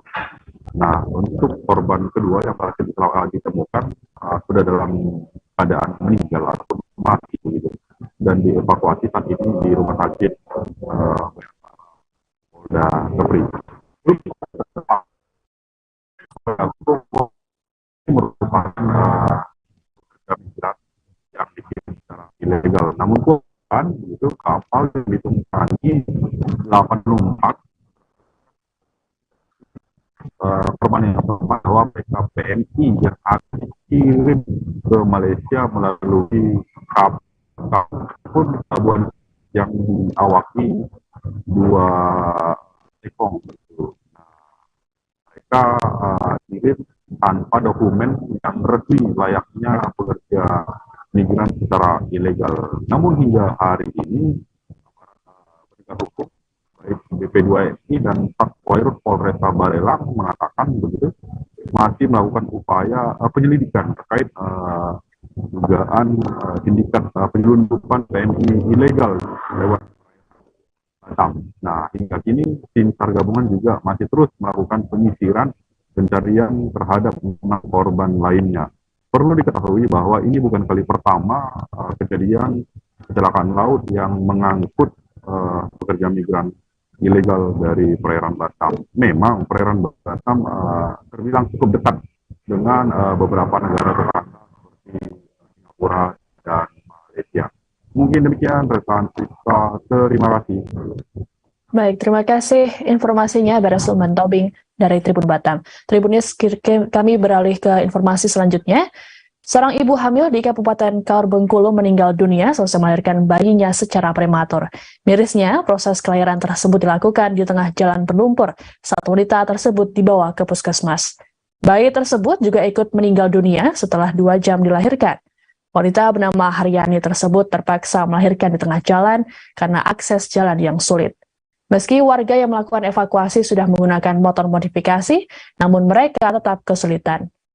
Jurnalis Tribun Bengkulu Ahmad Sandy Kurniawan akan melaporkan informasi lengkapnya untuk Anda. Silakan Sandy. Ya, terima kasih rekan Siska yang ada di studio. Selamat sore Tribuners.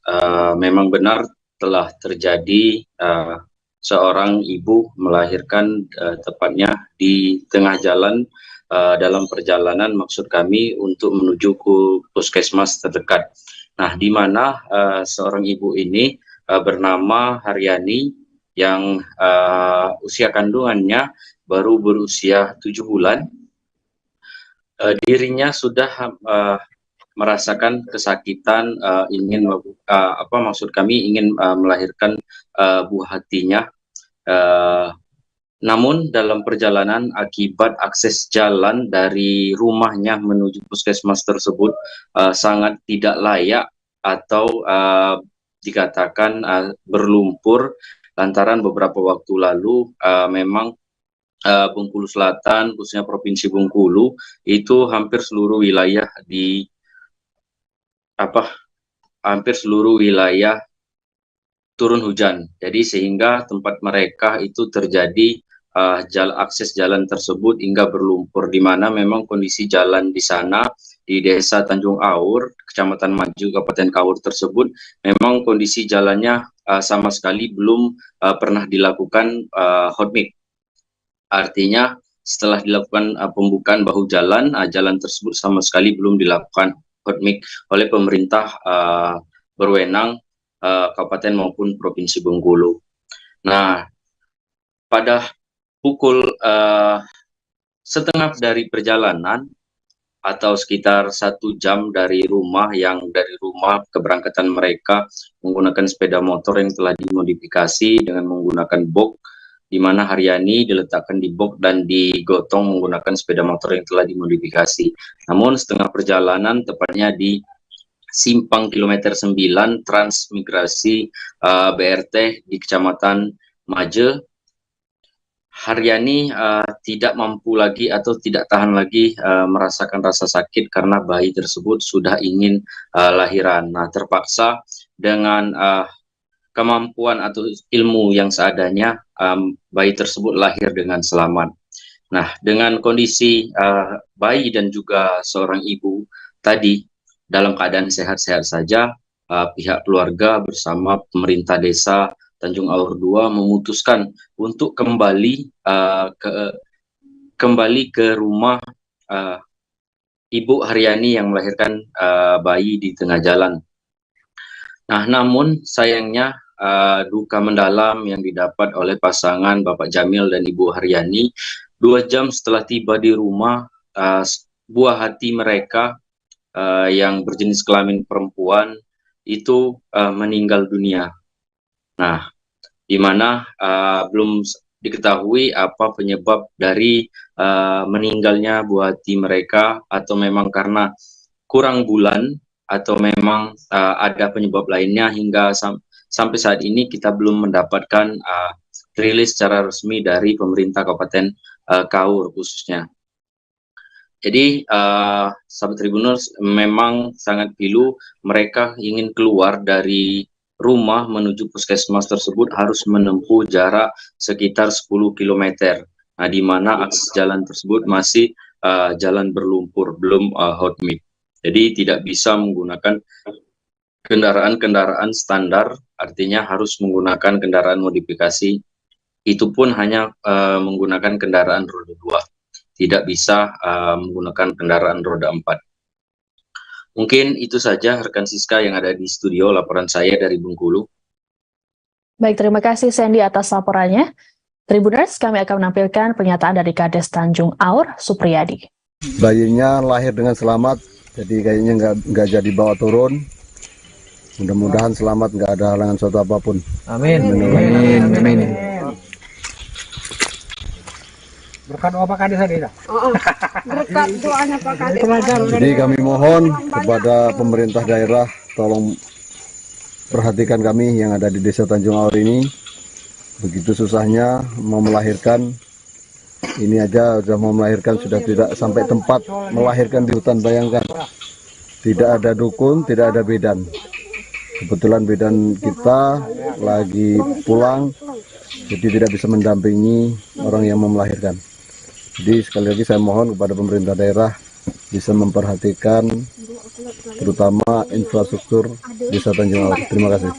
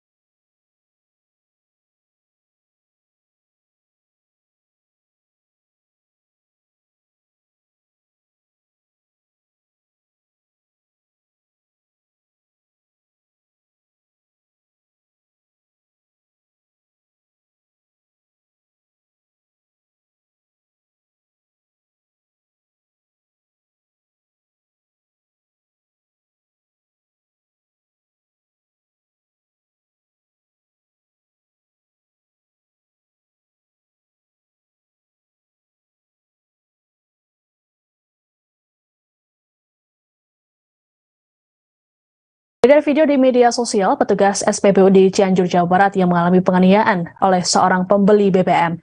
Petugas SPBU tersebut terekam dipiting oleh pembeli dan tidak memberikan perlawanan. Kapolsek Pagelaran HKP Isep Sukana menjelaskan video yang berdurasi sekitar 10 detik tersebut berawal ketika adanya kesalahpahaman antara petugas SPBU dan seorang warga yang membeli BBM. Fauzi Nobiandi dari Tribun Jabar akan memberikan kronologi peristiwa ini secara lengkap untuk Anda. Silakan Fauzi. Baik, terima kasih Siska dan selamat sore pemirsa Tribuners. Viral petugas SPBU di Jalan Raya Pagelaran, Kecamatan Pagelaran, Kabupaten Cianjur, Jawa Barat, dipiting oleh seorang pria yang mengenakan topi hitam dan sambil membawa jerigen. Berdasarkan rekaman video yang beredar, seorang pria tersebut tiba-tiba mempiting petugas SPBU dari belakang, dan petugas SPBU tersebut terdiam tanpa perlawanan. Seorang pria yang menggunakan topi berwarna hitam sambil membawa sebuah jerigen tersebut baru melepaskan pitingannya setelah dilerai oleh petugas SPBU lainnya. Kapolsek Pagelaran AKP Isep Sukana membenarkan peristiwa tersebut terjadi pada Senin 14 November 2022 sekitar pukul 1 siang. Kejadian tersebut berawal ketika adanya terjadi kesalahpahaman ketika seorang pria itu selesai membeli BBM berupa solar sebanyak 20 liter. Namun setelah dia kembali dan untuk mengisi bahan bakarnya itu yang didapatnya hanya sekitar 10 liter karena merasa kesal lantaran jerigen yang diisinya itu cuma berisi 10 liter. Lantas seorang pria tersebut pun kembali lagi untuk menanyakan isi BBM yang dia pesan sebanyak 20 liter. Tanpa ada obrolan apapun, seorang pria tersebut langsung mempiting seorang petugas wanita SPBU dengan secara tiba-tiba. Sementara menurut Kapolsek Pagelaran AKP Isep Sukana, kejadian tersebut sudah diselesaikan secara musyawarah atas keinginan kedua belah pihak tersebut dan sudah saling memaafkan. Demikian Siska laporan saya. Baik, terima kasih Fauzi atas laporannya. Selamat bertugas kembali.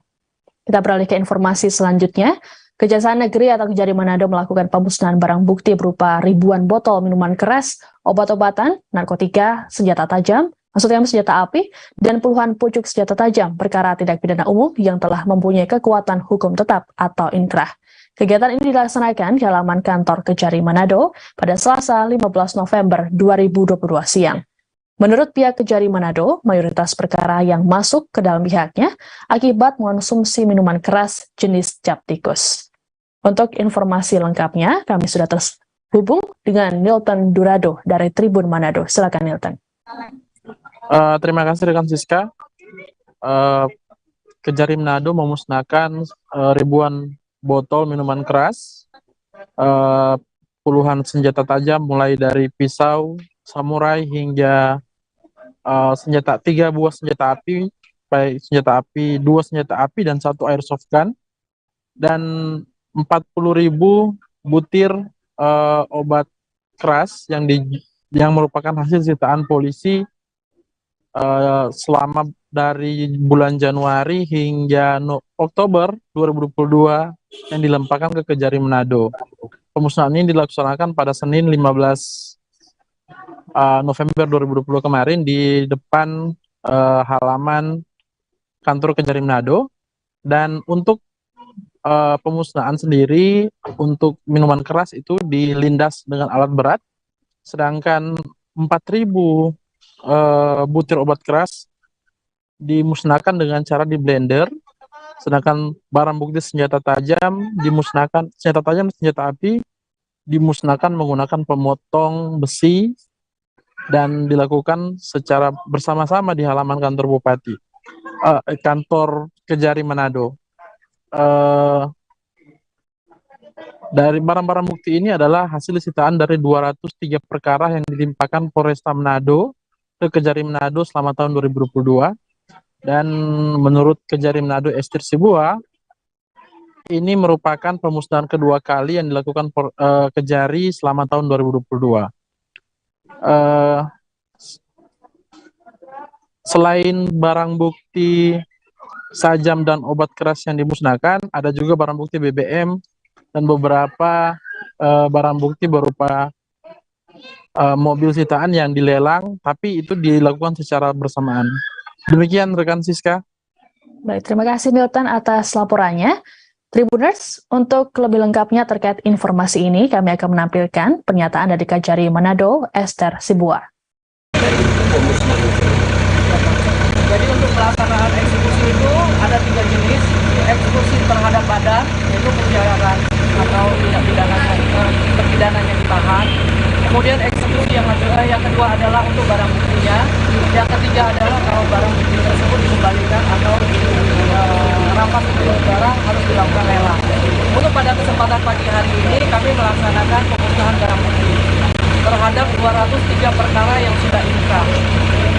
Antara lain adalah seperti yang sudah kita lihat, minuman keras dan cap tikus, jumlahnya sekitar 3.000 botol, kemudian barang bukti sabu-sabu, dan juga 40.000 lebih pil DS atau obat keras.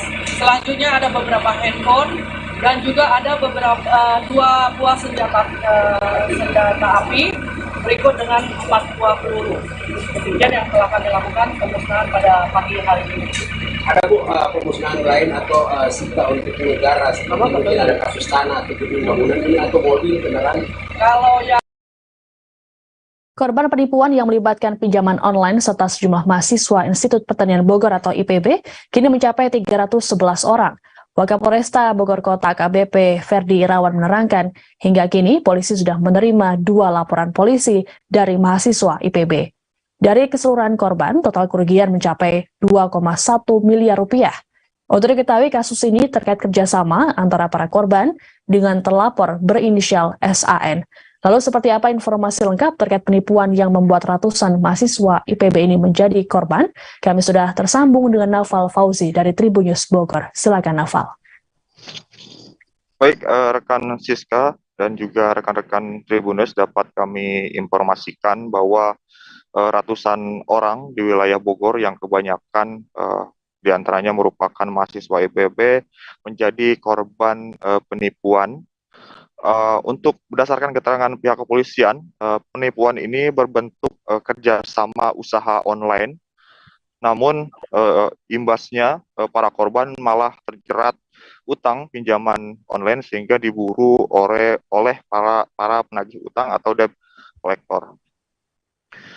Berdasarkan keterangan pihak Polresta Bogor Kota di wilayah Kota Bogor, mereka mengaku mendapatkan laporan sebanyak 2 laporan dari mahasiswa IPB, kemudian ada juga laporan pengaduan sebanyak 29 orang, dan berdasarkan hasil pemeriksaan oleh pihak Polresta Bogor Kota dari pelapor, total korban untuk data di Polresta Bogor Kota ini sebanyak 311 orang korban yang kebanyakan mahasiswa IPB dengan total kerugian mencapai 2,1 miliar rupiah.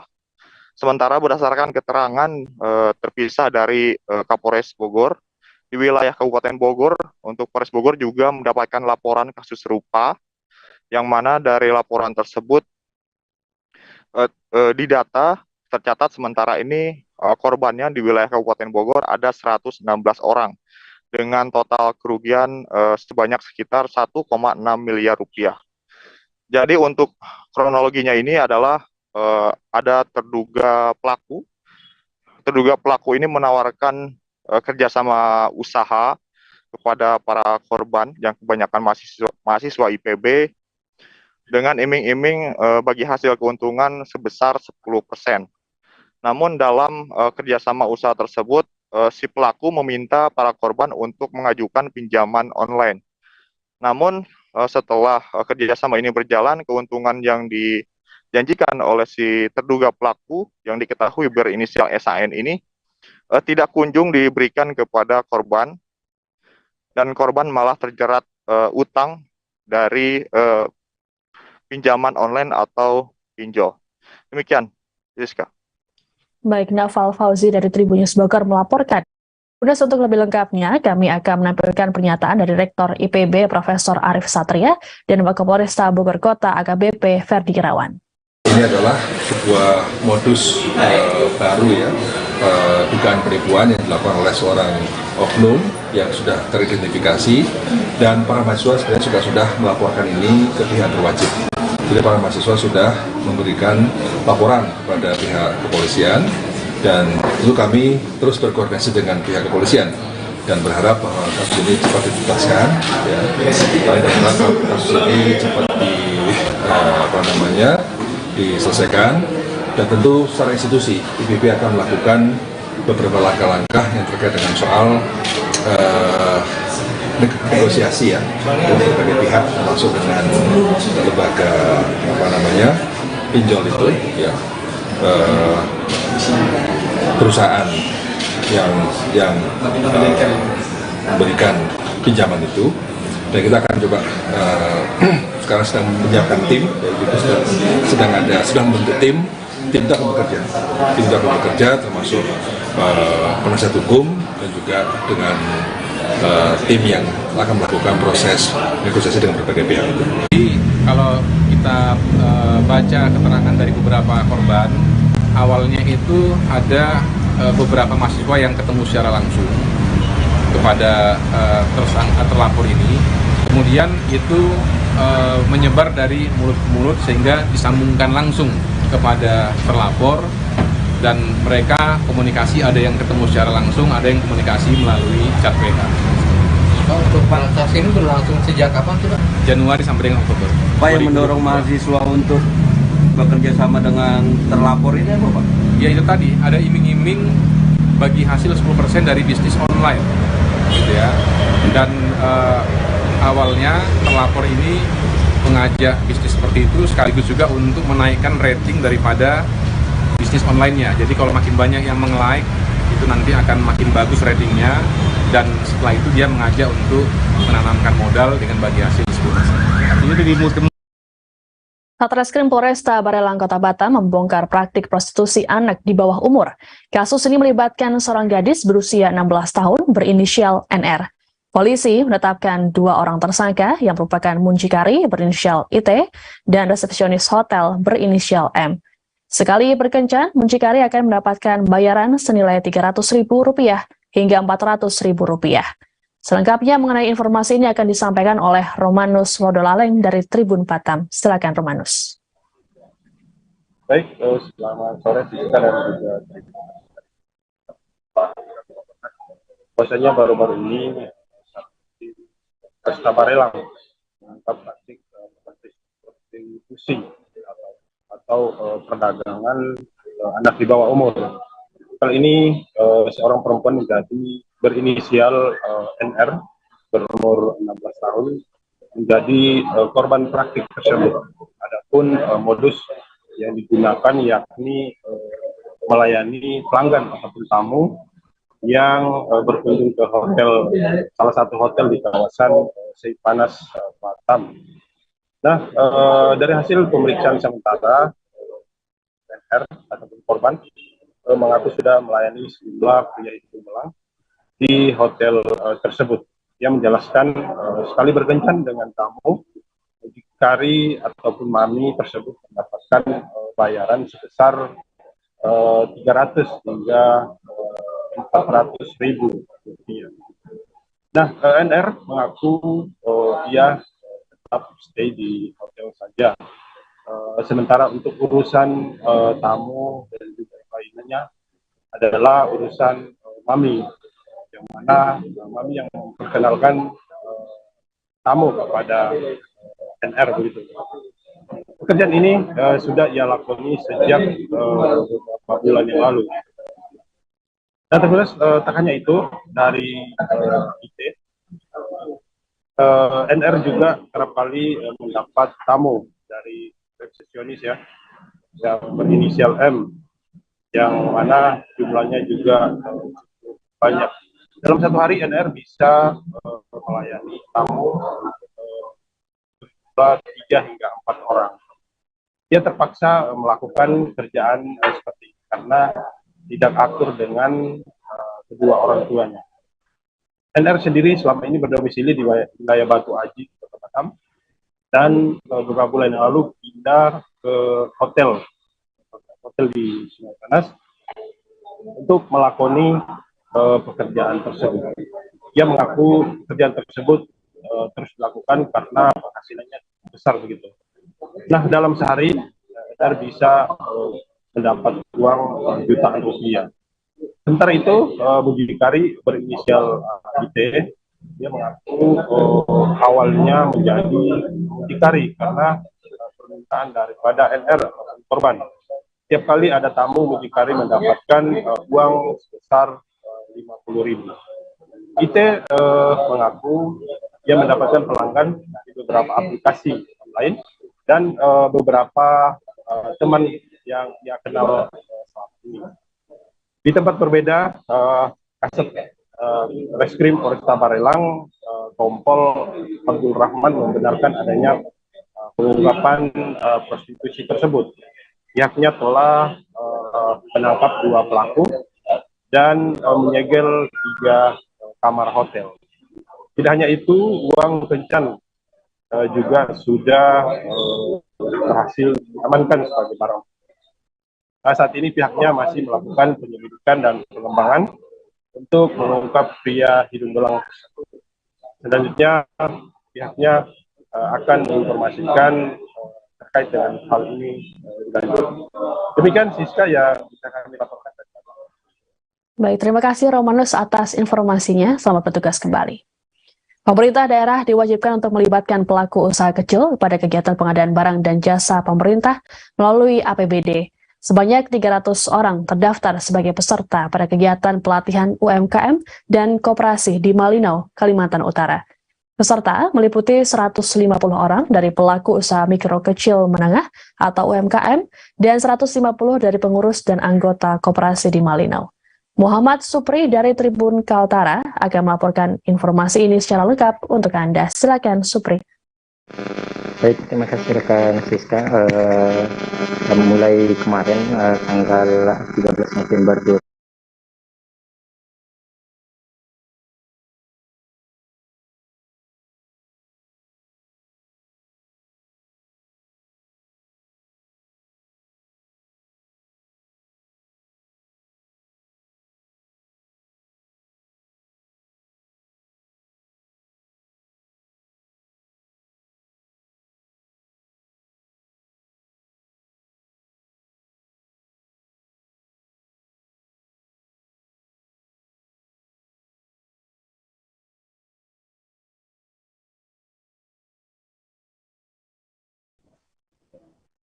Baik, untuk kegiatan yang dilaksanakan oleh Dinas Perindustrian Perdagangan Koperasi dan UMKM melibatkan 150 peserta dari UMKM Kabupaten Malinau dan pengurus koperasi di Kabupaten Malinau. Kali ini untuk menyambut tahun anggaran 2023 mendatang, di mana sesuai dengan Perpres atau Peraturan Presiden Nomor 12 Tahun 2021 tentang pengadaan barang dan jasa pemerintah, tiap pelaku usaha lokal diwajibkan untuk dilibatkan dalam kesempatan belanja pengadaan barang dan jasa pemerintah minimal 40% dari total pagu belanja. Mulai kemarin tanggal 15 November 2022 telah diselenggarakan kegiatan pelatihan untuk menyambut datangnya atau menyambut tahun anggaran baru di Kabupaten Malinau. Berdasarkan data yang kami peroleh dari Dinas Perindustrian dengan Koperasi dan UMKM Kabupaten Malinau merinci ada total 1.200 lebih pelaku usaha kecil dan menengah di Kabupaten Malinau yang saat ini telah mendaftarkan izin usahanya di Dinas Penanaman Modal Pelayanan Terpadu Satu Pintu. Bisa dilihat dari rangkaian kegiatan yang dilaksanakan, beberapa program pengadaan barang dan jasa di Kabupaten Malinau saat ini memang beberapa diantaranya telah melibatkan pelaku usaha lokal, diantaranya yang berkesempatan untuk turut serta dalam program tersebut diantaranya adalah pengadaan barang untuk kelengkapan kantor di sekitar wilayah atau di wilayah pemerintah Kabupaten Malinau. Kemudian untuk pelaku usaha yang telah terdaftar juga sebelumnya telah difasilitasi untuk pendaftaran atau memahami seluk-beluk terkait dengan kelengkapan dan tertib administrasi e-katalog atau elektronik katalog di Kabupaten Malinau. Berdasarkan hasil wawancara kami dengan sejumlah peserta yang hadir, pelaku usaha kecil di Kabupaten Malinau mengatakan bahwa di antara problema dasar di wilayah Kabupaten Malino adalah terkait dengan kemampuan adaptasi pelaku usaha kecil, di mana sebagian besar diantaranya belum memahami bagaimana seluk-beluk pendaftaran e-katalog, kemudian bagaimana dengan persyaratan penggunaan produk-produk sebagaimana yang dirinci dalam kampanye penggunaan produk dalam negeri, dan terkait dengan kelengkapan berkas dan persyaratan untuk didaftarkan di e-katalog tersebut. Melalui pelatihan tersebut diharapkan pemerintah daerah khususnya dapat memfasilitasi, utamanya memangkas dan menyederhanakan program-program pengadaan barang dan jasa di Kabupaten Malino agar pelaku usaha dapat terlibat langsung dalam pengadaan barang dan jasa di tahun mendatang. Demikian, Siska. Baik, terima kasih Muhammad Supri atas laporannya. Selamat bertugas kembali. DPD Gerindra Maluku Utara melakukan uji kelayakan dan kepatutan atau fit and proper test untuk pucuk pimpinan DPC di 3 kabupaten pada Selasa 15 November. Juru bicara DPD Gerindra Maluku Utara, Iki Sukardi Husin, menjelaskan 3 kabupaten tersebut yakni Halmahera Selatan, Halmahera Barat, dan Pulau Morotai. Total ada sebanyak 15 orang yang mengikuti fit and proper test ini, terbanyak berasal dari Halmahera Barat yakni 8 orang. Pemilihan pimpinan DPC Gerindra di Maluku Utara ini dilakukan guna mendukung pencapresan Sang Ketua Umum Prabowo Subianto. Untuk lebih lengkapnya, Amri Besi dari Tribun Ternate akan melaporkan informasi lengkapnya untuk Anda. Silakan Amri. Ya, langsung saja. Terkait DPD Gerindra Maluku Utara melakukan uji kelayakan dan uji kepatutan pada Selasa 15 November yang digelar di kantor DPD Partai Gerindra Maluku Utara. Nah, di mana uji yang dilakukan DPD Partai Gerindra Maluku Utara kepada pucuk pimpinan DPC untuk 3 kabupaten di Maluku Utara. Nah, kepada tribunternate.com, juru bicara DPD Gerindra Maluku Utara, Iki Sukardi Husin, menjelaskan bahwa uji kelayakan dan uji kepatutan kepada pimpinan DPC Gerindra di 3 kabupaten yakni Halmahera Barat, Halmahera Selatan, dan Pulau Morotai. Secara umum untuk uji kelayakan pertama dilihat dari sisi ketokohan, popularitas, serta elektabilitas dan taat ADRT partai. Nah, Tribuners yang ikut berjumlah sebanyak 15 orang kader populer kader partai, dan 8-nya juga yang olehnya itu ditambahkan oleh Ketua Harian DPD Gerindra Maluku Utara Arsyad Sanaki bahwa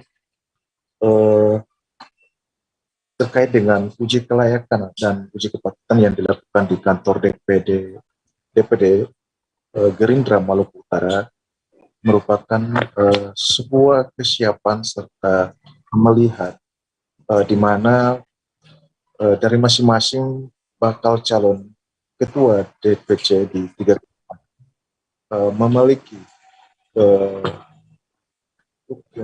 multi.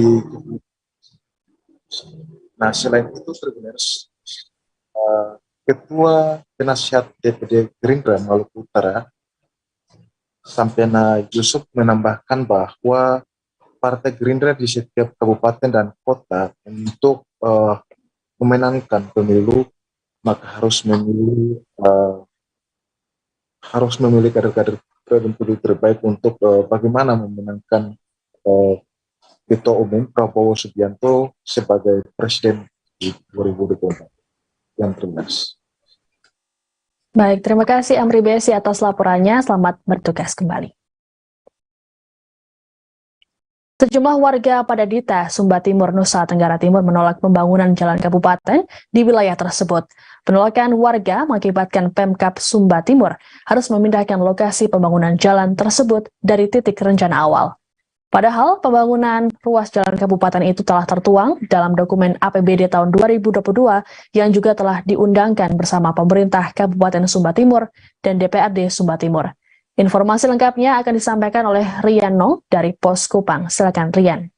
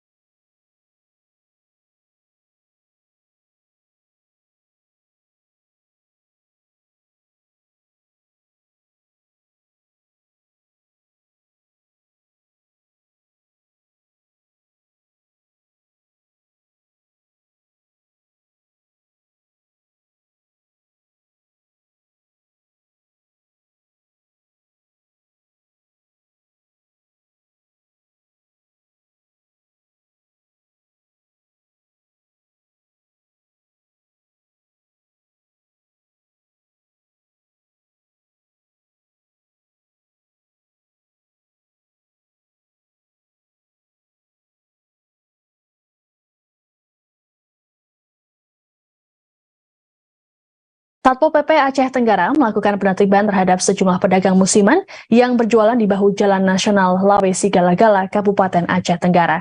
Meski demikian, para pedagang tersebut tetap nekat kembali berjualan di tempat yang sama. Aktivitas mereka pun membuat kawasan lalu lintas di area tersebut menjadi semrawut. Warga setempat menilai solusi untuk persoalan ini adalah penyediaan tempat bagi para pedagang. Informasi lengkap terkait informasi ini akan disampaikan oleh Asnawi Lui dari Serambi News. Silakan Asnawi. Sobat Tribun News, dapat kami laporkan bahwa sejumlah pedagang musiman menjajakan dagangan di jalan raya, tepatnya persis di lintasan jalan nasional yang menghubungkan Kabupaten Aceh Tenggara, Kecamatan Lawe Sigala, Provinsi Aceh, menghubungkan ke Sumatera Utara. Para pedagang ini nekat menjajakan dagangan. Sebelumnya, pedagang sudah pernah ditertibkan oleh Satuan Polisi Pamong Praja, Kabupaten Aceh Tenggara. Namun, kini mereka kembali menggelar dagangannya di jalan raya, sehingga aktivitas ini tentunya mengganggu pengguna jalan, khususnya kendaraan roda 2, 3, 4, dan kendaraan berbadan besar lainnya. Kondisi ini sudah lama terjadi, namun pihak pemerintah kabupaten sudah pernah menertibkan dan mereka berulang kembali. Dan kondisi seperti ini juga bukan saja terjadi di Pasar Lawe Sigala-Gala, juga Semadam, Kuning, dan pasar lainnya. Salah seorang warga yang melintas di daerah itu bernama Muhammad Ali mengatakan akibat masyarakat pedagang yang berjualan di jalan raya ini tentunya menimbulkan arus transportasi menjadi macet dan terganggu, khususnya kendaraan yang melintas dari Aceh Tenggara menuju Medan, Sumatera Utara, dan sebaliknya dari Aceh menuju ke Provinsi Aceh, tepatnya di Banda Aceh. Jalan ini menjadi langganan macet ketika masyarakat pedagang itu yang setiap seminggu 2 kali berdagang, yaitu pada hari Rabu dan Sabtu, menjajakan dagangnya di jalan raya. Nah, kondisi ini tentunya cukup mengganggu sekali bagi pengguna jalan di daerah itu, dan ini harus menjadi perhatian pemerintah Kabupaten Aceh Tenggara melalui PJ Bupati Aceh Tenggara Dr. Andu Sakir untuk merelokasi mereka ke komplek kios, di mana di komplek Pasar Lawe Sigala-Gala ini tersedia lapak. Namun pedagang masih membandel, sehingga kondisi ini tentunya bukan saja membuat pedagang menutupi jalan raya, juga pengelolaan parkir yang semrawut sehingga menimbulkan arus transportasi menjadi macet. Dan ini harus menjadi perhatian pemerintah daerah bersama Satuan Polisi Lalu Lintas Polres Aceh Tenggara. Demikian, Siska. Baik, terima kasih Asnawi atas laporannya. Selamat bertugas kembali. Sejumlah warga Padadita, Sumba Timur, Nusa Tenggara Timur menolak pembangunan jalan kabupaten di wilayah tersebut. Penolakan warga mengakibatkan Pemkab Sumba Timur harus memindahkan lokasi pembangunan jalan tersebut dari titik rencana awal. Padahal pembangunan ruas jalan kabupaten itu telah tertuang dalam dokumen APBD tahun 2022 yang juga telah diundangkan bersama pemerintah Kabupaten Sumba Timur dan DPRD Sumba Timur. Informasi lengkapnya akan disampaikan oleh Rian Nong dari Pos Kupang. Silakan Rian. Baik Siska dan Tribuners, dapat saya laporkan dari Wengapu, Kabupaten Sumba Timur. Warga di Kelurahan Padita, tepatnya di RT 10 dan RT 12, menolak pembangunan atau peningkatan jalan di wilayah mereka. Jalan yang dikerjakan dari APBD Kabupaten Sumba Timur senilai 1,3 miliar atau 1.385 juta itu seharusnya dikerjakan di ruas jalan dari arah Jalan Erlangga menuju ke Hotel Kampaniru sepanjang 75 meter. Namun akibat penolakan dari warga, jalan tersebut harus dipindahkan pemerintah ke titik yang lain, yakni di Hotel Kampaniru menuju ke Batu Payung atau Pantai Batu Payung.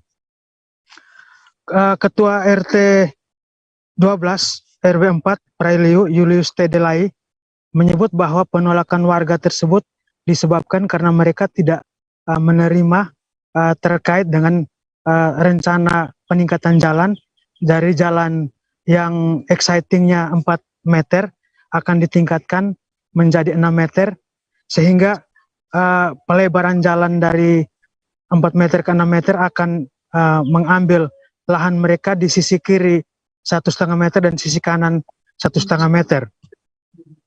Akibatnya warga menolak pembangunan jalan tersebut, dan saat ini pembangunan jalan sudah dipindahkan ke lokasi yang lain. Siska dan Tribuners, dapat saya sampaikan bahwa proyek pekerjaan jalan sendiri sudah direncanakan dari tahun lalu, dan menurut Kepala Dinas PUPR Kabupaten Sumba Timur, Yohanes Njurumana, dirinya menyebut bahwa proyek itu merupakan proyek bottom up dan merupakan hasil daripada permintaan warga atau dari level bawah, yakni dari Musrembang Kelurahan hingga Musrembang Kabupaten.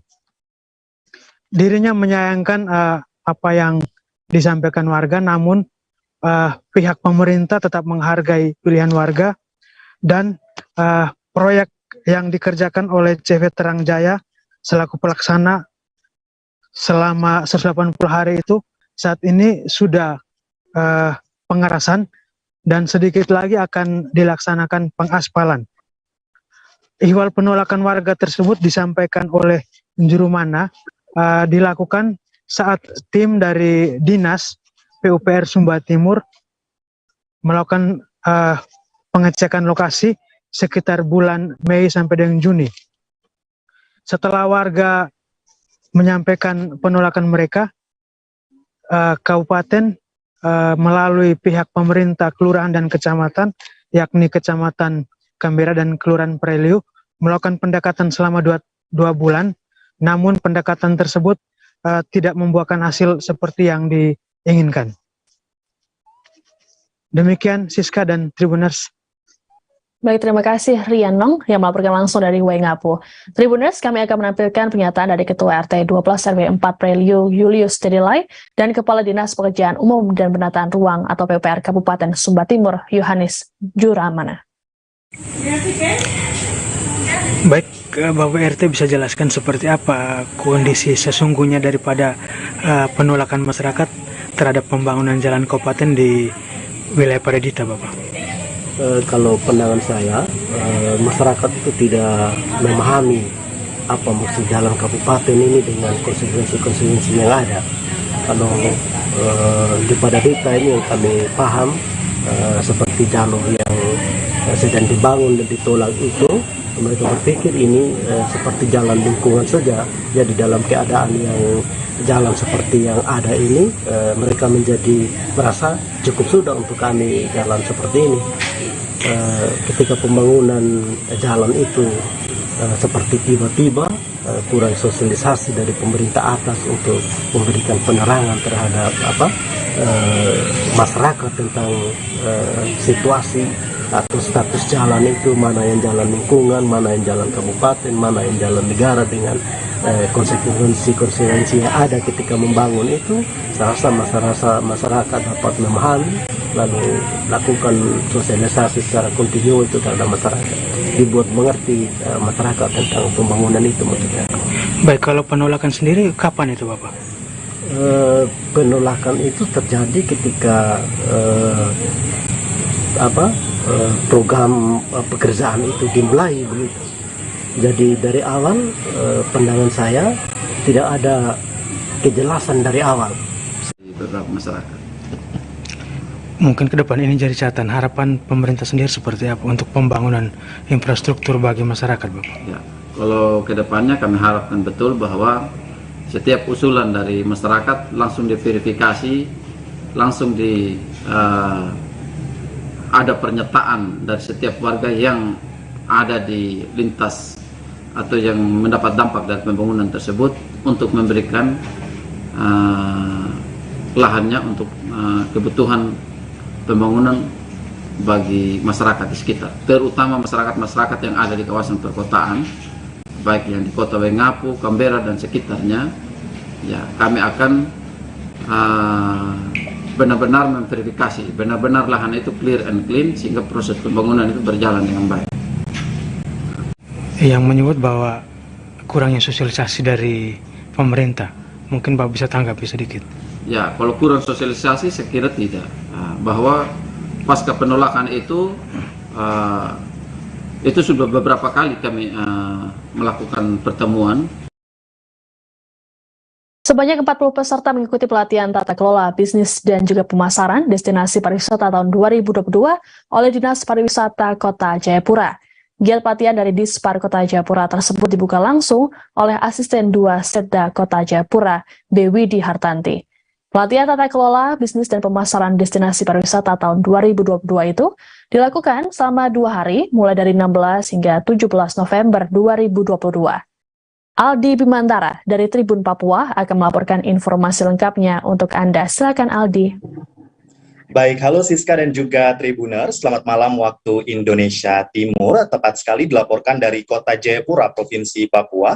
Dinas Pariwisata Dispar Kota Jayapura melakukan pelatihan tata kelola bisnis dan pemasaran destinasi pariwisata tahun 2022 yang diikuti setidaknya sebanyak 40 peserta. Firda dan Siska maksud saya dan juga Tribuners, berdasarkan pantauan tribunpapua.com pada hari ini, Rabu 16 November 2022, kegiatan tersebut berlangsung ataupun dilangsungkan pada salah satu hotel di Kota Jayapura, Provinsi Papua. Setidaknya ini dimulai sekira pukul 9.00 waktu Indonesia Timur pagi tadi. Siska dan juga Tribuners, dapat kami informasikan pula bahwa gelaran dari sosialisasi ataupun pelatihan destinasi pariwisata ini untuk meningkatkan juga minat ataupun memberikan informasi terkait dengan bagaimana cara-cara memasarkan ataupun melakukan pemasaran destinasi pariwisata bagi para pengelola ataupun pelaku usaha pariwisata di Kota Jayapura, Provinsi Papua. Siska dan juga Tribuners, seperti yang sudah diinformasikan sebelumnya, bahwa giat pelatihan dari Dispar Kota Jayapura ini dibuka langsung oleh Asisten 2 Setda Kota Jayapura, Dewi Hartanti.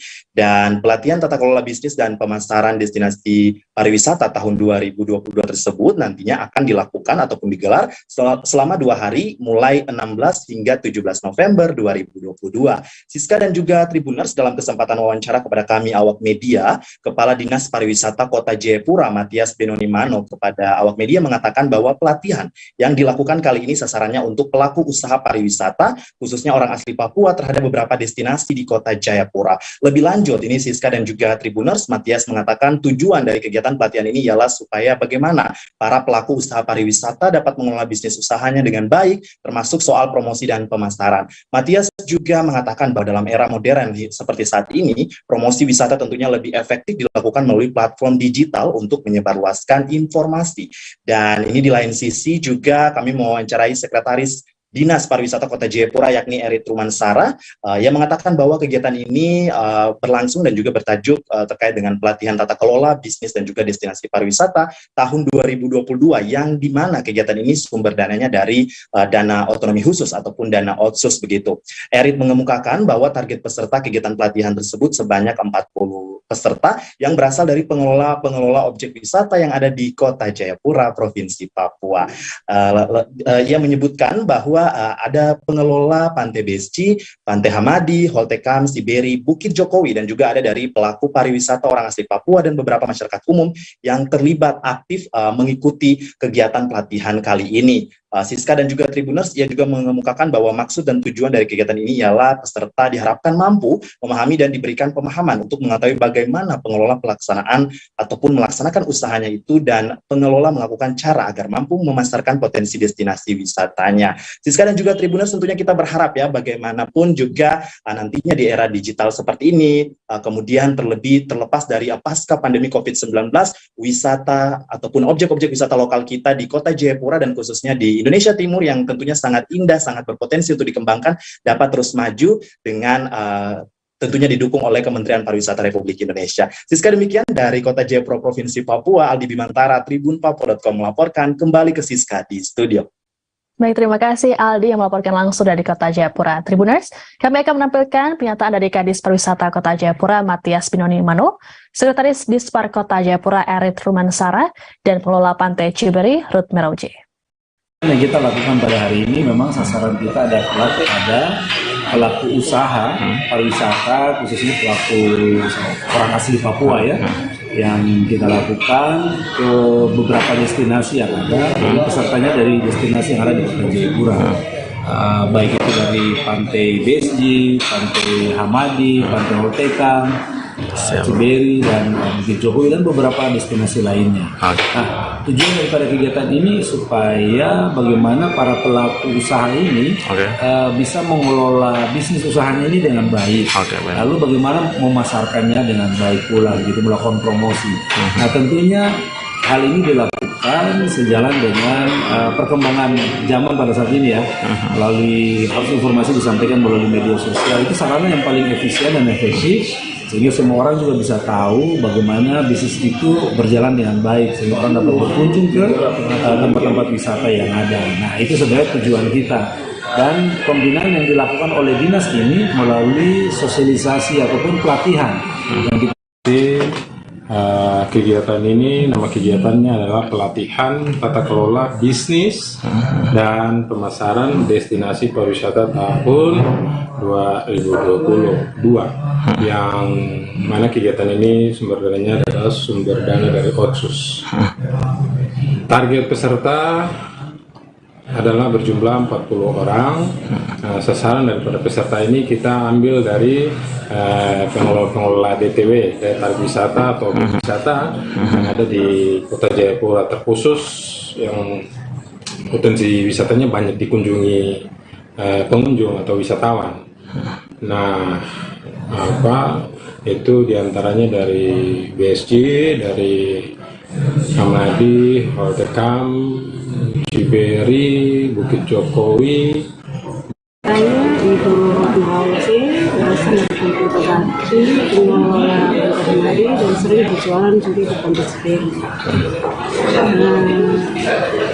Saya mengikuti pelatihan pengelola bisnis, dan yang kali ini ada saya ikut sampai dari 16 hingga 17 ini sangat bermanfaat khusus buat saya, di mana banyak hal yang saya belum tahu, tetapi dengan adanya kegiatan ini sehingga saya bisa tahu dan paham benar.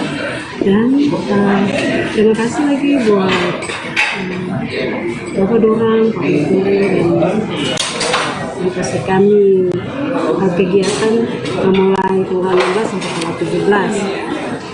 Jangan bosan-bosan untuk memberi materi kepada kami, biarlah kami lebih mengenal itu apa arti dari bisnis dan pemasaran itu seperti apa.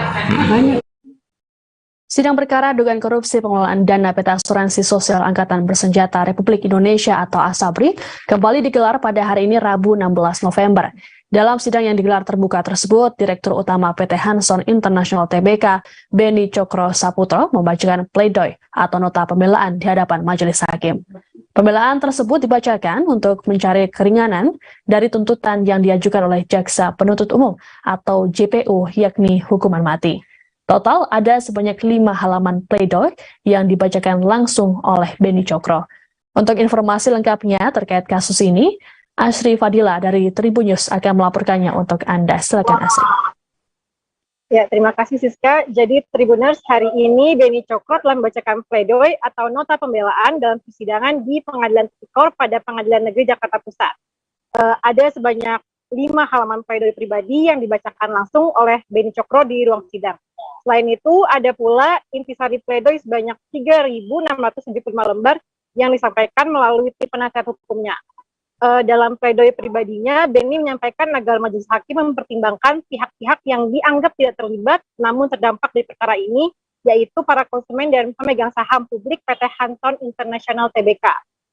Selain itu, dia juga mengklaim telah memberikan keuntungan kepada PT ASABRI berupa 2,65 triliun dan 1,29 triliun. Kemudian ada juga keuntungan berupa kawasan siap bangun atau KASIBA dengan estimasi 5,44 hingga 5,31 triliun. Sidang perkara ini pun nantinya akan dilanjutkan dengan pembacaan tanggapan dari Jaksa Penuntut Umum atas pledoi tersebut. Rencananya Siska, replik tersebut akan dibacakan Jaksa Penuntut Umum pada Rabu 30 November 2022 pukul 10 waktu Indonesia Barat di Pengadilan Tindak Pidana Korupsi pada Pengadilan Negeri Jakarta Pusat. Demikian yang dapat saya sampaikan, Siska. Selebihnya saya kembalikan ke studio. Baik, terima kasih Asri atas laporannya. Kami tunggu informasi selanjutnya dari Anda. Menjelang gelaran Piala Dunia 2022 yang akan diselenggarakan di Qatar, kemudian mulai terasa di Kelurahan Sindulang, Kota Manado, Sulawesi Utara. Warga Sindulang rame-rame memasang bendera Belanda untuk mendukung timnas negeri kincir angin itu di Piala Dunia. Untuk diketahui, banyak warga setempat yang mengidolakan Belanda. Selain itu, beberapa warga ternyata juga masih memiliki keturunan Belanda. Untuk mengetahui kemeriahannya, jurnalis Tribun Manado Arthur Rompis akan melaporkannya untuk Anda. Silakan Arthur. Ya, selamat sore Siska dan Tribuners. Di demam Piala Dunia tengah Kota Manado, dan banyak sekali fans-fans sepak bola yang ikut larut dalam demam tersebut dan mengekspresikan kesukaan mereka terhadap sepak bola dengan pemasangan bendera-bendera negara peserta sepak bola Piala Dunia, dan salah satu yang menonjol adalah bendera Belanda, karena di Manado ini ternyata sangat fans dengan timnas Belanda, karena bukan hanya alasan permainan tapi juga ada alasan kedekatan historis bahkan biologis. Jadi itu terjadi seperti di salah satu kampung di Manado namanya Sindulang 1. Di sana bermukim banyak sekali warga keturunan Belanda, dan saya berhasil mewawancarai beberapa di antaranya.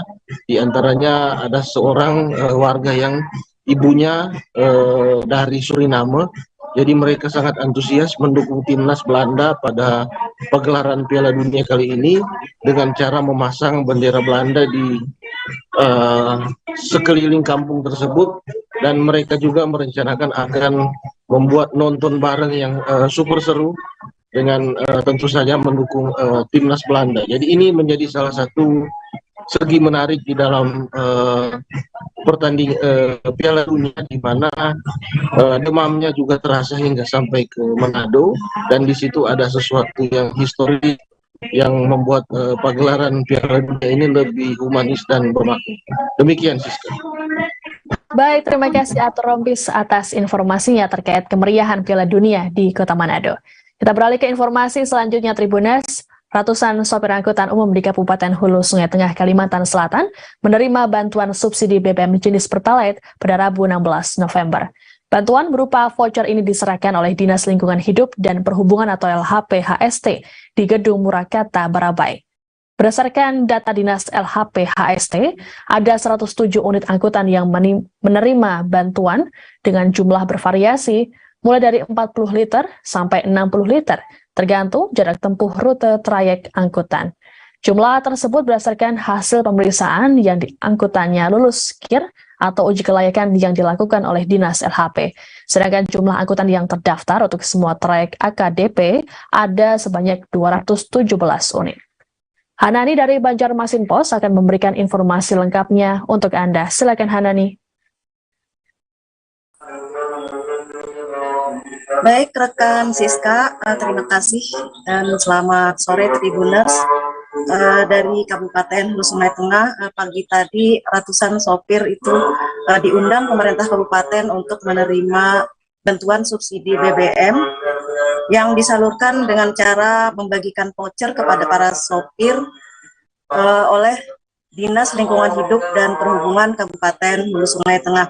Untuk persyaratan menerima bantuan tersebut adalah sopir angkutan yang harus berdomisili di wilayah Kabupaten Hulu Sungai Tengah, dan untuk bantuan subsidi tersebut Pemkab Hulu Sungai Tengah mengalokasikan anggaran sebesar 400 juta lebih dengan bantuan per sopir angkutan selama Oktober, November, dan Desember. Menurut Kepala Bidang Perhubungan Hulu Sungai Tengah Al-Bagak, untuk penggunaan voucher tersebut pihaknya bekerjasama dengan 8 SPBU baik yang ada di Kota Barabai sendiri maupun di kota kecamatan yang menjadi lintasan angkutan. Bantuan ini wujud nyata pemerintah Kabupaten Hulu Sungai Tengah terhadap eksistensi angkutan umum penumpang melalui subsidi BBM sebagai perlindungan sosial pasca penaikan harga BBM oleh pemerintah pusat. Kegiatan serah terima bantuan subsidi BBM sendiri dihadiri oleh 300 orang terdiri sopir dan kru dari angkutan sendiri. Dan menurut Al-Baghdad, bagi pemilik angkutan yang belum memenuhi syarat itu masih bisa mendapatkan subsidi tersebut jika memenuhi syarat, yaitu lulus uji kelayakan kendaraan bermotor. Selain menerima voucher untuk membeli BBM di SPBU, sebelumnya para sopir juga mendapat pengarahan dari Kepala Unit Keamanan dan Keselamatan Berlalu Lintas IPDA Hasitongan dan Supriyadi dari Balai Pengelola Transportasi Darat Kementerian Perhubungan di wilayah Kalimantan Selatan terkait pentingnya uji kelayakan angkutan demi keselamatan penumpang, sopir, dan pengguna jalan lain saat berkendara. Demikian rekan Siska yang dapat saya laporkan, kembali ke studio. Baik, terima kasih Hanani atas laporannya. Selamat bertugas kembali. Tribuners, kami akan menampilkan pernyataan dari Kabid Perhubungan Al-Baghdad dan juga pemilik angkutan. Ada 217 angkutan umum penumpang. Dari 217 tersebut yang memasuki kriteria atau untuk kita berikan kriterianya totalnya 107 unit. 107 unit ini adalah yang lulus uji berkala kendaraan bermotor. Jadi posisinya dari 217 itu semuanya domisili di HST. Dari angkutan pedesaan, AKDP tujuan ke Barabai Amuntai, Barabai Kandangan, Barabai Balangan, dan Barabai ke Banjarmasin. Semuanya itu domisili Hulu Sungai Tengah. Tapi walaupun mereka domisili, syarat kita yang berhak adalah yang betul-betul menarik, yang betul-betul masih operasional. Sehingga salah satu syarat operasionalnya adalah lulus uji kelayakan kendaraan bermotor. Jadi totalnya 107 yang di periode 1 ini akan kita berikan pada hari ini. Nah, itu tadi bentuk penyalurannya apakah nanti berupa kupon atau seperti apa? Ya betul, bentuknya adalah berupa voucher. Jadi kita sudah kerjasama dengan 2 grup SPBU, totalnya ada 8 SPBU se-Kabupaten Hulu Sungai Tengah. Mulai tahun depan gitulah, jangan 3 tahun kan? 3 tahun. Nah, kenapa jadi mengurangi beban para supir, Boy? Selama ini kondisi penumpang kayak apa? Kadang-kadang rame, Boy. Kadang-kadang sepi lah. Sejak kapan itu? Sejak kapan rame? Sepinya? 5 tahun terakhir, Boy. 5 tahun terakhir lah. Ya. Jadi biaya operasional kadang-kadang kan ditutupi gitulah. Oke, ngerantian siapa? Karena tolong Bapak Deming. Siapa? Deming. Sopir dari trayek mana? Banjarmasin Hulu Sungai. Banjarmasin Barabai. Oke. Sudah lama naksi? Sudah lama kah naksi? 10 tahunan, Bu. 10 tahunan. Ini dapat berapa kalau dari Banjarmasin dapatnya berapa? 50 liter. Alhamdulillah lah. Ada. Pekan Olahraga Provinsi atau Porprov Sulawesi Utara 2022 berlangsung di Kabupaten Bolang Mongondo dan Kota Mobagu. Dalam pertandingan basket Porprov Sulut 2022 dilombakan kategori 5-on-5 putra dan putri serta 3-on-3 putra dan putri. Kegiatan perlombaan basket Porprov Sulut ini pun akan menggunakan aturan atau FIBA Rules 2020. Untuk informasi lengkapnya akan disampaikan oleh Christian Wayongkere dari Tribun Manado. Silakan Christian. Ya, selamat malam rekan Siska dan Tribuners dimanapun Anda berada. Baiklah, dapat kami laporkan terkait dengan cabang olahraga bola basket di Porprov Sulawesi Utara ke-11 tahun 2022, di mana sampai dengan hari ini sudah memasuki hari kedua pelaksanaan dan terjadi pertandingan yang sangat-sangat seru, khususnya di sektor putri. Berlangsung pertandingan antara Kota Bitung berhadapan dengan Kabupaten Minahasa Utara Putri, di mana secara mengejutkan luar dugaan Kota Bitung berhasil unggul 66-61 dan memenangkan pertandingan kedua mereka di fase grup setelah pada pertandingan sebelumnya menang atas tuan rumah tim basket putri Kabupaten Bolang Mongondo. Dan rekan Siska, sampai dengan berita ini dirangkum, kontingen bola basket Kota Bitung sendiri masih melaksanakan pertandingan melawan tuan rumah Bolang Mongondo. Tim basket putra Kota Bitung masih bertanding melawan Bolmong, dan secara keseluruhan Kota Bitung untuk hari ini kembali menyumbangkan beberapa medali emas, perak, dan perunggu. Dan untuk update-nya nanti kami akan update lagi, di mana untuk pertandingan bola basket sendiri berlangsung di Jalan AKD di Desa Poyo Kecil, Jalan Trans AKD Desa Poyo Kecil, Kota Mobagu. Dan setelah pertandingan atau di pertandingan terakhir hari ini akan mempertemukan tim dari Kota Tomohon melawan tim basket putra 5-on-5 dari Kabupaten Minahasa Selatan. Dan perhelatan Porprov Sulut ke-11 tahun 2022 ini berlangsung di Kabupaten Bolmong dan Kota Mobagu, merupakan edisi ketiga pasca pelaksanaan Porda atau Pekan Olahraga Daerah. Jadi Porprov ini sebelumnya namanya adalah Porda, namun sempat vakum selama beberapa belasan tahun dan kembali lagi digelar pada mulai bulan tahun 2017 di Kabupaten Minahasa, 2019 di Kota Bitung, dan 2022 di Kota Bolmong dan Kota Mobagu. Di mana untuk Porprov kali ini menurut panitia pelaksana adalah Porprov prestasi. Jadi pemain basket yang sudah berlaga di ajang sekelas Pekan Olahraga Nasional bisa bermain di pertandingan kali ini. Demikian rekan Siska, laporan dari Christian Wayangkere, wartawan Tribun Manado. Baik, terima kasih Christian Wayangkere. Kami tunggu informasi lainnya dari Anda. Menyambut Piala Dunia 2022, warga Parepare membuat kampung Piala Dunia di Kampung Pisang, Jalan Ajata Pareng, Kecamatan Soreang pada Selasa 15 November siang. Gelaran ini disambut antusias oleh warga dengan mendirikan gapura, bendera, dan menghiasi tembok dengan gambar negara peserta Piala Dunia. Menurut warga setempat, kegiatan ini berawal dari keinginan pemuda setempat dalam menyambut Piala Dunia 2022 yang akan digelar di Qatar. Nantinya, warga juga akan menggelar nonton bareng atau nobar pertandingan. Wartawan Tribun Timur M. Yaumil akan melaporkan semarak Piala Dunia di Parepare untuk Anda. Silakan Yaumil. Ya, baik rekan Siska bisa saya sampaikan di sini bahwa gelaran 5 turnamen 5 tahunan sekali ini atau Piala Dunia 2022 yang akan terselenggara beberapa hari lagi disambut antusias oleh warga Kampung Pisang, Jalan Ajata Pareng, Kecamatan Soreang, Kota Parepare. Antusiasme masyarakat ini dengan membuat Kampung Piala Dunia ini ditandai dengan berdirinya gapura dengan tentunya hiasan-hiasan yang berkaitan dengan Piala Dunia. Selain itu juga ada tembok-tembok jalan di kampung tersebut dihiasi dengan gambar-gambar negara serta Piala Dunia. Selain itu juga pos ronda yang biasanya dipakai untuk berkumpul sesama warga kini juga disulap dengan berbagai perhiasan atau pernak-pernik Piala Dunia. Nah, menurut informasi yang kami kumpulkan bahwa memang semarak Piala Dunia ini disambut oleh warga yang pada awalnya berawal dari ide pemuda setempat yang ingin membuat kampung Piala Dunia.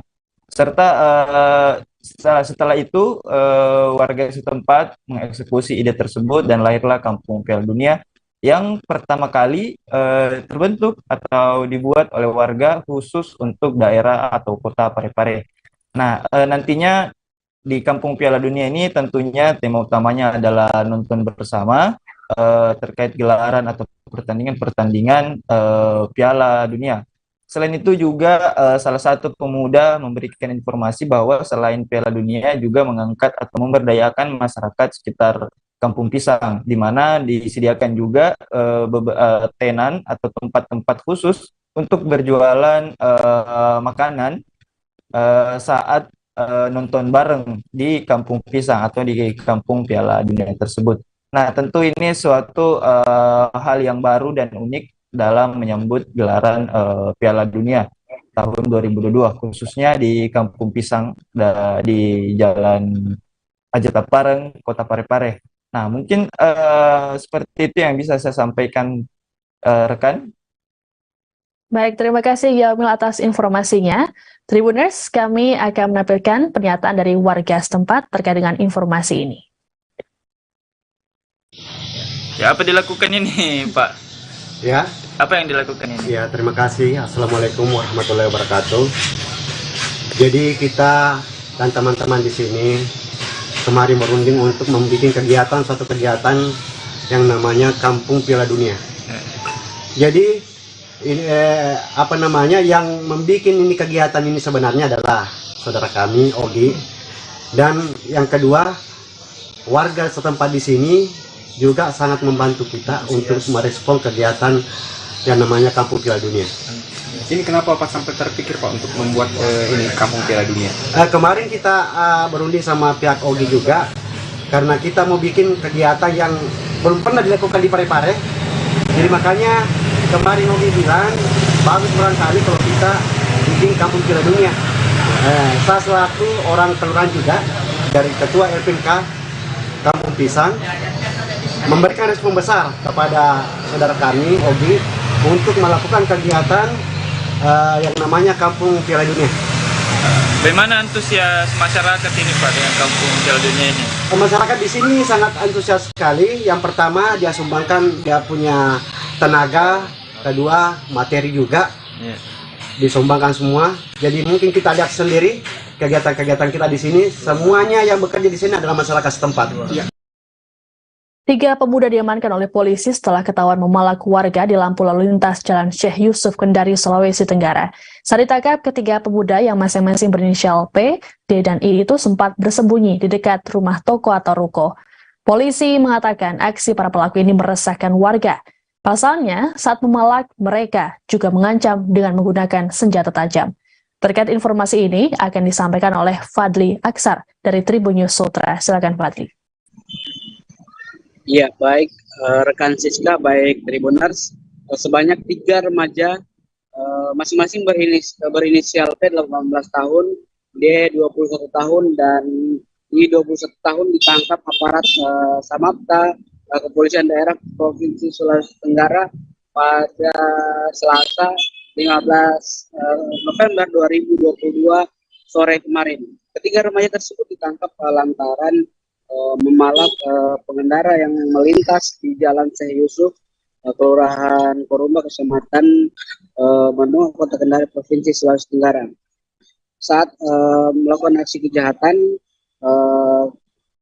salah satu warga atau pengendara sempat menjadi korban. Setelah itu kemudian pergi, lalu tiba-tiba mendapati aparat di Samapta atau Sabara Polda Sultra yang berpatroli. Selanjutnya mereka atau korban ini melaporkan kepada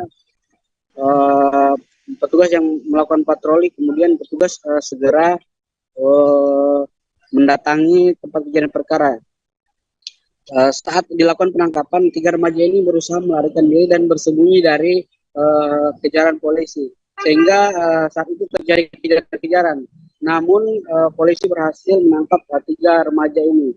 Dari tangan remaja ini, polisi mengamankan 1 badik dan 1 parang Malaysia serta 1 unit sepeda motor yang digunakan untuk memalak warga. Kemudian menurut Kapolres Kendari, saat kejadian pelaku ketiga remaja ini memalak pengendara menggunakan senjata tajam tersebut dalam kondisi mabuk. Kemudian ketiga remaja ini saat ditangkap juga sempat hampir atau nyaris diamuk massa karena warga aksi kejar-kejaran dengan polisi ini menyita perhatian pengendara dan warga setempat, sehingga warga yang berkumpul nyaris melakukan pemukulan terhadap ketiga remaja tersebut. Namun kesigapan polisi membuat ketiganya diamankan cepat dan digiring ke mobil patroli. Saat ini ketiga remaja tersebut diamankan di Mapolda Sulawesi Tenggara untuk pemeriksaan lebih lanjut. Demikian rekan Siska. Baik, terima kasih Fadli Aksar atas laporannya. Selamat bertugas kembali. Kini kita beralih ke informasi lainnya, Tribuners. Polda Metro Jaya saat ini masih menyelidiki penyebab tewasnya 1 keluarga di Kalideres, Jakarta Barat beberapa waktu lalu, termasuk soal dugaan penganut kepercayaan tertentu. Kabid Humas Polda Metro Jaya Kombes Pol Endra Zulpan memastikan bahwa penyebab kematian 1 keluarga tersebut bukan karena kelaparan. Sebelumnya, polisi telah menemukan buku-buku dari berbagai agama di rumah keluarga tersebut yang ada di Perumahan Citra Garden 1 Extension Kalideres, Jakarta Barat. Buku-buku tersebut ditemukan saat pihak kepolisian melakukan olah tempat kejadian perkara atau TKP untuk mengumpulkan bukti tambahan dalam menguak motif tewasnya 1 keluarga tersebut. Temuan ini pun mendapat sorotan dari Ketua Harian Komisi Kepolisian Nasional atau Kompolnas Beni Mamoto. Menurut Beni, sejumlah bukti buku yang ditemukan tersebut penting untuk didalami. Penyidik perlu memeriksa setiap coretan yang mungkin disengaja digariskan oleh anggota keluarga. Setelah itu, penyidik dapat mencari dan memastikan apakah ada indikasi ajaran tertentu terkait dengan penyebab kematian keempat orang itu. Ditambahkan oleh Beni, penyidik juga perlu memeriksa jejak digital dari para anggota keluarga. Sementara itu, kriminolog Universitas Indonesia Adrianus Meliala menduga keluarga tersebut memiliki keyakinan apokaliptik. Keyakinan apokaliptik adalah keyakinan terhadap akhir dunia yang memiliki paham mencabut nyawa dengan ekstrim. Adrianus juga menduga ada unsur kesengajaan dalam peristiwa ini. Terkait hal tersebut, Direktur Reserse Kriminal Umum Polda Metro Jaya, Kombes Pol Hengki Haryadi menyebut pihaknya menggait sejumlah ahli dalam proses penyelidikan kasus tersebut. Peristiwa ini, nah oleh karenanya kita juga sudah berkoordinasi dengan APSIFOR, Asosiasi Psikologi Forensik, di mana tim daripada psikiatri dan psikologi forensik ini akan bekerja untuk memprofiling secara lengkap terhadap empat korban atau peristiwa yang terjadi pada sekitar 26. Sebagaimana diketahui rekan-rekan sekalian, beberapa waktu yang lalu juga ada pertanyaan bahwa ada barang-barang daripada korban ini yang hilang. Maka seperti mobil sudah telusuri dan ternyata ini dijual pada bulan Januari oleh almarhum Widianto ini di salah satu showroom di sekitaran BKT. Kemudian ada beberapa barang juga yang kita teliti bahwa ini tidak ada di tempat. Ini sudah dalam rangka penyelidikan dan insya Allah akan kita temukan untuk mengetahui motif yang sebenarnya daripada peristiwa ini. Pertemuan antara Anies Baswedan dengan Wali Kota Solo.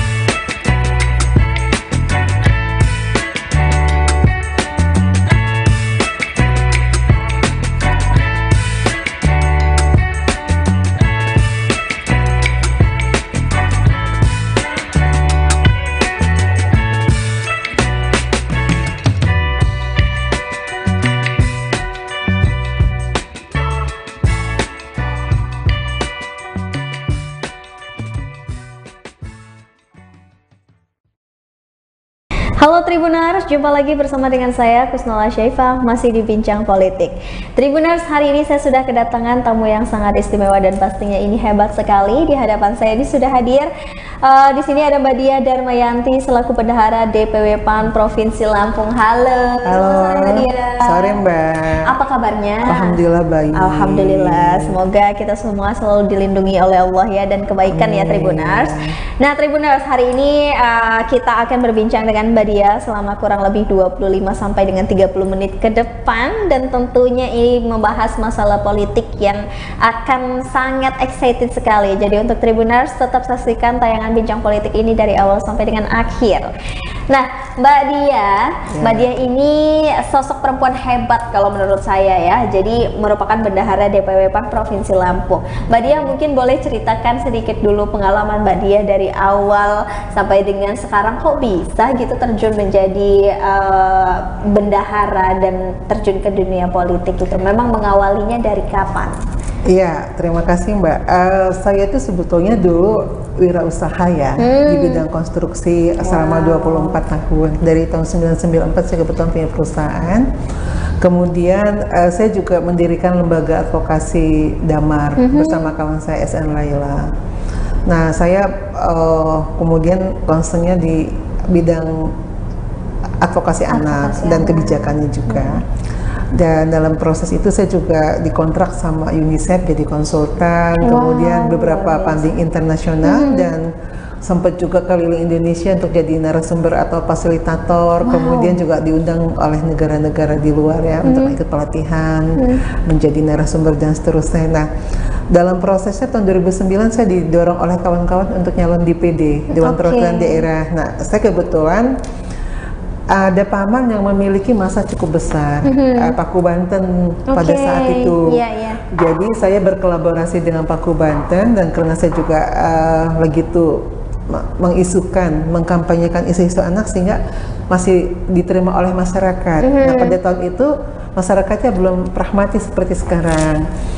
Jadi 2009 saya nyalek DPD, dapat 137.000 suara. 137.272 masuk di nomor urut 6 dari 78 konstetan ya. Kemudian nggak masuk, nggak menang. Tahun 2016 saya ditawarin sama seseorang kawan saya, Pimret, salah satu media yang cukup terkenal di Lampung. Dibujuk-bujuk selama 3 hari untuk jadi pengurus. Nah, akhirnya saya mau, saya pikir mungkin dengan terlibat dalam dunia politik saya lebih bisa memberikan kontribusi nyata kepada kawan-kawan perempuan dan anak melalui kebijakan-kebijakan, karena kan representasi dari partai politik itu banyak wakil kita di anggota dewan gitu, yang menjadi anggota dewan. Nah, saya menjadi wakil ketua bidang politik pada saat itu, dan kemudian ada pergantian pimpinan partai yang juga kemudian sahabatnya paman saya dan bapak saya, Pak Irham Lanjapar. Kemudian saya sama beliau dipercaya jadi bendahara sampai hari ini. Gitu. Seperti itu. Jadi memang dorongan dari keluarga, teman-teman, kerabat, dan juga rasa yang ingin menyuarakan masalah perempuan dan anak.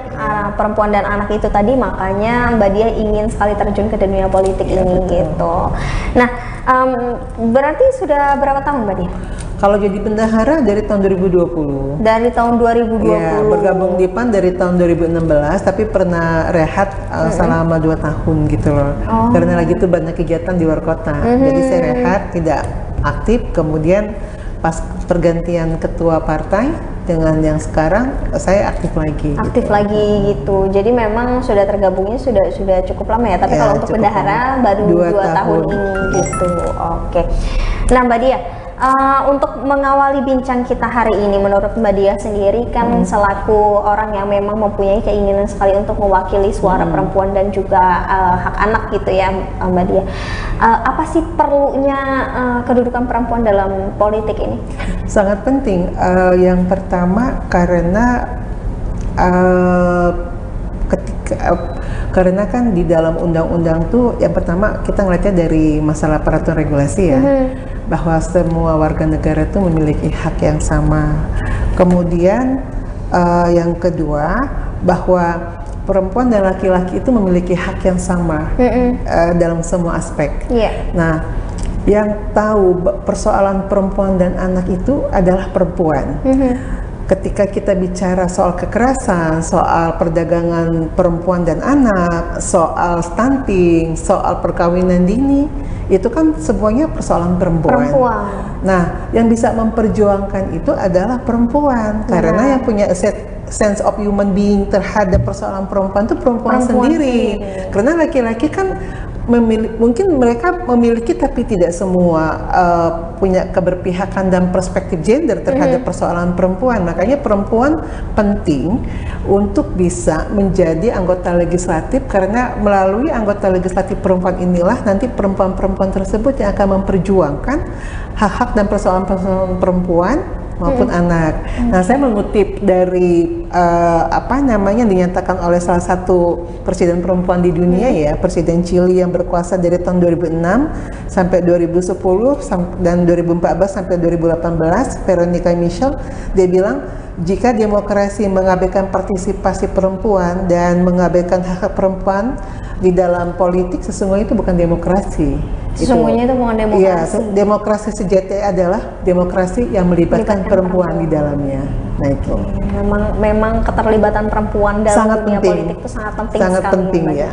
Nah, seberapa pentingnya, dan kalau Mbak Diah lihat sendiri di Lampung sendiri itu bagaimana tuh Mbak untuk keterlibatan perempuan? Di Lampung sendiri sampai hari ini kita belum sampai 30% ya. Affirmative action atau keterwakilan perempuan menurut Undang-Undang Nomor 7 Tahun 2017 itu kan pasal 245 partisipasi perempuan 30%. Nah, yang menjadi anggota dewan sekarang hasil pemilu tahun 2019 kemarin tuh hanya berjumlah 17 orang. 17 orang. Ya, artinya 20% dan belum sampai 30%. Itu kan berarti masih di luar harapan kita. Iya, benar. Kami sih pinginnya perempuan-perempuan yang bergerak di bidang politik ini itu kalau bisa terlampaui. Kenapa? Di Indonesia juga sama di DPR RI itu nggak sampai 30%, hanya 20%. Padahal di negara-negara Eropa maju, di Finlandia, kemudian juga di Rumania itu sampai keterwakilan perempuannya lebih 40%, malah ada yang 50%. Wow. Nah itu kenapa? Ya karena masyarakatnya sangat mendukung beda dengan masyarakat kita gitu loh. Jadi menurut Mbak Diah sendiri, selain dari faktor keterwakilan itu, memang apa yang membuat dari perempuan ini masih bingung untuk melangkah, atau dari faktor masyarakat kitanya yang masih kurang mendukung? Ada banyak hal ya. Yang pertama budaya kita, culture ya, budaya patriarki. Budaya patriarki itu kan memposisikan perempuan dalam posisi tersubordinasi dan terdiskriminasi di dalam semua aspek. Sehingga kemudian Indonesia merasa perlu melakukan ratifikasi konvensi internasional CEDAW ya, penghapusan diskriminasi terhadap perempuan yang dikeluarkan oleh PBB dan menjadi Undang-Undang Nomor 7 Tahun 1984. Salah satunya yaitu di bidang politik. Nah, itu karena melihat situasi Indonesia yang kita punya budaya patriarki yang memposisikan perempuan menjadi masyarakat kelas 2. Apa-apanya tidak dipentingkan, tidak diprioritaskan, termasuk di soal politik. Itu pertama budayanya. Yang kedua soal yang di partai politiknya. Nah, partai politik kita itu hanya selalu melihat representasi perempuan, affirmative action itu menjadikan afirmatif prosedural, bukan afirmatif substansial. Yang dimaksud dengan afirmatif prosedural atau cuman formalitas, yang penting kuota 30% terpenuhi. Tidak mementingkan bahwa perempuan-perempuan yang ikut pencalekan ini harus menjadi anggota. Nah, itu situasinya saat ini pada level itu, pada tataran itu. Terus yang ketiga, ya dari internal perempuan sendiri, banyak perempuan yang kurang tertarik dengan dunia politik, dan ketika mereka tertarik dengan dunia politik, ada persoalan-persoalan internal, misalnya soal keuangan yang karena mau nyali kan harus punya uang, kemudian kapasitas diri juga, karena untuk masuk dunia politik harus menguasai banyak hal. Misalnya salah satu yang seperti ini kan kita jadi narasumber. Nah, kalau misalnya kita tidak memiliki kapasitas, laki-laki melihat perempuan itu tidak layak, nggak bisa disupport. Makanya kemudian partai politik tidak mementingkan perempuan itu karena dianggapnya semua perempuan itu sama, tidak memiliki kapasitas yang cukup untuk menjadi anggota legislatif.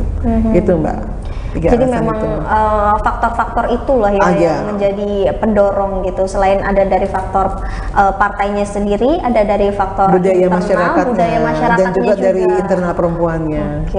Nah, bagaimana sejauh ini Mbak Diah sendiri melihat internal dari perempuan itu? Masih bisa nggak sih untuk diberikan edukasi bahwasannya dunia politik itu ada ranahnya untuk kita loh, perempuan gitu? Ya, sebetulnya semangatnya semua tuh teman-teman perempuan tuh tinggi ya di dunia politik. Seperti beberapa minggu lalu kami ikut pelatihan diselenggarakan oleh Lembaga Advokasi Anak Damar Lada.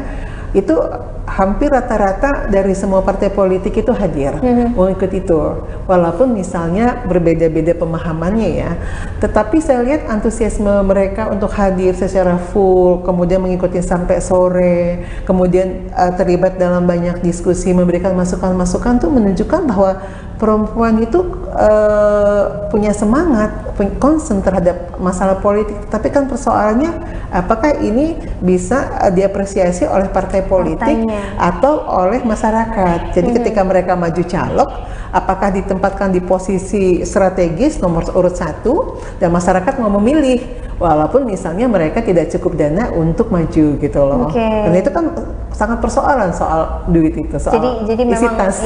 jadi memang backup itu perlu sekali ya, baik dari keluarga dan juga partai yang memang mendukung ya Mbak Dia. Karena partai pada persoalan nomor urut ya. Nomor urut ya. Sedangkan masyarakat ini dari edukasi pengetahuan terhadap budaya.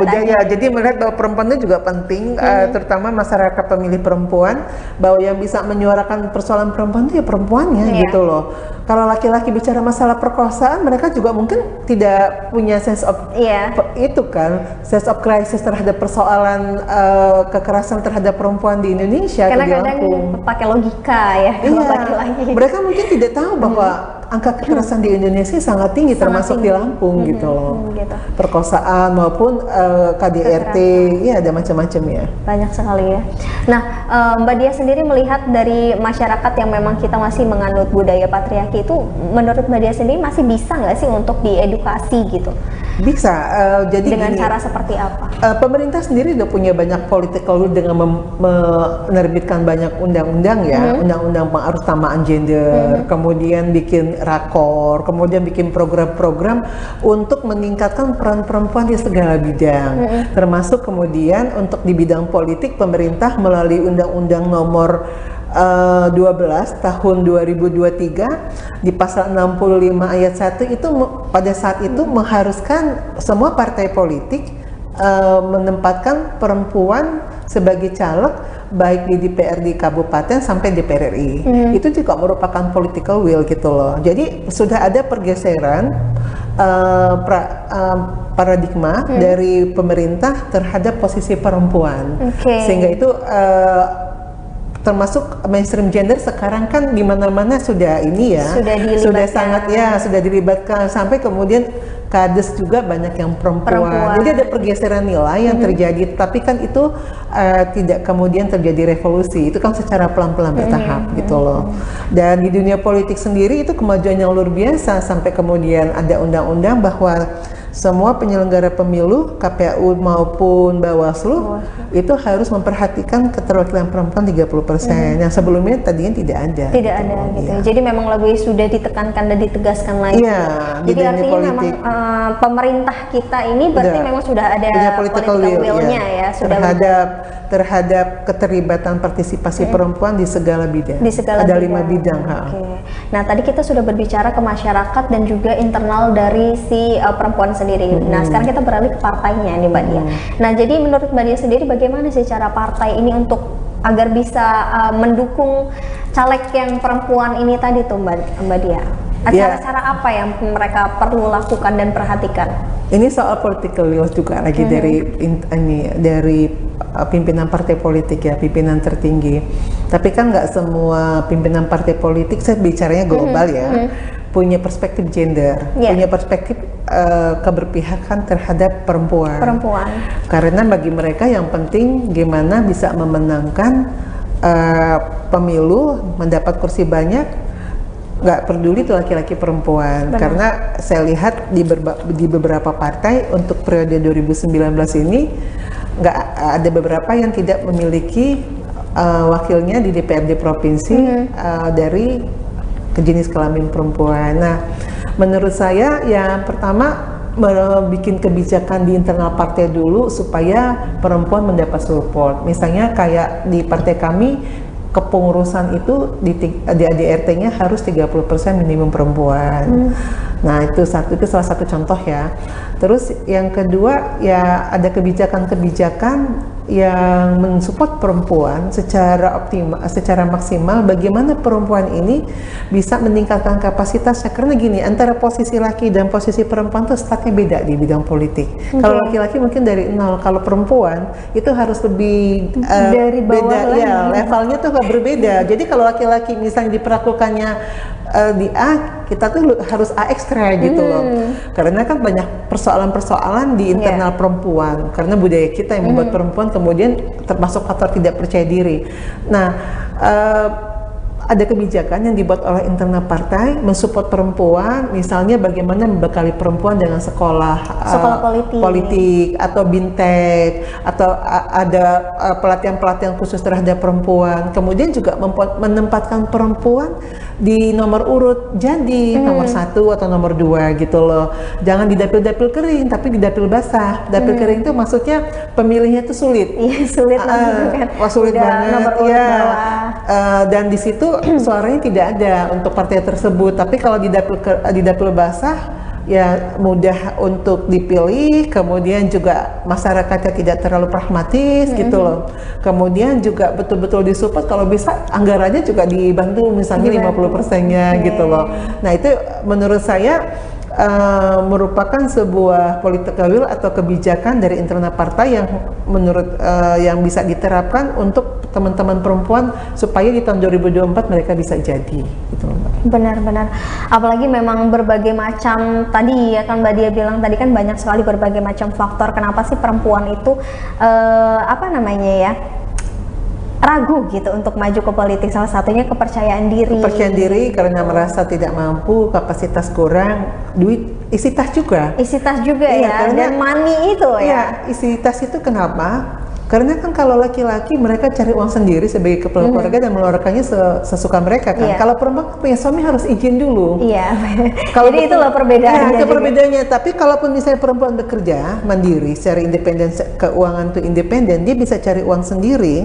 Nah, dia juga harus tetap izin suami. Karena apa ya? Kalau kan nanti rumah tangganya retak. Kalau melakukan langkah-langkah politik, tapi tidak izin sama suami, nanti suaminya tersinggung, rumah tangga bermasalah. Nah, kalau laki-laki kan diizinkan atau tidak tempur aja. Nah itu kelebihan laki-laki dibanding dengan perempuan di aspek ini gitu loh.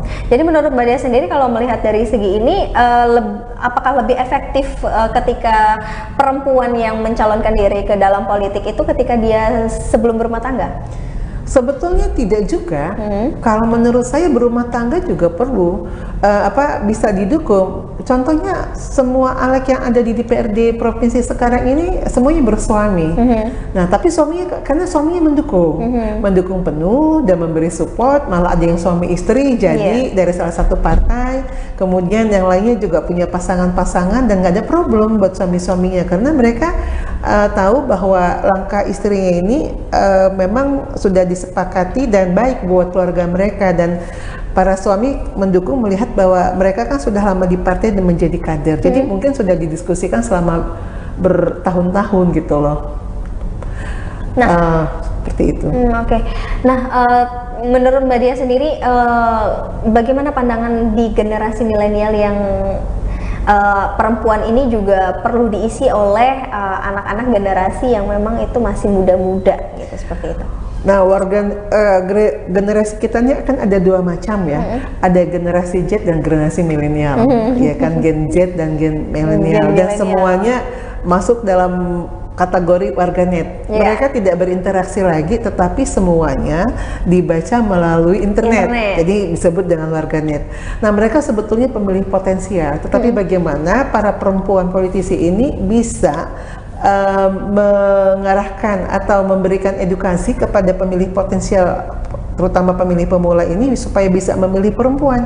Mungkin dengan cara melakukan pendekatan-pendekatan dan pendidikan di kampus-kampus atau SMA, misalnya bikin voter education buat pemilih pemula. Karena kan di usia mereka, misalnya kayak generasi Gen Z ini nanti di tahun 2024 mereka jadi pemilih ya, karena usianya sudah mencapai itu. Kalau generasi milenial kan sudah sampai ya.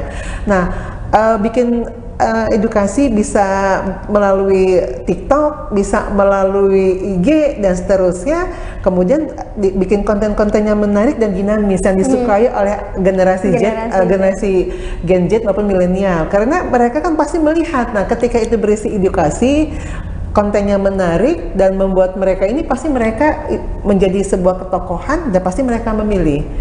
Karena memang mereka kan semuanya lewat warganet, nggak mungkin lagi face to face sekarang ini kalau untuk generasi milenial atau generasi Gen Z ya. Jadi memang Gen Z maupun milenial ini tetap mempunyai potensi yang besar. Oh sangat, karena jumlah mereka itu menurut KPU itu sudah lebih 70 juta pemilih untuk di Indonesia. 70 juta pemilih ya. yang di tahun 2024 itu sudah hampir mencapai 30%. 30%. Dan itu luar biasa kalau memang itu digarap ya. Di Lampung sendiri cukup besar menurut KPU juga KPU Provinsi Lampung pemilih pemula juga cukup besar. Sebesar itu juga 30%. Jadi jangan diabaikan. Makanya memang bikin strategi karena kan mereka berbeda ya, belum pragmatis ya. Bikin strateginya berbeda. Kalau untuk warganet ini yang dua generasi tadi, bagaimana menarik mereka dan konten-konten dan menarik dan membuat ketokohan yang menggugah dua generasi ini, generasi milenial dan generasi Z ini supaya memilih caleg perempuan. Jadi tergantung nanti bagaimana pandainya bikin ini ya, kreativitas ya, masing-masing caleg itu loh. Memang kalau berbicara masalah milenial dan Gen Z itu kreativitas di dalam membuat konten-konten menarik, bisa sosial media, bisa IG, bisa TikTok, bisa Snack, bisa Facebook, bisa itu di Shopee video itu. Pokoknya banyak sekali ranah ya, bisa dicoba ya, atau Twitter gitu. Twitter juga bisa. Oke. Mbak Dia, ini menarik sekali karena berbicara lagi kita permasalahan nomor urut nih Mbak Dia. Menurut Mbak Dia sendiri nomor urut itu seberapa penting sih untuk caleg perempuan ini? Sebetulnya konsepnya tuh karena kita pakai sistem terbuka ya, nomor urut itu sebetulnya tidak penting karena tidak menentukan. Jadi kan sebetulnya suara itu bisa di nomor 1 atau nomor 7. Tapi persoalannya yang harus kita pahami, masyarakat kita, terutama masyarakat di pedesaan itu kan kurang memahami politik ya, rendah pemahamannya. Dan ketika terjadi pencoblosan suara, surat suara itu kan banyak, DPRD kabupaten, provinsi, DPR RI, DPD dibarengin dengan pilpres. Ada 5 suara besar-besar. Terus kemudian ada puluhan partai, ada nama yang tertera. Nah, orang kan malas membuka surat suara yang besar itu. Makanya kemudian karena situasi ini membuat nomor urut menjadi penting. Karena apa? Karena kalau pencoblosnya malas membuka kertas surat yang besar itu, berarti yang dibuka itu yang dilihat nomor 1 atau nomor 2. Makanya nomor 1 dan nomor 2 itu menjadi rebutan dan itu menjadi hal yang sangat penting bagi kawan-kawan perempuan. Kenapa? Karena kalau ditaruh nomor urut bawah, pemilihnya males buka. Jadi yang dipilih nomor 1, nomor 2 aja. Kadang gitu loh. Baca namanya aja. Kadang perempuan orang itu lebih suka yang ada fotonya. Iya, tapi kalau itu kan DPD, DPD ada fotonya. Kalau untuk pencalegan, caleg dari partai kan cuma namanya saja. Kalau misalnya orang yang bisa baca, kalau nggak bisa, atau misalnya males bacanya terlalu banyak terus kecil-kecil kan, udahlah coblos aja yang kelihatan dengan mata nomor 1 atau nomor 2. Iya. Kan? Ketika kita ditempatkan di nomor urut 8, 5, orang kan malas buka. Nah, itu makanya nomor urut kemudian jadi penting karena situasi dan kondisi infrastruktur ketika pemilihan suara itu tidak mendukung untuk di nomor urut sembarang. Makanya rebutan nomor 1 atau nomor 2 itu menjadi hal yang ini sekarang krusial di partai. Pengennya nomor urut 1 karena situasinya seperti itu. Benar-benar dan itu juga menentukan lah. Selain kalau misalnya suara partai. Nah, suara partai, mereka suara partai nanti tinggal kebijakan partai mau siapa yang ditunjuk gitu loh. Gitu ya. Oke. Nah, memang berbicara masalah partai ini benar-benar luas sekali bahasan kita kalau berbicara masalah perempuan dan politik ya Mbak Dia. Nah, ini menyangkut Mbak Dia sendiri. Ketika Mbak Dia sudah menjadi anggota legislatif ataupun parlemen nanti, apa sih yang akan dilakukan? Saya kalau menjadi anggota legislatif ya, amin. Mudah-mudahan aja. Dan ini tahun terakhir saya mencalonkan diri karena kan usia juga ya. Kalau tahun 2029 kayaknya sudah cukup tua saya dan malu dengan umur dan malu dengan keluarga gitu loh. Karena concern saya dari sejak kuliah, saya kan aktivis perempuan dan concern terhadap persoalan-persoalan perempuan dan anak dari tahun 86 saya melakukan itu sejak saya kuliah di Jogja dulu sehingga sekarang. Jadi saya pengen memberikan kontribusi baik pikiran, tenaga, waktunya untuk memajukan perempuan di Lampung, untuk bikin banyak kebijakan-kebijakan yang berpihak kepada kepentingan perempuan dan anak. Bagaimana bisa mengatasi persoalan-persoalan perempuan dan anak. Misalnya kayak di Lampung ini masalah kekerasan kan cukup tinggi ya, lebih dari 600 kasus yang terjadi di Lampung. Yang paling tinggi itu angkanya di Bandar Lampung, dan kita sudah punya undang-undang penghapusan tindak pidana kekerasan. Kemudian tahun kemarin juga sudah terbit perda tentang itu. Nah, persoalannya kemudian di tingkat kabupaten kan belum ada, misalnya itu. Kemudian ada persoalan-persoalan lain yang krusial, soal pemberdayaan ekonomi terhadap perempuan. Karena persoalan perempuan itu muncul karena persoalan ekonomi. Dia menjadi PSK karena ekonomi. Mendapat kekerasan karena kadang-kadang karena persoalan ekonomi. Laki-lakinya marah. Kemudian banyak kasus yang saya temui kekerasan karena perempuannya secara ekonomi lemah, dapat janji-janji dari laki-laki, kemudian kawin, akhirnya kemudian dianiaya. Ya banyak persoalan ya dari persoalan ekonomi ini. Terus kemudian yang ketiga soal perdagangan orang di Lampung cukup tinggi angkanya, dan yang terakhir soal masalah bagaimana perempuan bisa meningkat partisipasinya dalam bidang politik di Lampung.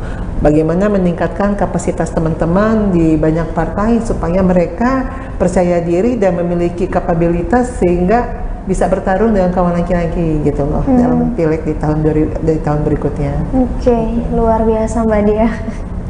Luar biasa. Ya, oke.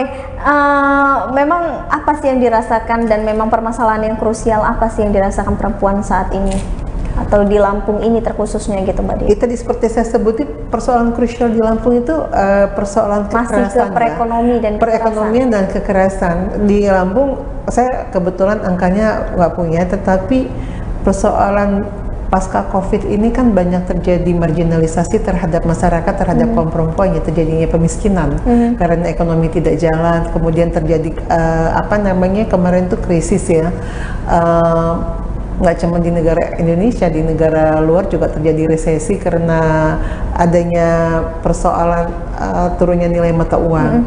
Nah itu kan mempengaruhi semua sektor terhadap perempuan juga masalah. Kayak ibu-ibu penjual di pasar, mereka mengeluh bahwa pendapatan mereka menurun dan seterusnya ya. Banyak juga toko-toko tutup, kemudian juga toko-toko besar, jangan hanya toko kecil ya, toko besar tutup. Ini faktor yang masalah yang juga yang paling krusial yang menimpa masyarakat Indonesia, juga perempuan, dan Lampung juga termasuk di dalamnya. Yang kedua masalah kekerasan, angkanya cukup tinggi, sehingga di Indonesia aja kekerasan di bulan Maret tahun 2022 itu ada terjadi 338.496 kasus. Banyak banget. Betul, menurut Komnas Perempuan.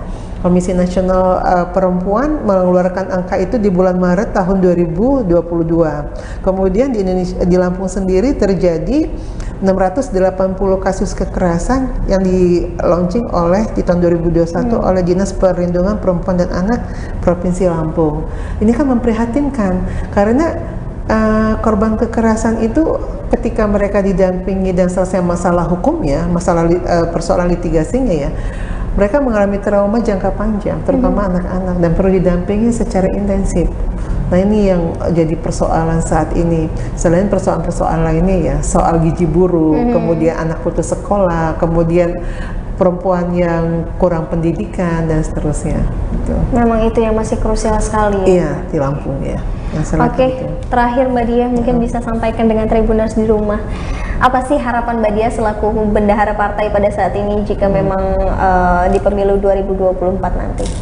Ya harapannya saya kepada masyarakat, kebetulan saya maju sebagai caleg, tapi di Dapil 8 provinsi dari Lampung Timur untuk DPRD provinsi. Saya harapannya masyarakat Lampung Timur mau memilih saya supaya menjadi anggota legislatif di DPRD provinsi. Kenapa saya pilih Lampung Timur?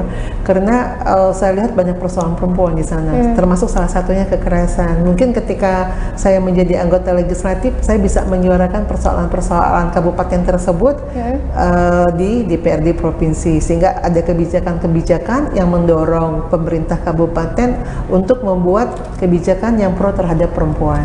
Itu saja Mbak. Oke, luar biasa sekali narasumber kita hari ini ya Tribuners. Sudah kehadiran dan Ini nggak nyangka nih Mbak Dia, kita sudah berbicara hampir 30 menit menemani Tribuners di rumah, berbincang masalah perempuan dan juga politik, kekerasan dan juga masalah-masalah yang tentunya krusial sekali di negara dan juga Bandar Lampung ini Tribuners. Dan mudah-mudahannya untuk Tribuners yang bisa dan tetap stay di tayangan kita Bincang Politik ini bisa mengambil hikmahnya, dan tentunya ini bisa mengedukasi untuk perempuan di luar sana yang memang masih belum melek akan partai dan juga akan politik ya tentunya Mbak Dia. Mbak Dia, saya selaku host terima kasih sekali dengan Mbak Dia sudah menyempatkan waktunya untuk hadir di studio ini, sudah mengedukasi Tribuners dan tentunya sudah memberikan banyak sekali motivasi-motivasi untuk Tribuners di rumah, dan harapannya semoga apa yang diharapkan oleh Mbak Dia dan juga partai kedepannya bisa diwujudkan, bisa terwujud dan juga janjinya bisa terrealisasi keinginannya. Ya, itu juga selaku mewakili kita perempuan dan tentunya tapi semuanya tergantung garis tangan, nggak tertulis di lauh mahfud soalnya. Benar ya, kita hanya bisa berdoa dan berusaha ya Tribuners dan Mbak Dia juga, tapi untuk urusan rezeki dan segalanya itu ada di tangan Tuhan ya. Terima kasih banyak Mbak Dia, terima kasih juga untuk Tribuners yang sudah menyaksikan tayangan Bincang Politik bersama dengan saya Kusnula Syaifah tentunya. Terima kasih dan sampai jumpa. Sama-sama.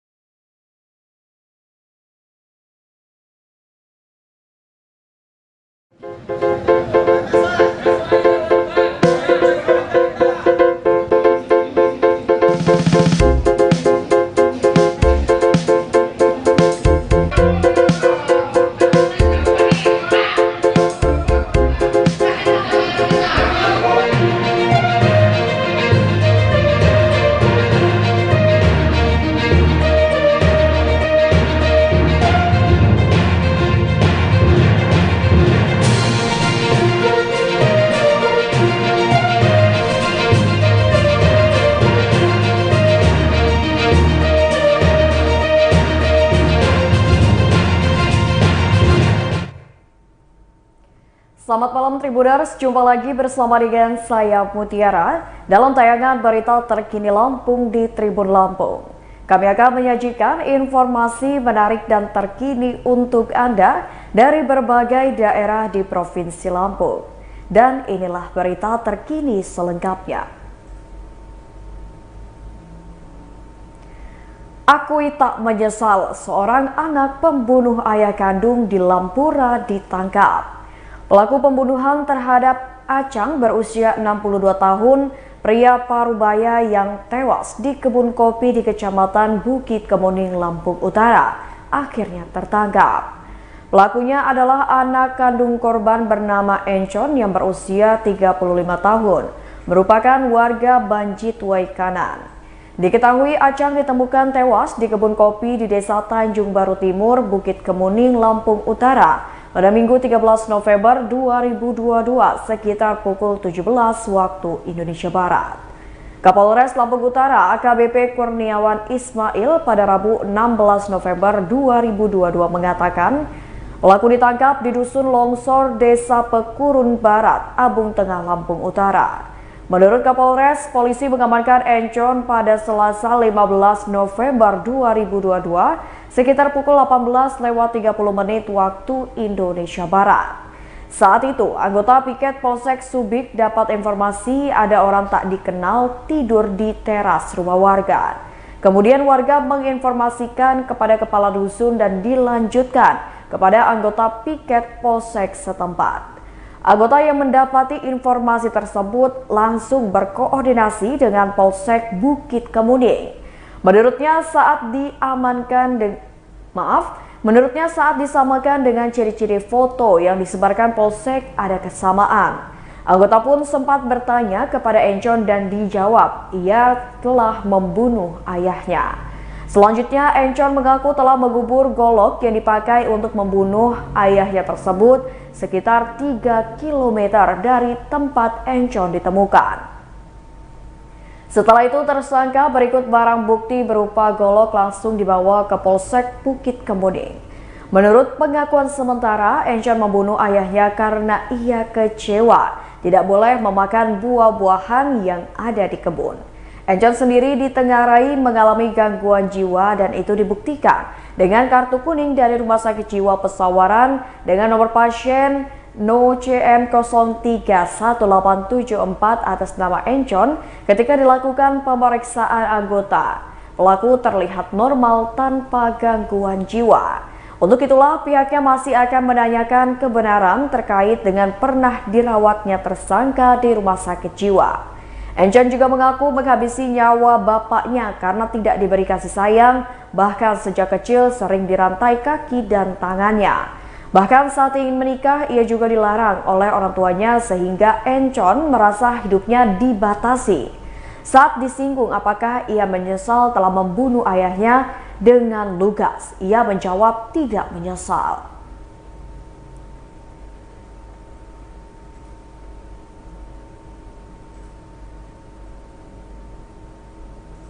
Berita selanjutnya, saksi Asep Sukohar akui terima uang titipan senilai 750 juta rupiah untuk Profesor Karomani.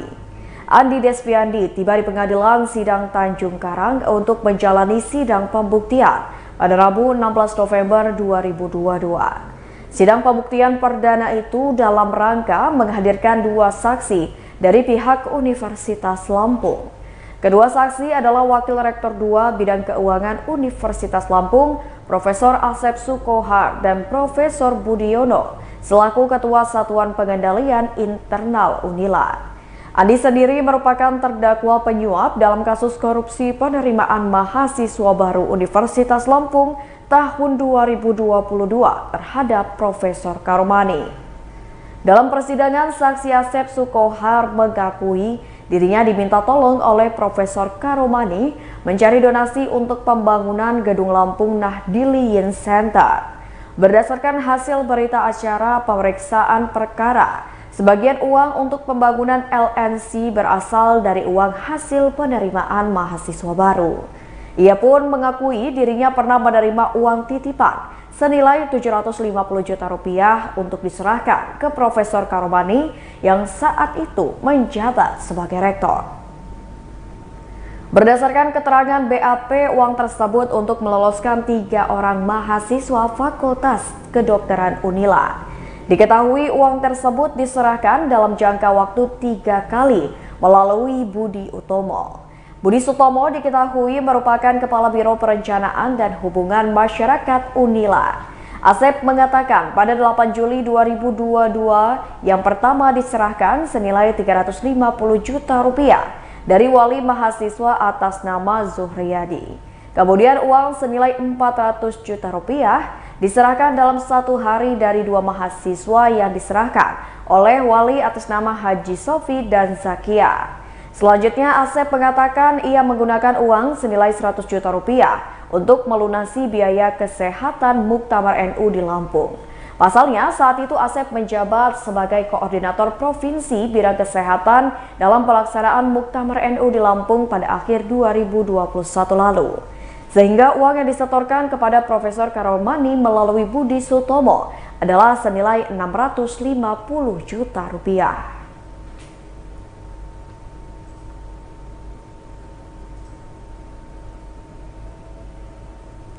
Berita selanjutnya, mahasiswa UM Metro ricuh, 5 orang dikabarkan luka-luka. Kericuhan antar mahasiswa terjadi di Universitas Muhammadiyah Metro pada Rabu 16 November 2022. Dari pantauan Tribun Lampung di lapangan, tampak puluhan mahasiswa memenuhi halaman di depan gedung Fakultas Hukum UMM pada Rabu siang pukul 13.06 waktu Indonesia Barat. Salah seorang mahasiswa mengatakan kejadian itu menyebabkan 5 mahasiswa Fakultas Hukum terluka ringan. Tampak juga 3 mobil polisi berada di parkiran gedung Fakultas Hukum UM Metro. Salah satu anggota polisi juga membawa senjata laras panjang. Dari informasi yang diperoleh, kejadian bermula saat salah seorang mahasiswa berinisial H mengajak bicara 3 orang mahasiswa lainnya. Namun saat mereka bicara terjadi bentrok dan ketiga orang yang bicara tersebut diduga memukuli H. Sejumlah rekan dari H pun tidak terima atas kejadian itu. Mereka bermaksud membalas dendam sehingga bentrok pun terjadi. Akibat banyaknya massa, maka ketiga orang itu diamankan pihak Fakultas Hukum UMM. Hingga polisi datang, ketiga orang itu dibawa oleh kepolisian sektor setempat. Fahri selaku mahasiswa Fakultas Hukum UMM yang menjadi saksi mata di lokasi kejadian mengatakan ia melihat korban yang hidungnya berdarah di lokasi gedung D lantai 2. Ia mengatakan saat keributan terjadi terlihat puluhan mahasiswa melakukan keributan. Sementara itu Wakil Rektor 3 UMM Anak Agung Oka juga terlihat berada di tengah keramaian puluhan mahasiswa tersebut. Saat ditanya motif peristiwa kerusuhan, ia enggan menjawab dan hanya bilang tidak tahu. Saat ditanyakan soal sejumlah mahasiswanya yang mengalami luka, Anak Agung Oka juga tidak mengetahui hal tersebut. Menurutnya, ia akan berangkat ke Jogja, namun malah ada peristiwa tersebut. Hingga berita ini diterbitkan, puluhan mahasiswa masih memenuhi halaman depan gedung Fakultas Hukum UMM.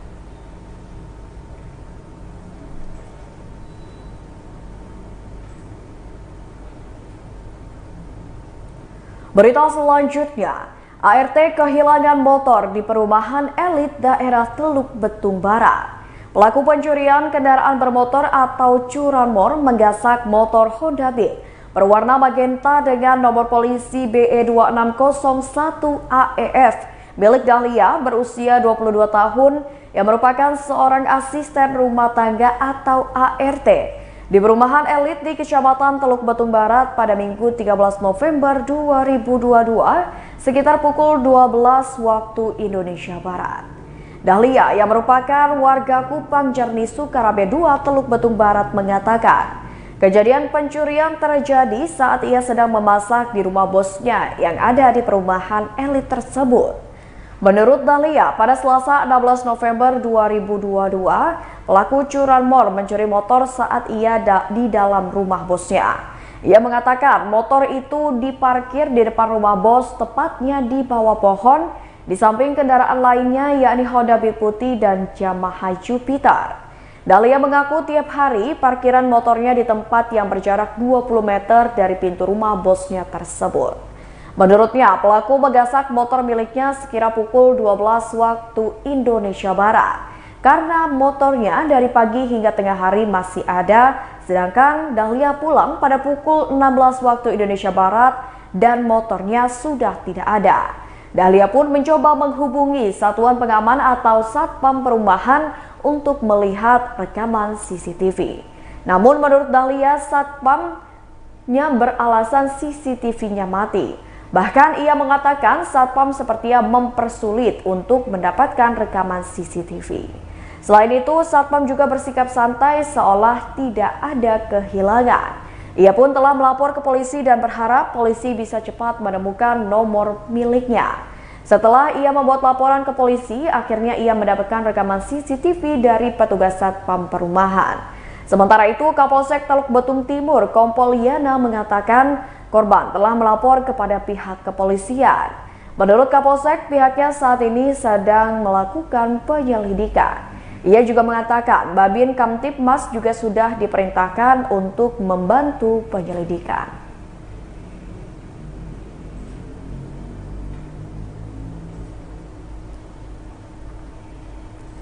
Berita selanjutnya, libatkan 1.127 lansia, paguyuban tusuk sate Kerajaan Lampung Selatan pecahkan rekor muri. Paguyuban tusuk sate Kerajaan di Lampung Selatan berhasil memecahkan rekor Museum Rekor Indonesia atau MURI dengan memberdayakan 1.127 orang lanjut usia atau lansia untuk membuat tusuk sate. Pemecahan rekor muri tersebut berlangsung di Pusat Industri Paguyuban Tusuk Sate Kerajaan di Desa Sidomulyo, Kecamatan Sidomulyo, Lampung Selatan pada Rabu 16 November 2022. Rekor muri diberikan langsung oleh perwakilan Museum Rekor Indonesia Yusuf Gandri dan General Manager PT Bukit Asam Pelabuhan Tarahan Dadar Wismoko. Yusuf Gandri mengatakan pembuatan tusuk sate oleh ribuan lansia ini merupakan yang pertama kali di Indonesia. Menurutnya, ini merupakan program CSR pertama dari perusahaan yang bekerja sama dengan seorang tokoh yang fokus terhadap lansia. Kata Yusuf, program pembuatan tusuk sate ini selain untuk memproduksi ribuan tusuk sate dalam sehari, juga sekaligus memberdayakan lansia. Selain itu, program CSR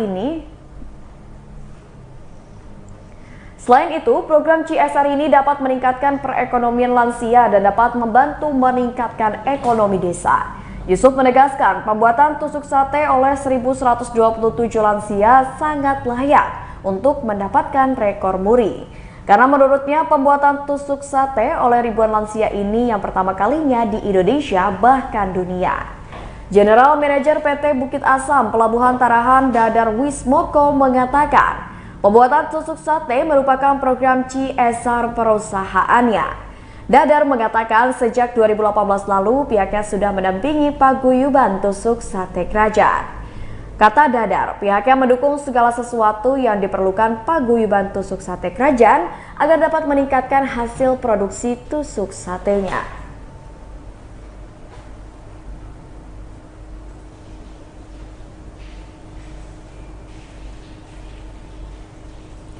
Berita selanjutnya, Gramedia Raden Intan beri potongan Rp30.000 untuk novel dan buku anak.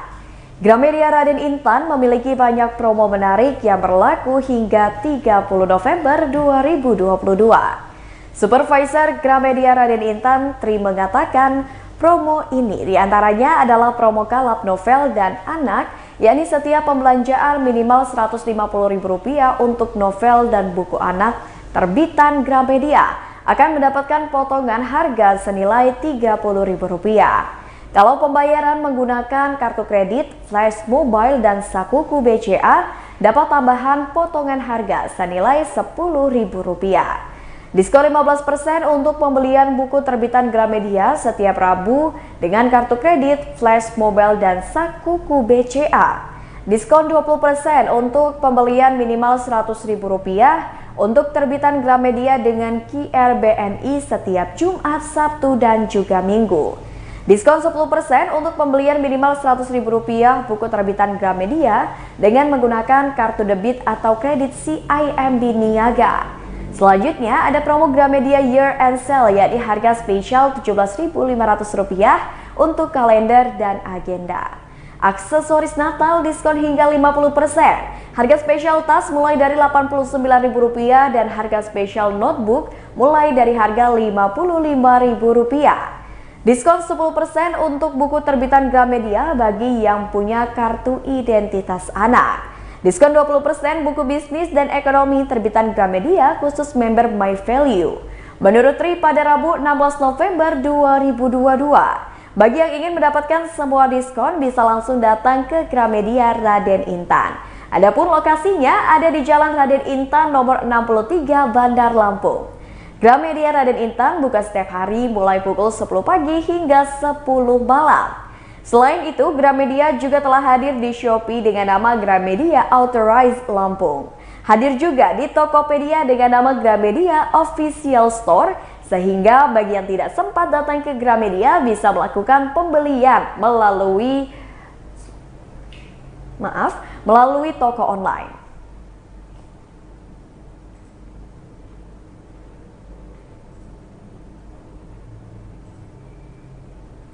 Baiklah Tribuners, itulah berita terkini Lampung bersama dengan saya Mutiara. Jangan lupa untuk terus saksikan YouTube Tribun Lampung News Video, Facebook Tribun Lampung, Instagram @tribunlampung, dan TikTok @tribun Lampung untuk informasi terupdate lainnya. Selamat malam dan sampai jumpa.